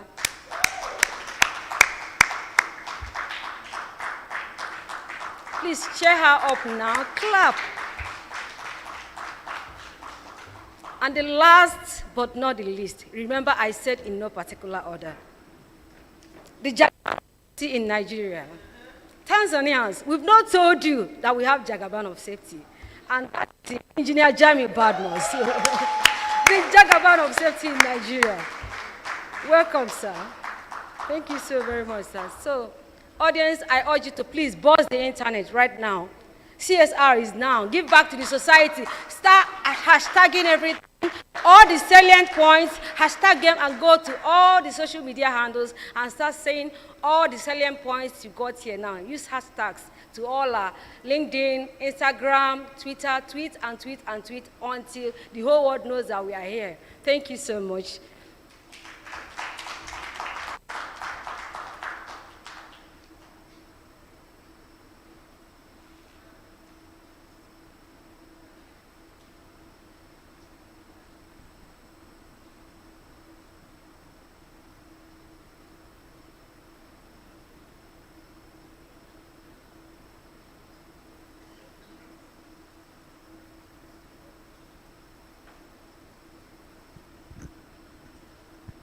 Hello. Okay. All right. Thank you so very much, my able speakers. Thank you for having me with you. Thank you for being willing to share your knowledge of experiences to the audience. We appreciate your time and your contributions so far. So this is just a wrap for us to get more to know what we've said before. AI and digitalization has been the new trend, and we don't want to be left out. We want to follow the trend. We heard when Frederick brought in Gen Z into it. So because some of us that are growing gray hairs, we are like, are we part of it? Is it only for the Gen Zs? But we understand that other generations are also part of it. And we talked about the wearables. We talked about sustainability when Engineer Jami was talking. And then, Gloria, you spoke about AI not showing mercy. I was afraid, though. You say it will just cut. Anything he sees, he cuts. So I was afraid when you said it, and we want to hear more of that. So at this juncture, a lot was cast in my heart, and it fell in my heart to start with Frederick. Thank you. So Frederick, the question is, what measures can organizations take to cultivate a culture of trust and inclusivity across generational lines while integrating AI and digital technologies into everyday workflows with particular emphasis on ethical leadership, transparency, and psychological safety? You get me, right? Did you get the question? All right, thank you.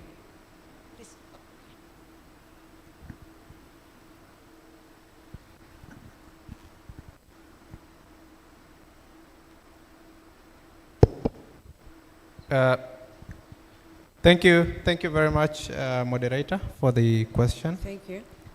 The strategies that organizations can take, I think, I will base my views on the standard that we're implementing at our company, because it's part of the strategies that we're implementing. We implement ISO standards, ISO 45001, Occupational Health and Safety Management System.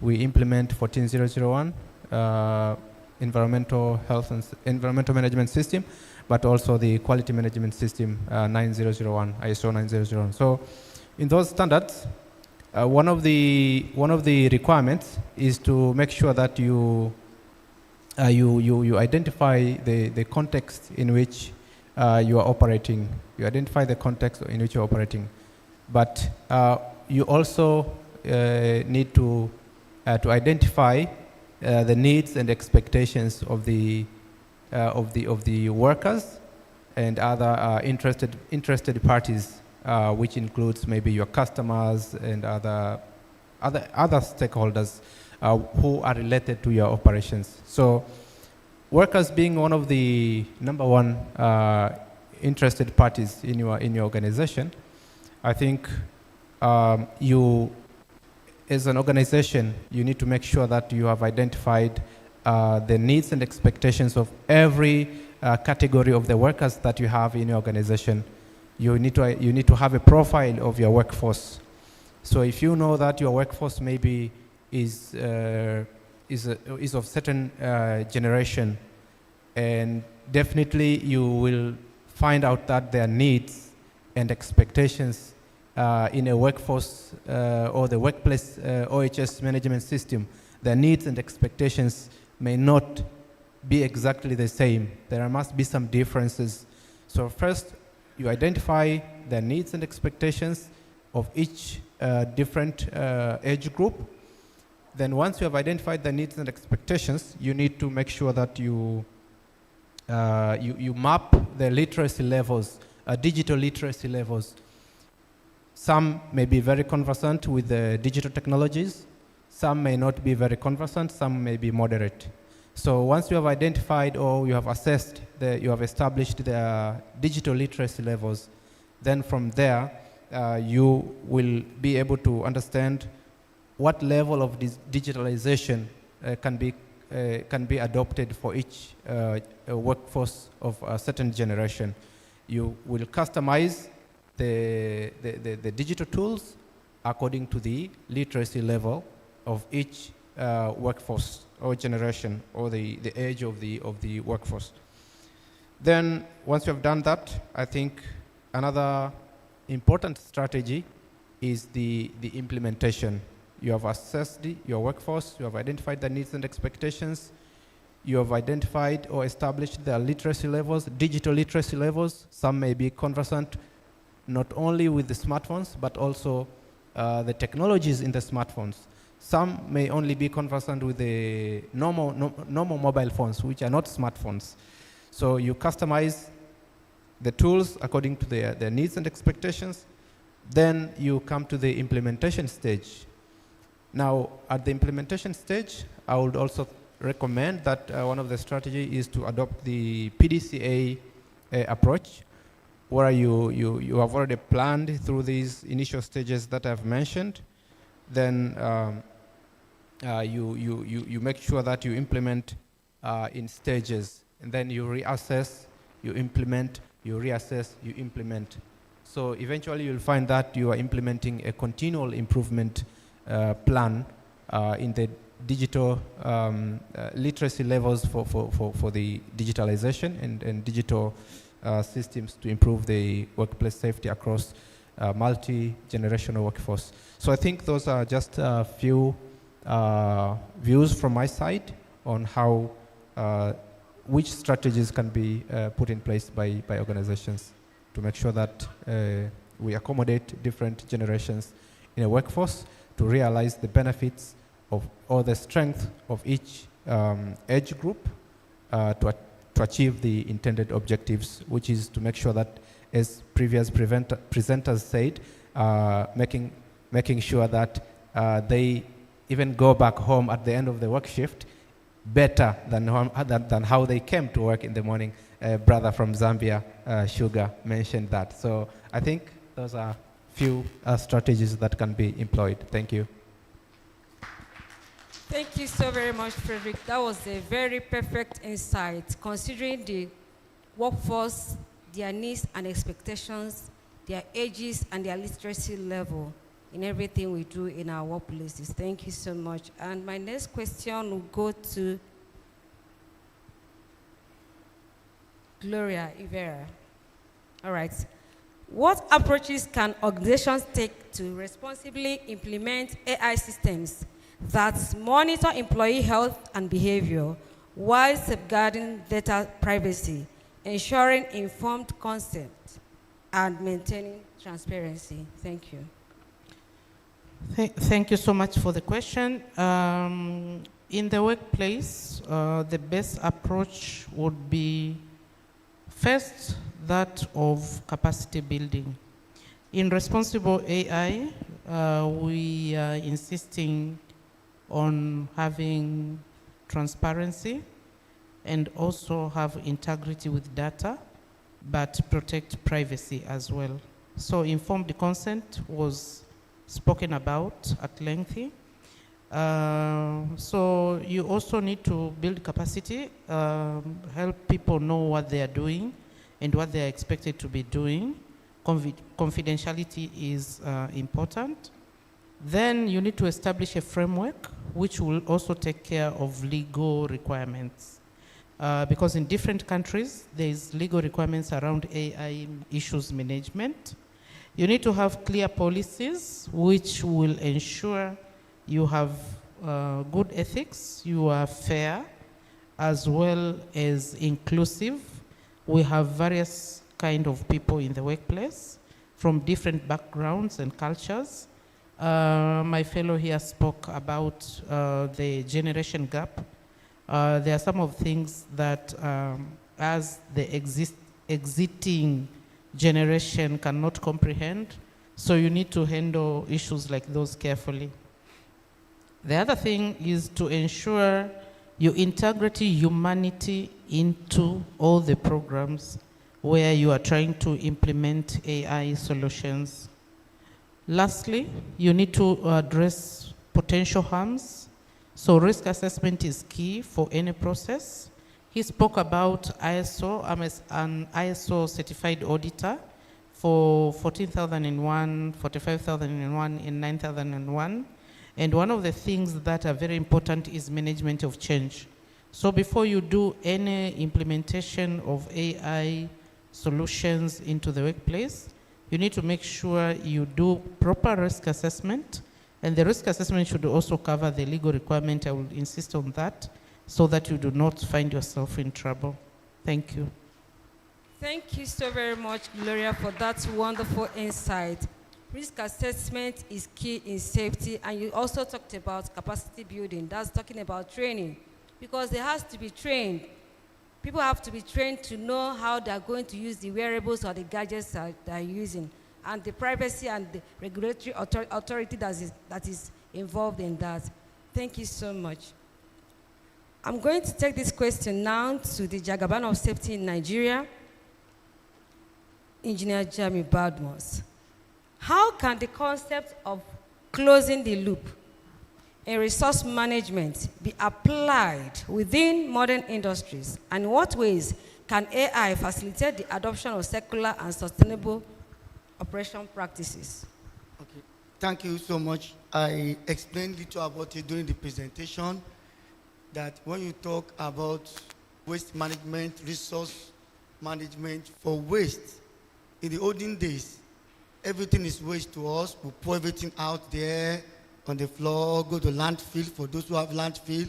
Those who don't have, go to the backyard of their house, start to burn the waste, release more carbon dioxide, put more carbon footprint in the atmosphere, suffer the entire world, including ourselves. But now that we have circular economy, where you convert all those waste into wealth, when you convert all those trash into treasure, we are now going towards a direction whereby in this world, what you call a waste can actually give you money. How can AI assist in this direction? I'll just give one story of my daughter. One day we are at home, and he told me that he's planning to write a project. He's not in university already, not yet in school. He's not in school. He's not in university, sorry. She's doing A-levels, international baccalaureate. That's what she's doing. That's level 2.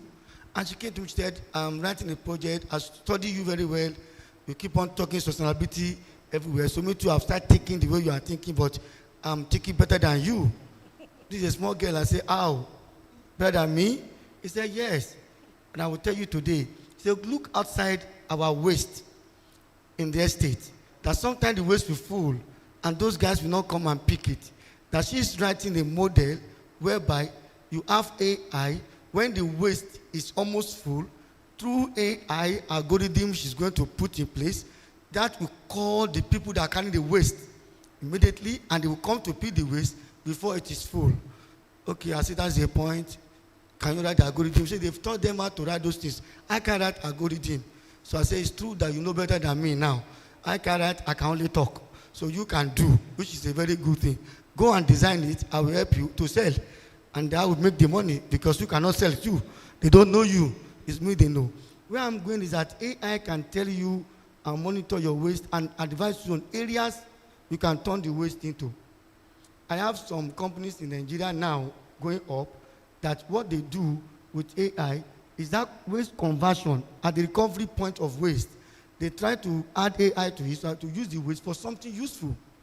And they're really doing well. And there's one in Ibadan now that's even training people 6 weeks on how to do such conversion using AI. So if you go back and sit down, understanding what AI can do a lot.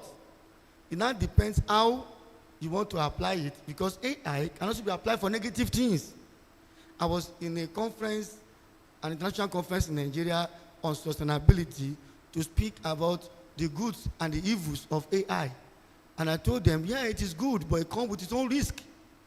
And I gave an example of a country, Hong Kong, where the chief financial officer in a company in Hong Kong came outside. Somebody came outside to use his face, all this deep light face AI, used the guy's face to talk to his team, to release some money to some contractor who, of course, are fake contractors. And his colleagues, they signed it. Because the man was not around, he was on leave. So they believed that AI message, and they did, and they wasted a lot of money. So the same way you use that AI to do negative, it comes to detect negativity too. I give you an example again when Toyota was sanctioned in America, millions of dollars, because Toyota, they used AI to talk about their emission rate. But the same AI was used to discover the same thing, and they punished them with millions of money. So as you have said, resource management, AI is very key, depending on what resource you are talking about. If you are talking about human capital, with AI, I said it earlier, you can determine many things. LMS, the learning management systems, AI can assist you to making it very easy to bring in a lot of pictures and videos into the trainings. Human capacity, AI is there. A lot of people are doing great things now with AI, with respect to human capacity. I also told you, you go for meetings, you can use AI to do your meetings and it gives you your recordings. Very perfect, almost perfect recordings, and it's okay, you don't need to bring anyone to write his own. So on resource management, with this energy you are talking about, a lot of us, what we do, we spend so much money on electricity. With AI, it can guide you to have smart electricity and be able to achieve, good job with little. You do a lot of things, big and big and big with little, and that's efficiency. That's where energy efficiency comes in. So it's always there. It's there for tools. There are many tools in the AI to use. Not only ChatGPT, many that you can talk about and you can use for whatever you want to use them to do. So thank you. Thank you so very much, Engineer Jami, for that powerful insight. AI turning waste into wealth, resource management, efficiency, and so on. That's a good one. And now I come to you, Yvonne. How can organizations ensure that wearable technologies used for health monitoring remain tools of empowerment rather than instruments of surveillance? Thank you. I think when it comes to the conversation of wearables, in the EHS sector, the potential is huge because, when you start to look at things like smart textiles and being able to sense things like fatigue and dust in the environment and putting things in place to mitigate those factors, you're talking about preventing illness, preventing injury, preventing worse potentially. So the potential is huge. But in terms of ensuring that it's supportive and not surveillance, how do we define surveillance? When it comes to data, you need a good sample size usually to make sense of data and to be able to analyze trends. And people's attitudes towards data and their data being collected can be more surprising than people think.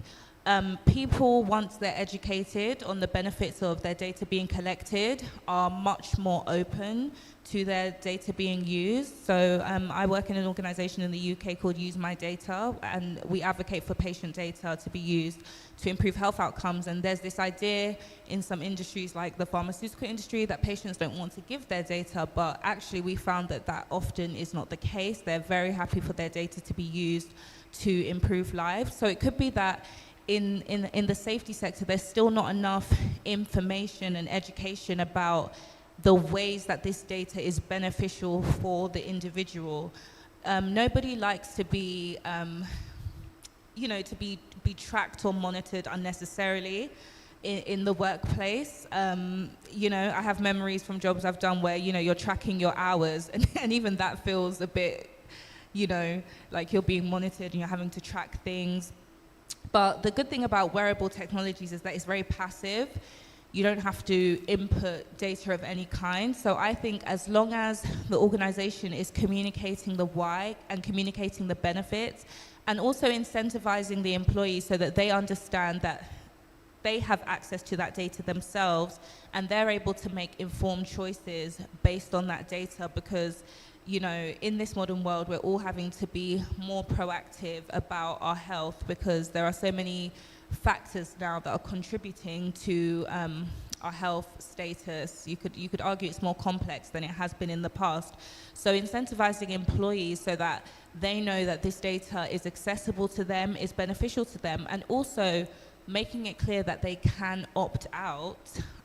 You know, sometimes organizations want to, not necessarily in EHS, but when it comes to, you know, the use of data and giving data, don't want to give the full picture because they may think that this can put people off, but actually the more transparent you are, the more you're able to build trust and the more likely people are to actually adopt. So this is really going into the realms of, you know, behavioral science and understanding people, understanding what motivates people, understanding what people want. And we know as human beings, we all want to be well, we all want to be healthy. And so once it's framed like that, keeping employees healthy, then I think that should basically, yeah, that answers the question. Thank you so very much, Yvonne, for that insight. Early detection is good with AI. That's a good one. I have a friend. I visited her like 2 months ago. I saw her wearing one wristwatch, and I know it's very expensive. It's a smartwatch. So I said, you don't hammer. That's the way I just do that. He said, which hammer? You understand? That is her organization that bought it for her because she works from home. So I said, that's okay. She said she's not even comfortable with it. She feels that she's being monitored, that she's not safe from working from home. It's like it's just any way she is, she's being monitored. But with this, your presentation, I got to know that it's even about a different thing. It's not about monitoring her, but it's also good for her health and all of that. Thank you so very much. Thank you. I just got a signal of how time flies. I was told that our time is up, but I'm not going to let it slide that way. I just want to give us, again, like 5 minutes. If there is any question that will come from the floor, from the audience. 2 questions. I just want to be generous. Anybody? Just, okay. Please help me. Amarachi, help me.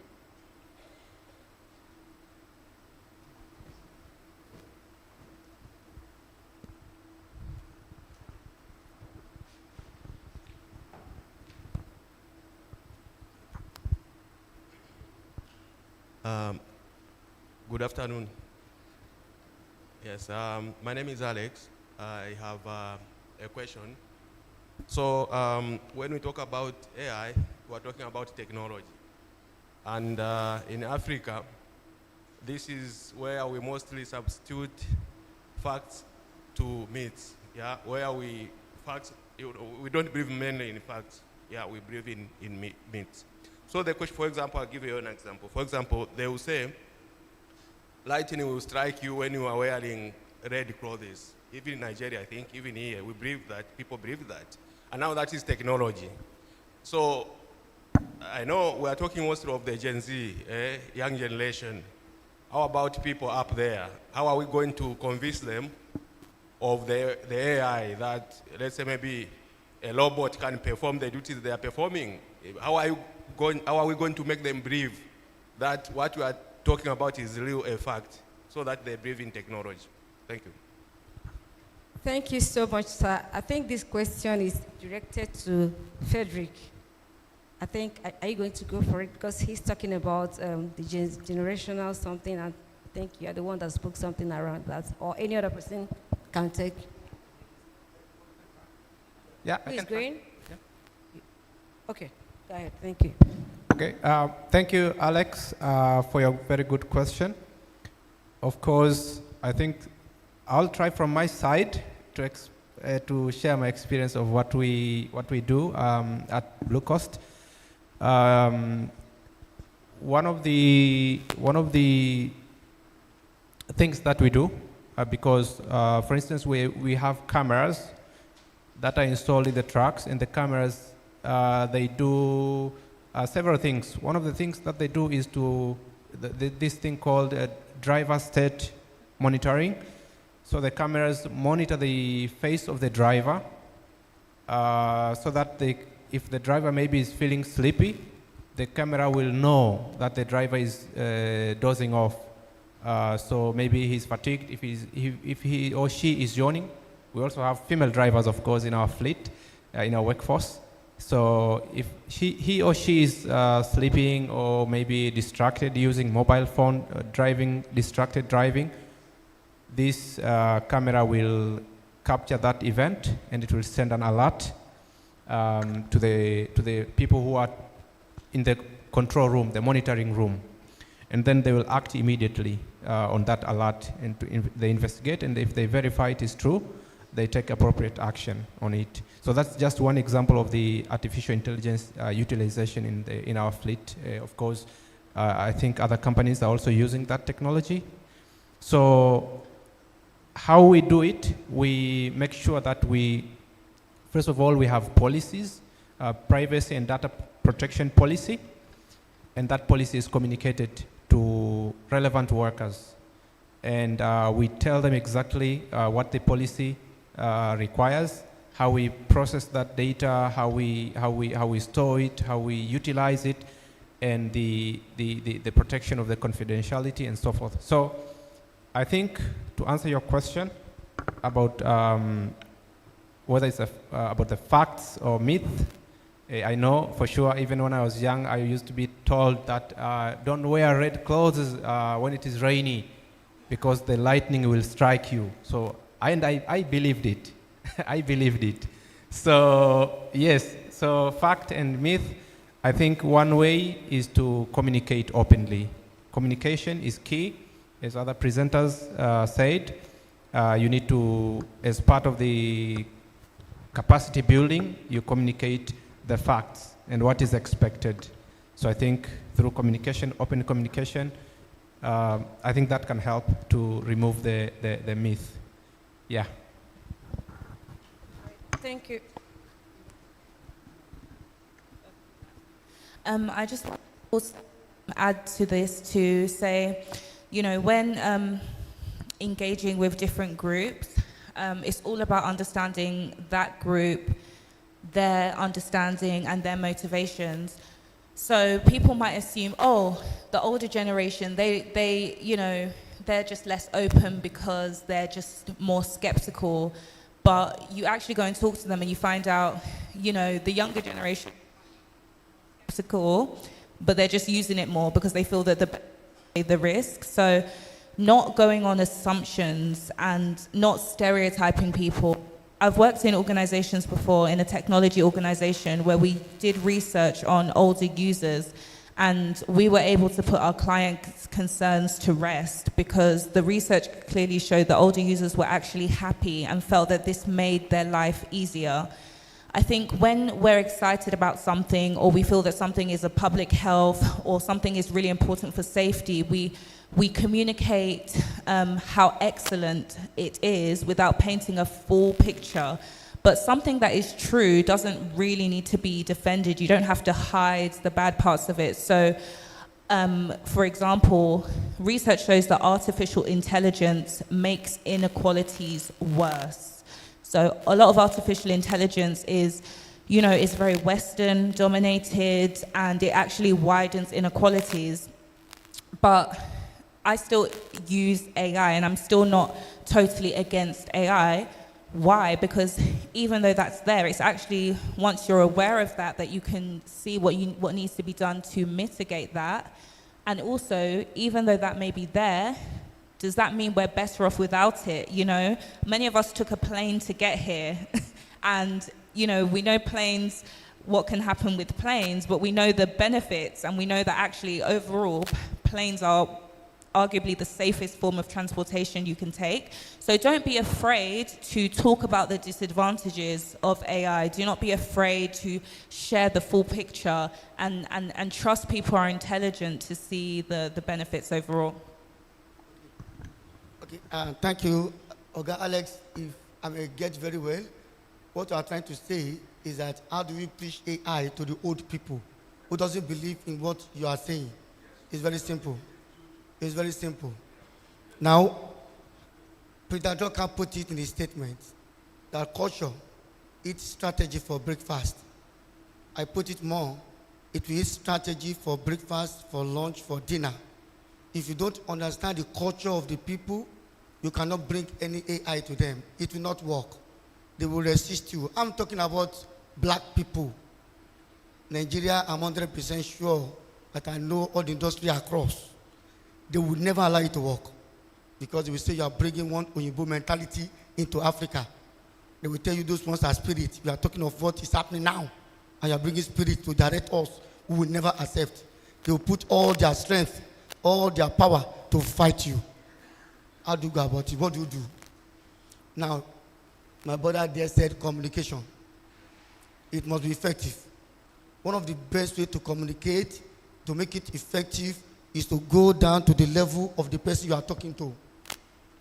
A professor, this is a side attraction.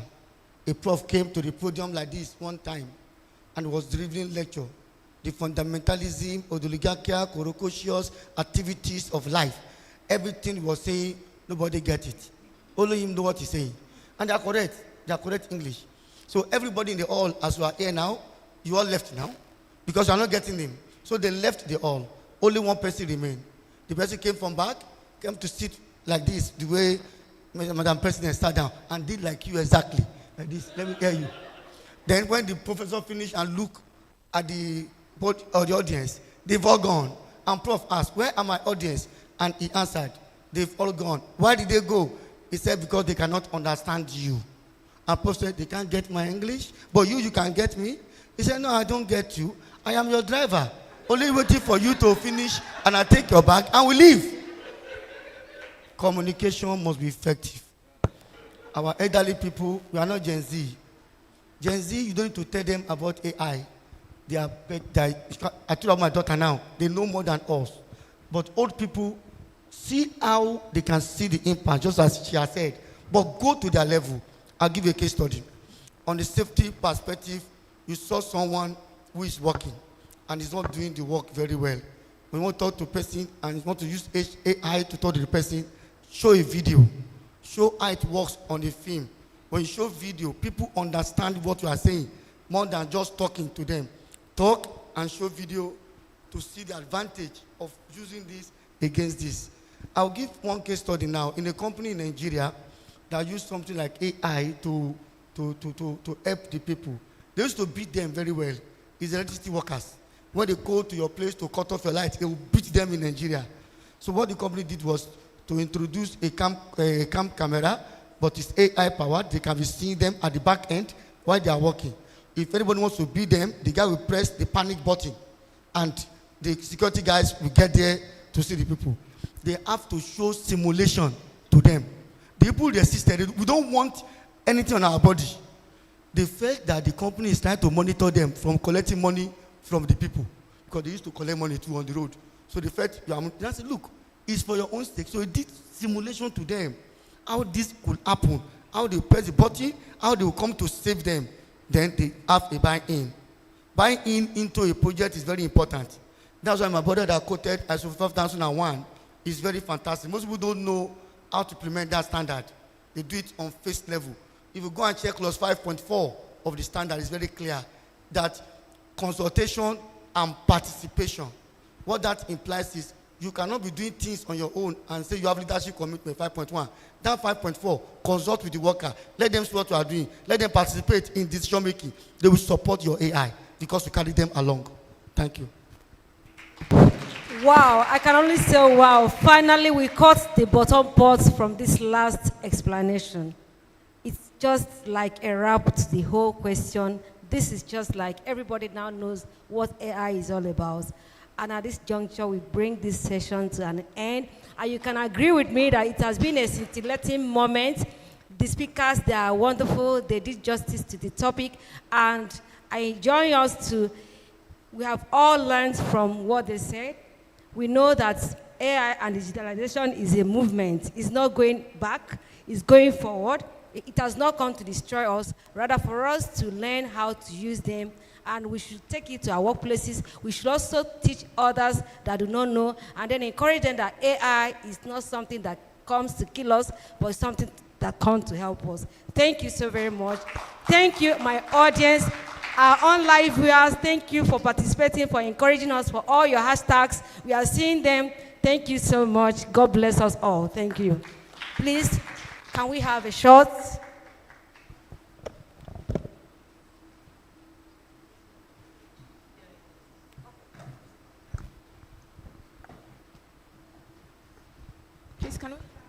Can we have our leaders in? Okay, after.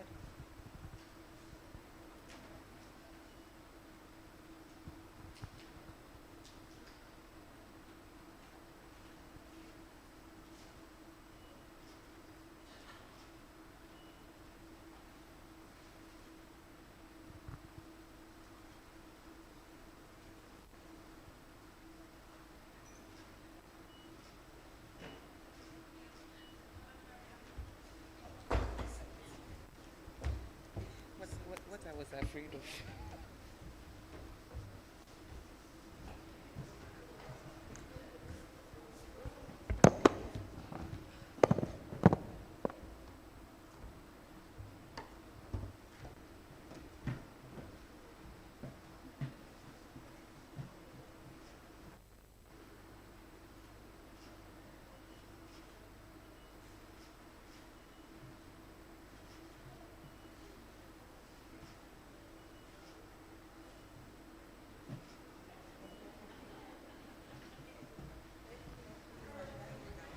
No, I think you should just wait up here.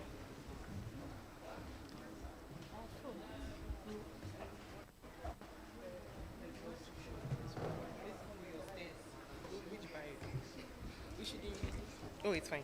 No, it's okay. You can. Thank you very much.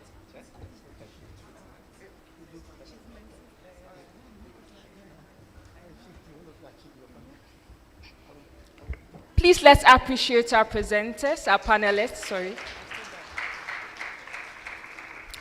That was very insightful.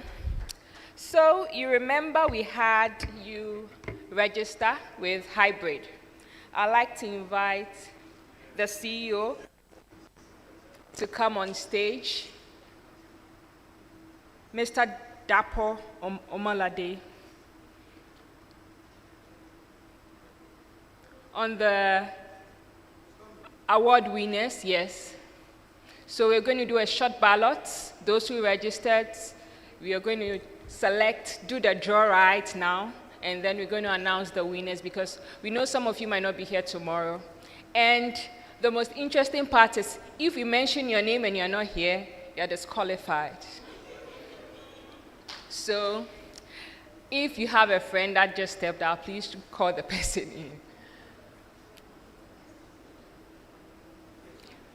Please let's welcome CEO Hybrid Group. So,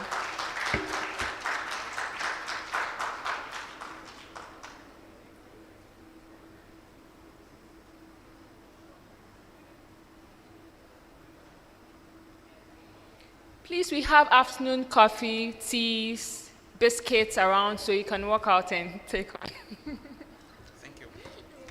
I need to do this quickly. Good afternoon, everyone. Good afternoon, everyone. All right, thank you so very much. It's good to be here. And as part of our support for the better halves, our ladies, we are doing this. For Nigeria, if I have to speak, I think what Funmi and the rest of the ladies in Nigeria are doing presently, myself and Jami were talking about that in the course of this conference. If you take statistics in Nigeria now in the last 3, 4, 5 years, we are already very soon getting scared as guys because some of the places where we go to, I can name very big organizations in Nigeria now that ladies are in charge, not just as CEOs, but also as the health and safety leaders. Some of them becoming health and safety directors. A few years back, it was always difficult to get ladies to even fill any safety role in Nigeria. So sometimes when we are asking for, we can't get. It's also very interesting that I don't know if it's happening in East Africa or maybe in Tanzania. In some part of Nigeria now or workplaces, you see adverts where they write it very clearly that it's a ladies' role. Health and safety role, and they put it only for ladies. And I think Funmi and the rest of them are doing a good job doing this. We are not scared yet, so we need to keep encouraging our lady folks to rise up to the challenge, especially for us to be able to fulfill the sustainability requirement. Having said that, so we have about 52 people who participated in this. Blessing, please, you need to come and help me. I was still trying to do this before before I was called. So Blessing will have to help me out here.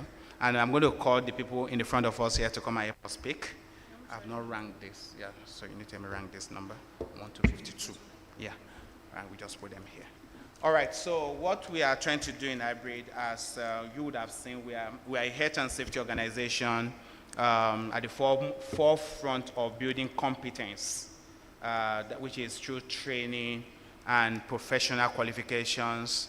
I was talking to one of the Zambia sugar ladies a few minutes ago, and she's saying she's there, that even in Zambia right now, even when you have a degree, somebody is asking you, do you have this professional qualification? No.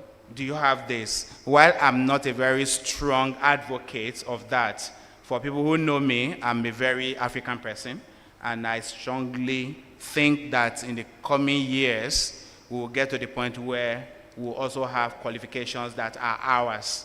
But as it stands today, we really can't say no to what the world is bringing to us with respect to qualifications. So you talk about the NIBOSH, the IOSH, the ISO, and all of those things. So we still lead a lot in that space as a business. And so in order to allow some of our lady folks here to also gain these qualifications in the Eastern African zone, where I did a research, and that research was very scary. And that research showed me that we are still allowing our East African, maybe ladies and guys, to pay exactly what you have to pay in the UK. Fumi is from the UK, so Fumi understand what NIBOSH should be in the UK. So if you're in the UK to do NIBOSH, now be about £1,200 or 1,000. So when I saw some advert in the Eastern Coast where people are paying $1,200 for IGC, that was scary. Nobody will pay that in Nigeria, I'm sorry. If you do that in Nigeria, you are not going to sell nothing. So we thought it would be good for us, bring our Nigerian price in here and give some to some of us, discount it, and let's get on this journey to build technical competence. And I hope this will be an encouragement to a whole lot of us here to be able to do. So once you win this award, please feel free to reach out. We have all your details that you have registered. We'll communicate with you, and you can start your journey onto this. Thank you very much. So we're going to be calling maybe Fumi as the president. No, Fumi, you are going to pick the best one of it, which is the free NIBOSH IGC. But for some of our leaders in the front, please, you will help me. We just take the back to them, and they can help us to pick. So we'll start from the 9th position, and then we move to the first. The first will be the grand finale, where we have to pick. All right, thank you. Where did you stop? 40. So we need 12 more.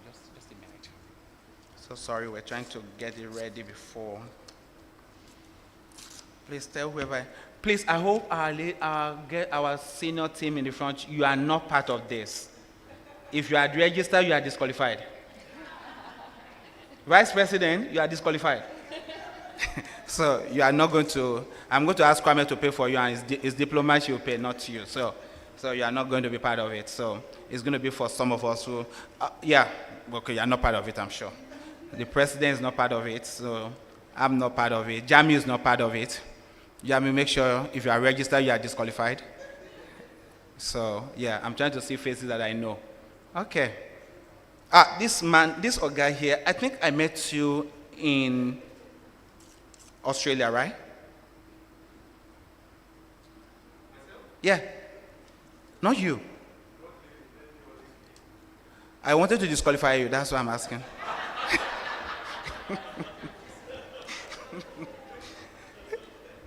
All right, thank you. So we've got 52 persons. Please, if you are picking, please don't look at the box. Just pick one from it, shuffle it together, pick one, and then we'll announce by the name. Blessing has the names of everyone who have registered. Blessing, you have to be you are here with me. Don't leave me alone, please. All right, so make sure, no, don't look into it. Just pick one. Whatever number you pick, just let us know. There's a mic here. Does she need the mic?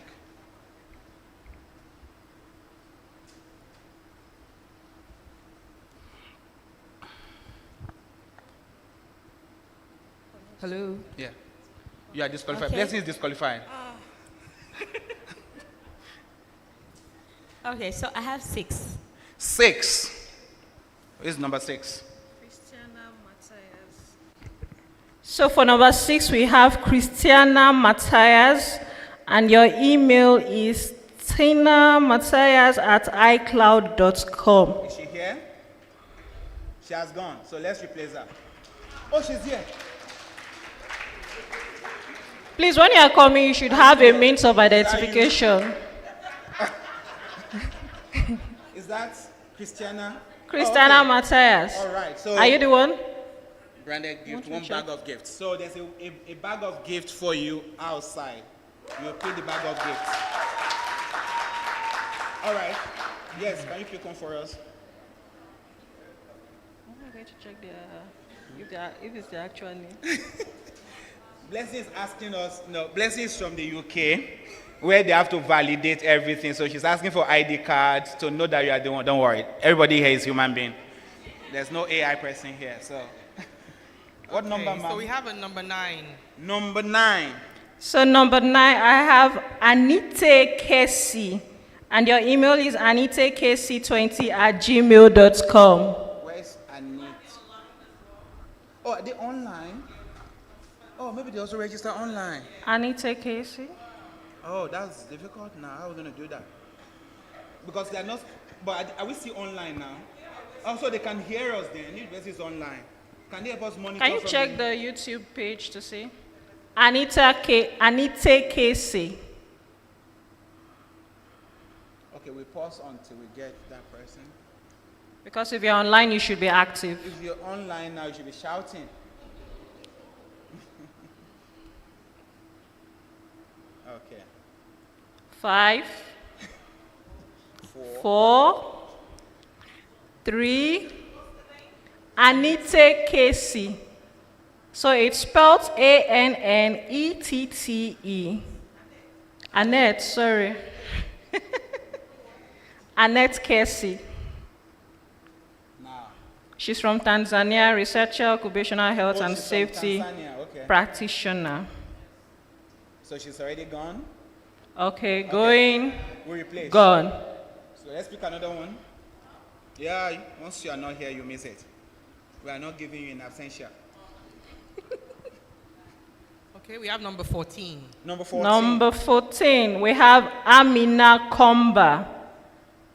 Amina Komba, it's a Tanzanian student. She's at the back. Oh, congratulations. All right. So that's the number 8. She's also got a branded gift bag. So you just come back to our stand and pick up that. Okay.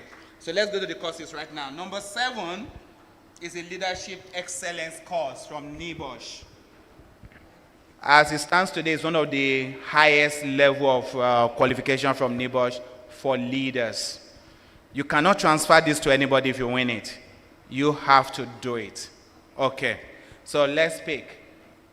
The winner is number 15. Number 15. So number 50, I have Asha Meslemo. Please bear with me if I not pronounce your name very well. So it's spelled ASHAMSELEMU. And this is also a Tanzania delegate HSC officer that works with Sonda International. HSC officer that works with Sonda. Okay, she's gone. Yeah, she's supposed to be Yeah, in if the she's hall. volunteer, she should be. Shake and yeah. Is she shake and outside? yeah. Yeah, let's call her. Asha Meslemu. If she's there, let's. Oh, so it's spelled Alpha Sierra Hotel Alpha. Is that her? Asha. Is that her? Are you sure?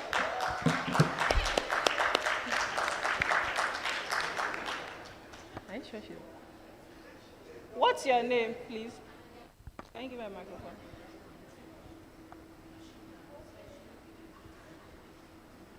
Can you just ask her what her name is? Please let her tell us her name. What's your name, please? Asham Selim. She's the one. Congratulations. Congratulations, Nibosh HSC leadership. So we're going to send you a mail from our system for you to register for that course and attend it once you are ready for it. Next, number 6. Who is speaking for us? Yes?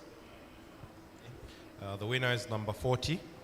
Number 40. Wow, that's too far. Please shake that thing together very well. Shake it. So number 40, I have Irene Kongwa. Irene? Is she here? Oh, wonderful. You are winning one of the sustainability course from IOSH. It's called IOSH Managing Sustainably. So that course is at 50%. So we'll register with you and you can tell us anytime you're ready for it. Thank you, congratulations. All right, let's speak again.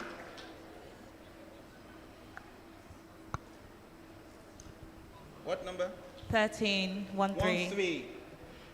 1-3, we have Catherine oh Lord. Mwakanosia. Catherine Makanosia. Her first name is Catherine. She's an environmental engineer graduate. Where is she? All right. So that's number 5, isn't it? Yes.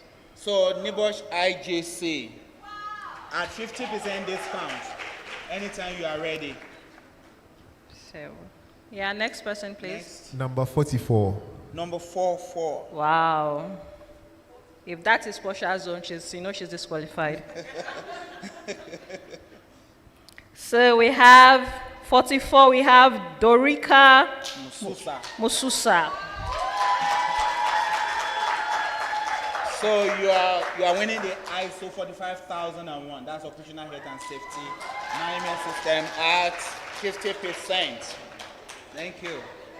All right, number 3, the third position. Number 8. Number 8. Jamil picked 8. That's not you, I'm sure. Pick yourself. So we have Tumaini Kayondo. Tumaini Piando. Wow. So you are winning the IOSH Managing Sustainability free. 100% free. Congratulations. That's number 3. So we are getting to the second and we come to the president for number 1. Yes. VP, if you pick your name, you know you are disqualified. All the first 3 are all free courses. Absolutely Number free. 36. 36. Maybe they can come up, yeah? We'll take a picture with all of them, yeah? Sorry, come again. What number do you have? Number 36. 36. 36. Did you win? Let's know what happened. No, this name. Catherine, did you register twice? I've got this name before. Yes, yeah, so. Yeah. You are number 13, and now I'm seeing you at number 36. She did it again, so let's go. You did it twice. You like a wolf.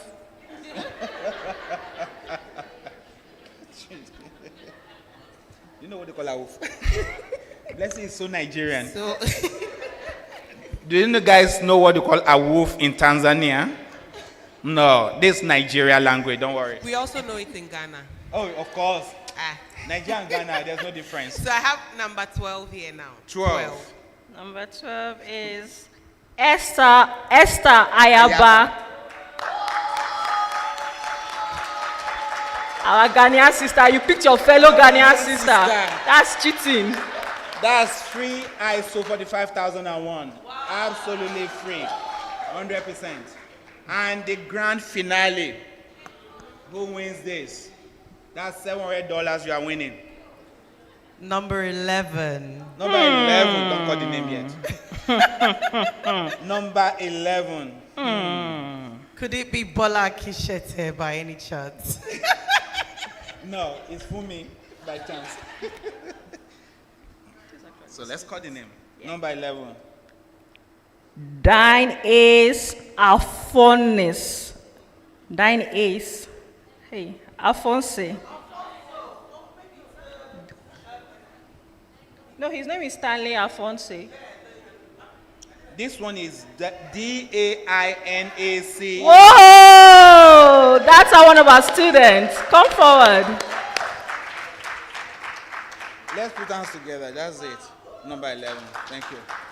All right, can we follow our winners out? Yeah, can all the winners please come out for a quick snapshot? All the winners, please, can you come out, please? All our winners, if you are here, please come out. All our winners, please come out, please. Let's put our hands together for them.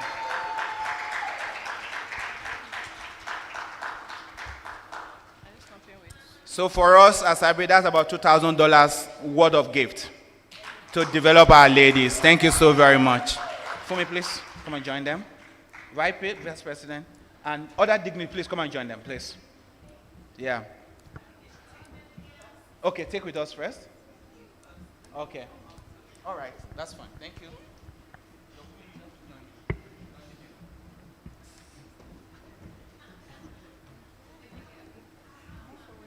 You're in the middle. No, don't be scared of him. Let's move closer. Mr. D, you have to come to the middle. Oh, right. And we have guys here to look like one day.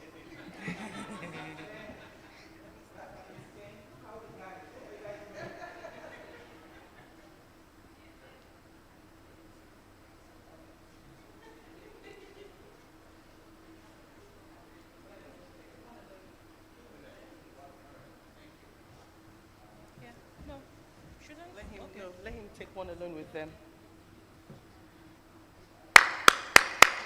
Please help us appreciate him.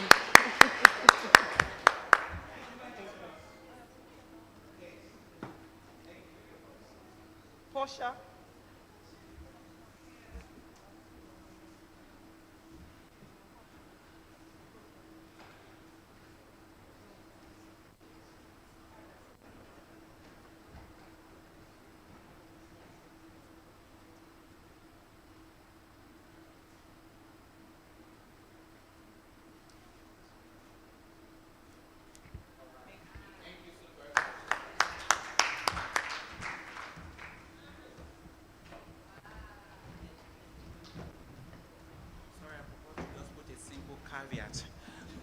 Just a simple caveat to this.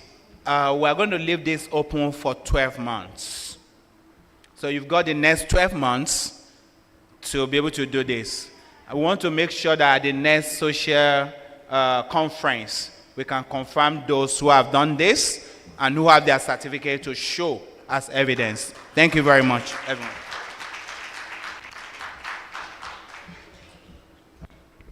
Let's appreciate our winners. So we are wrapping up.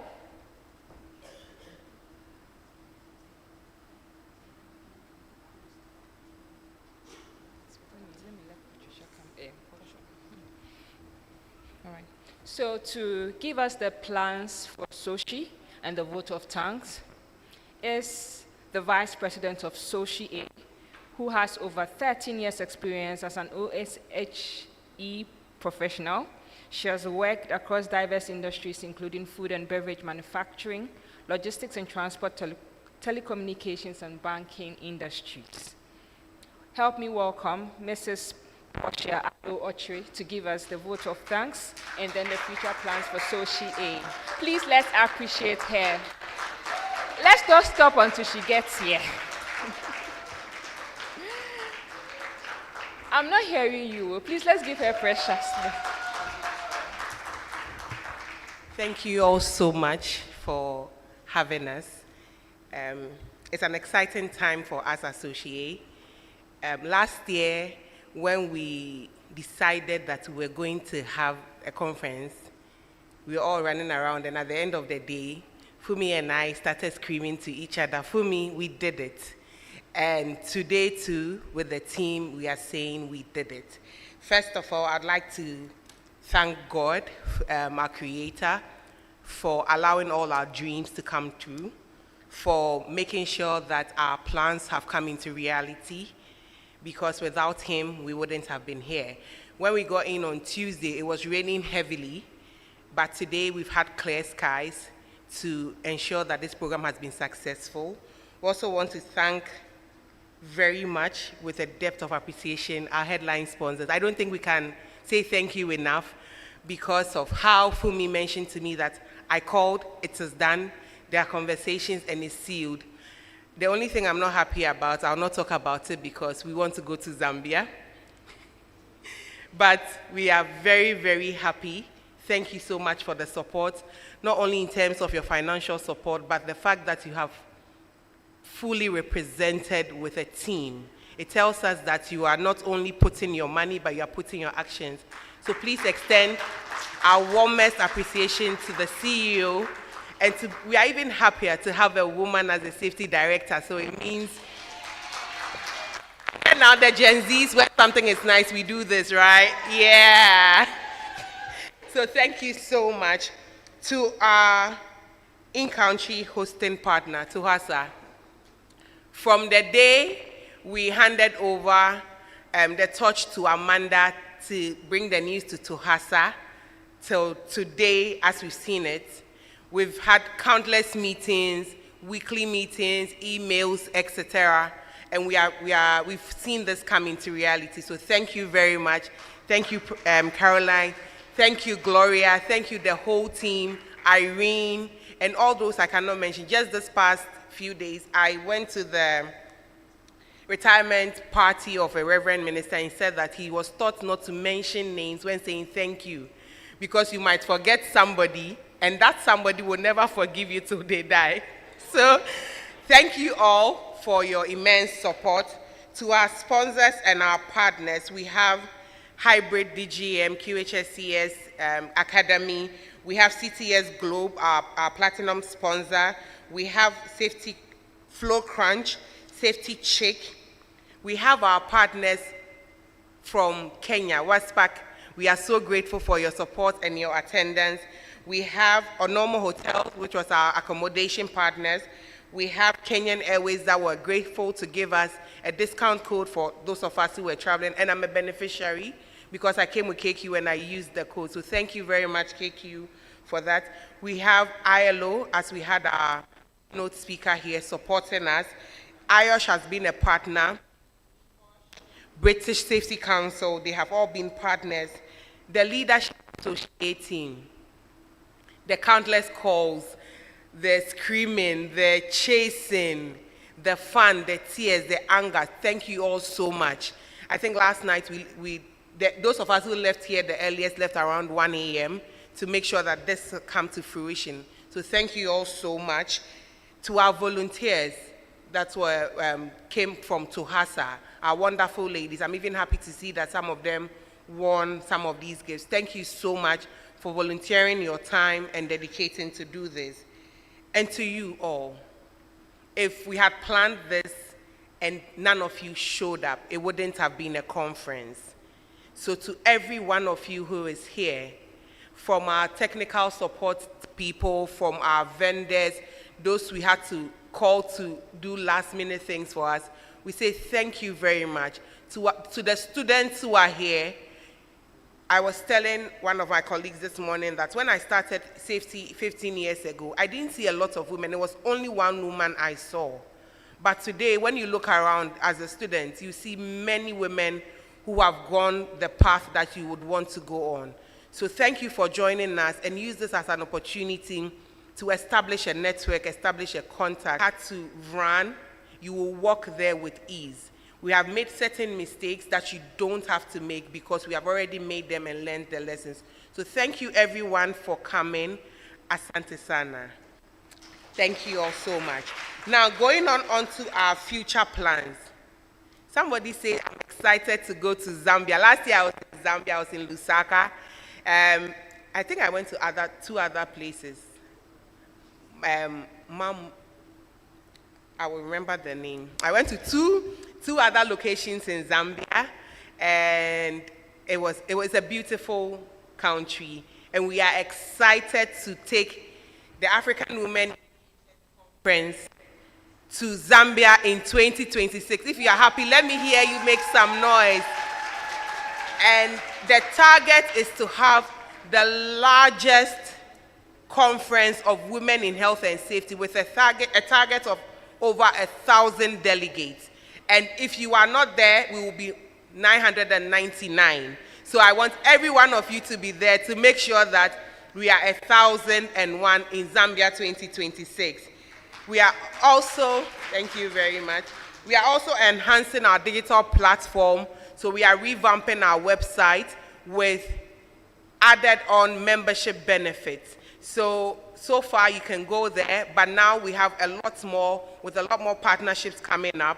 And we are saying, because Tanzania has been so wonderful to us, we are leaving membership free till the end of this year.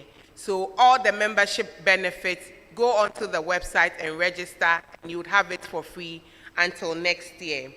We are also planning to expand our national presence with the establishment of more national chapters. So we have a Nigerian chapter, and the head of the Nigerian chapter was Obianuju, who moderated our panel session. And I think as a compensation for taking away, hosting the conference in Ghana, as I had lobbied for, but Zambia is our second home, so we would give it to them. The next launch will be the Ghana chapter. So all of you, we would do a virtual session so that all of you can also join. That will be our next plan of action, and then roll out the expansion to other countries. One of the things that we are currently doing and we intend to expand is our research and social impact project. We have one currently ongoing where we are doing research into PPE that is suitable for women, that is comfortable for women. It has already been initiated and is being led by, the research team is being led by our able president and founder Fumi, and one of our panelists, Yvonne. They are championing this research. And this has been by kind courtesy of NIBOSH, who's funded it. But we're still asking for more input, because when the research started, we realized that there's a lot to be done. Because you and I remember my first pair of safety boots I was given. I looked like Puss in Boots, like very huge ones, uncomfortable. And then we would all agree, the African woman is created differently. So the straight jacket ones do not help us. So the aim of it is to ensure that we are able to develop and partner with industry to come out with PPE that is suitable for the African woman with comfort and functionality in mind. And so that is what we are calling for.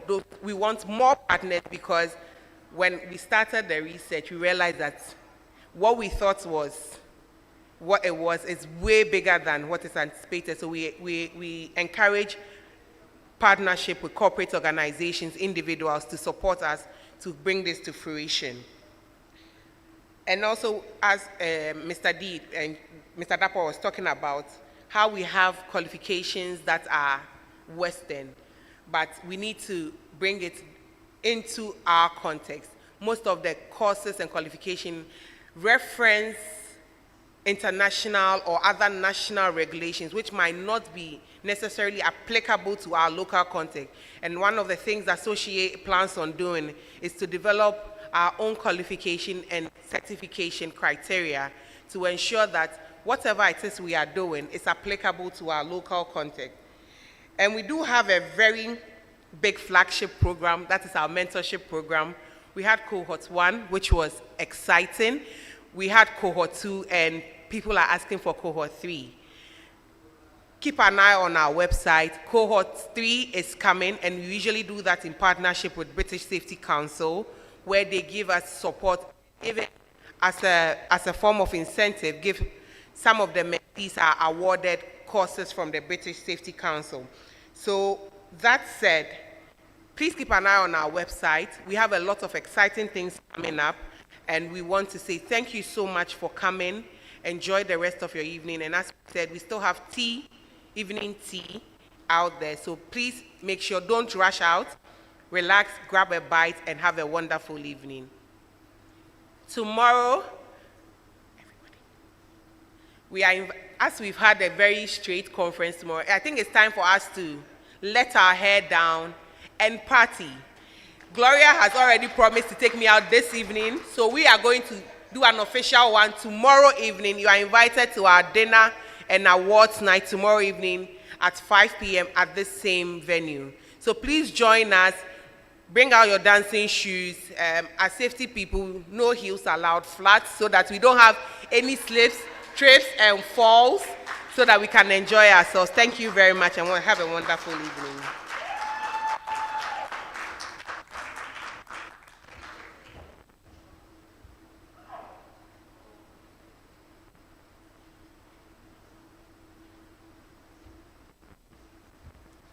Thank you so much, Miss Portia. Can we give her a round of applause again? We are going to Zambia next year.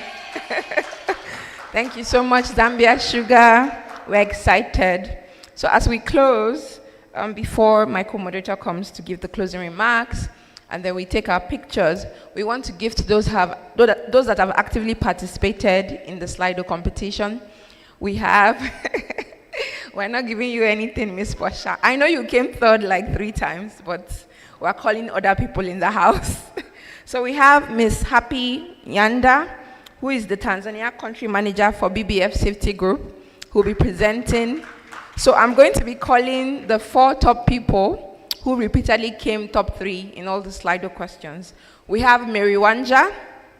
Is she here? If you are not here, I move on to the next person. We have Winnie M. Is Winnie M here? Keep coming, come. We have Priscilla. Yes, no, she's going to win. We have Linda Magresa. Is she here? Okay, keep coming. Please come up here. And that's for okay. Please come up.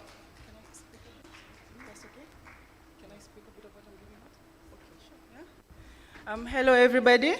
As introduced, I am the BBF Safety Group country manager here in Tanzania. So BBF Safety Group are the manufacturers of Bova brand, if you've heard of them, and Sisi. We have a Sisi brand just for women. So we are in line. We're going to work together. I would love to present these gifts. We were not able to sponsor this year, but I promise you. So for the winners, we have this. Sisi is the brand that's for women that takes care of us. Everything ladylike. So I'll be sharing more, and I'll talk to you more about this. So ladies, congratulations.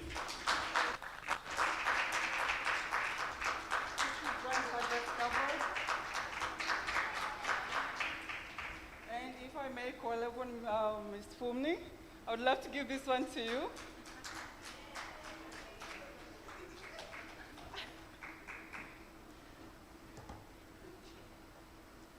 Yeah, please. Thank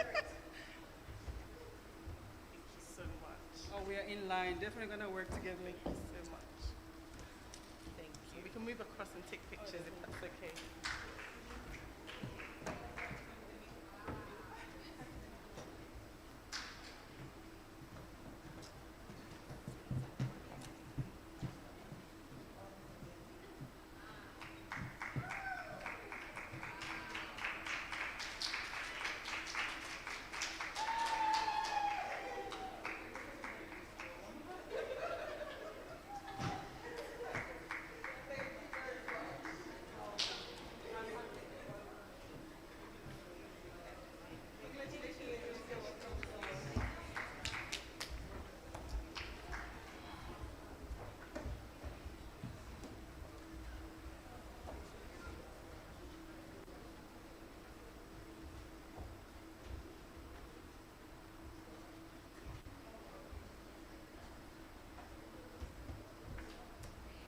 Wow, what a wonderful day it has been.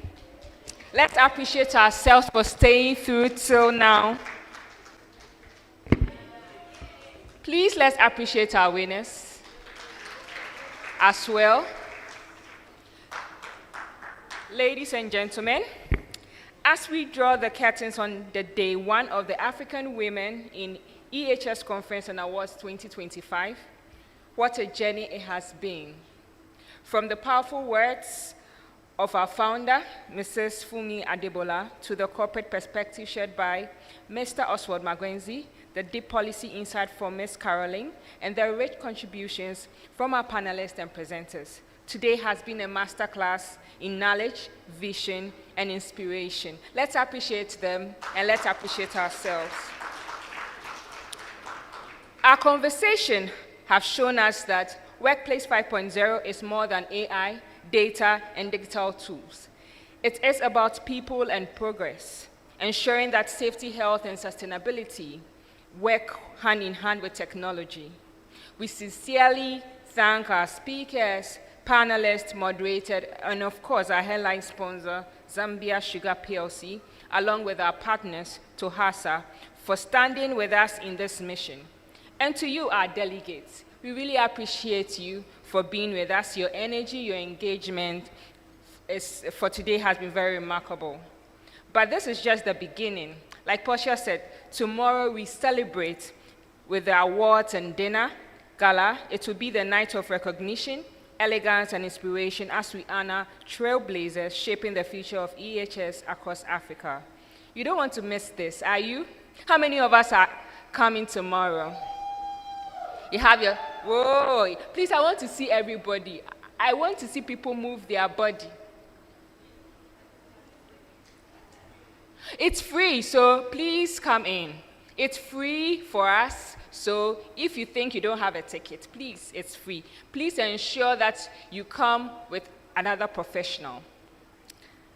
On behalf of SOWSHE-A, thank you once again.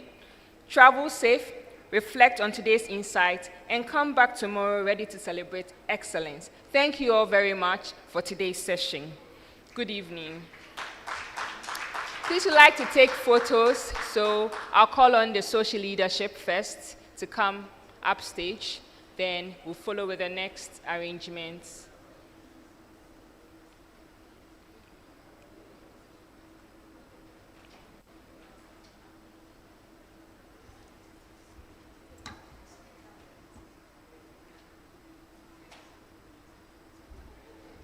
DJ, please can you help out with some soft music?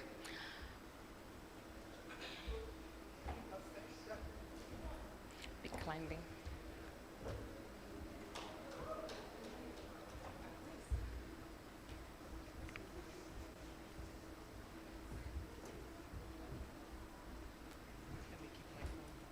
Yeah.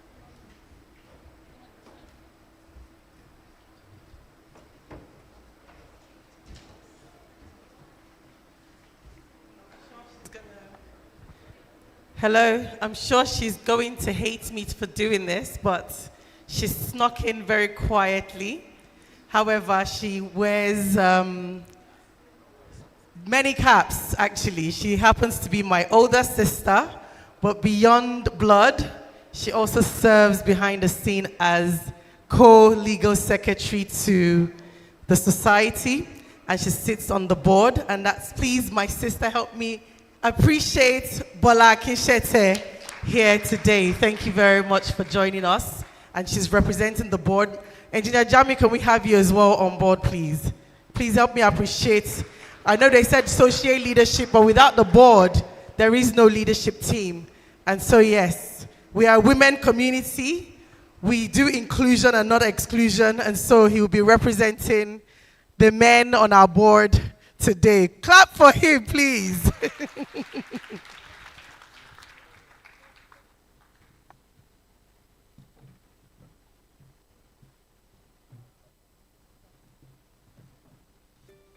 A truck doesn't just carry cargo. It carries trust. It moves. I can picture this world without you, my life. Oh, baby.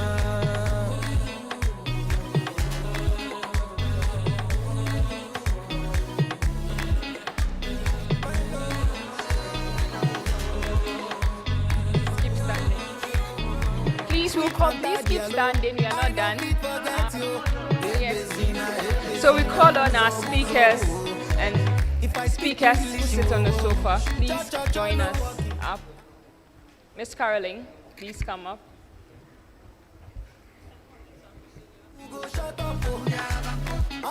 Mr. Collins and Priscilla. Finish work for me, oh tomato, put that thing back,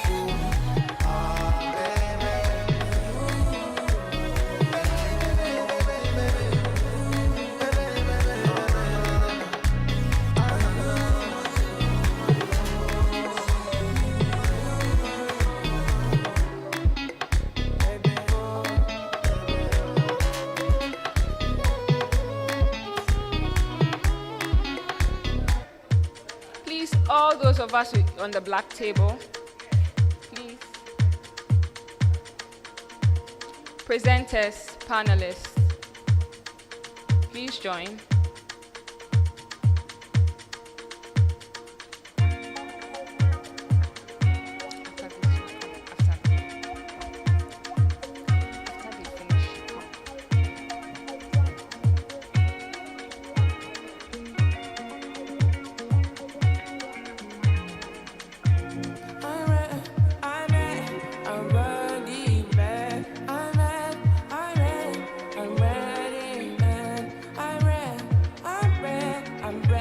I'd like to call on exhibitors and supporters. Exhibitors and supporters. Partners. SOWSHE-A, Zambia PLC. Exhibitors, partners, sponsors. Please join the executives on stage.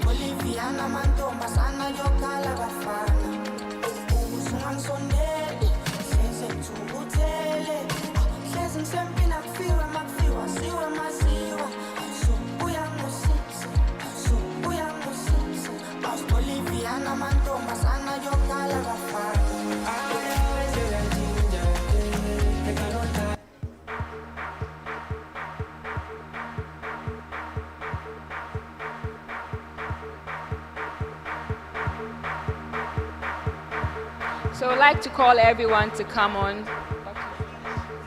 SOWSHE-A.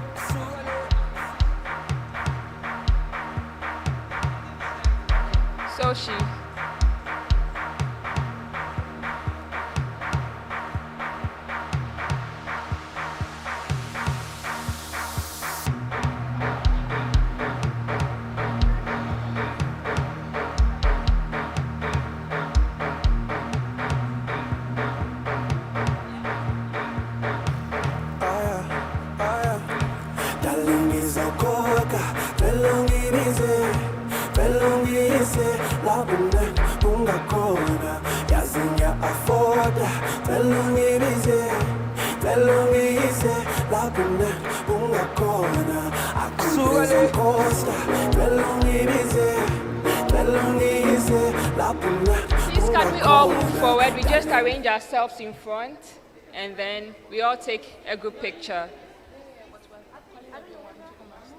Can we all come forward so we take a group picture? All of us. Please, let's be on our feet and come forward. We take a group picture.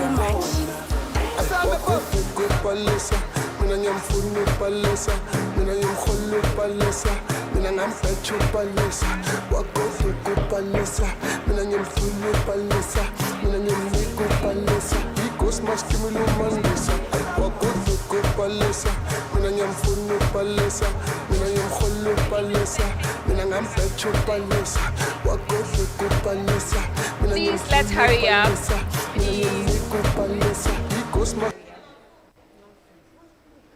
Let's take a group picture together.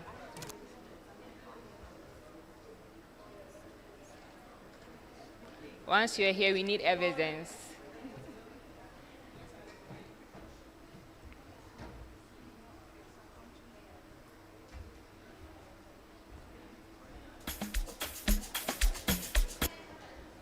I win a man. Obatini man. I mina ngizokhlabanga 10 ngoma 10,000 ngenkulungwa angithi dume ngamone kaslam funa mali iza kwasana ngizokhlabanga 10 ngoma 10,000 nenkuluma angithi dume ngam wena eKastland funa mali izakasala hayi we ase wamnandi ase mali mispin umekaslam lomkhulu hayi funa mali hayi ase wamnandi hayi ase mali mispin hayi umekaslam lomkhulu hayi funa mali hayi Aningboleke man. Khona la ngifuna ukuya khona wena man. Hayi man. Upupori. Uyephi yena? Jay wena man. Angboleke.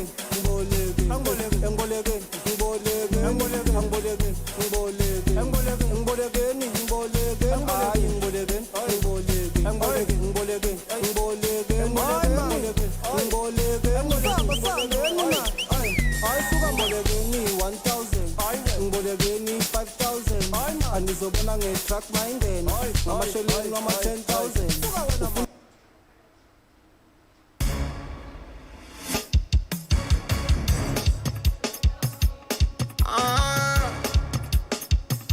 utokalo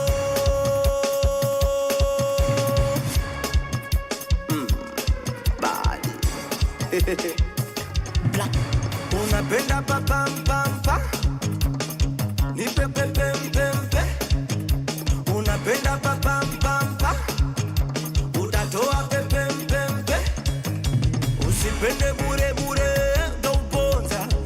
tauponza moyo tauponza unapenda meshangazi utauawa bure na kama nataka kukupa takupa punguza kupa kichupa situpe chooni utamu nakuja nakata nakuja. Thank you all very much. Enjoy the rest of the evening.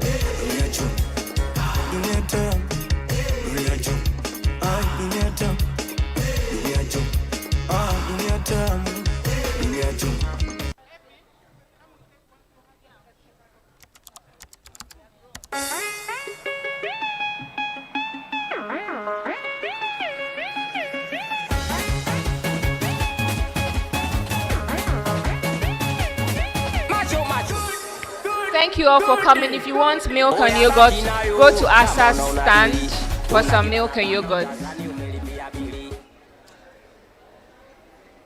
Please, if you want milk and yogurt, you can move to the Asa stand for some milk and yogurt.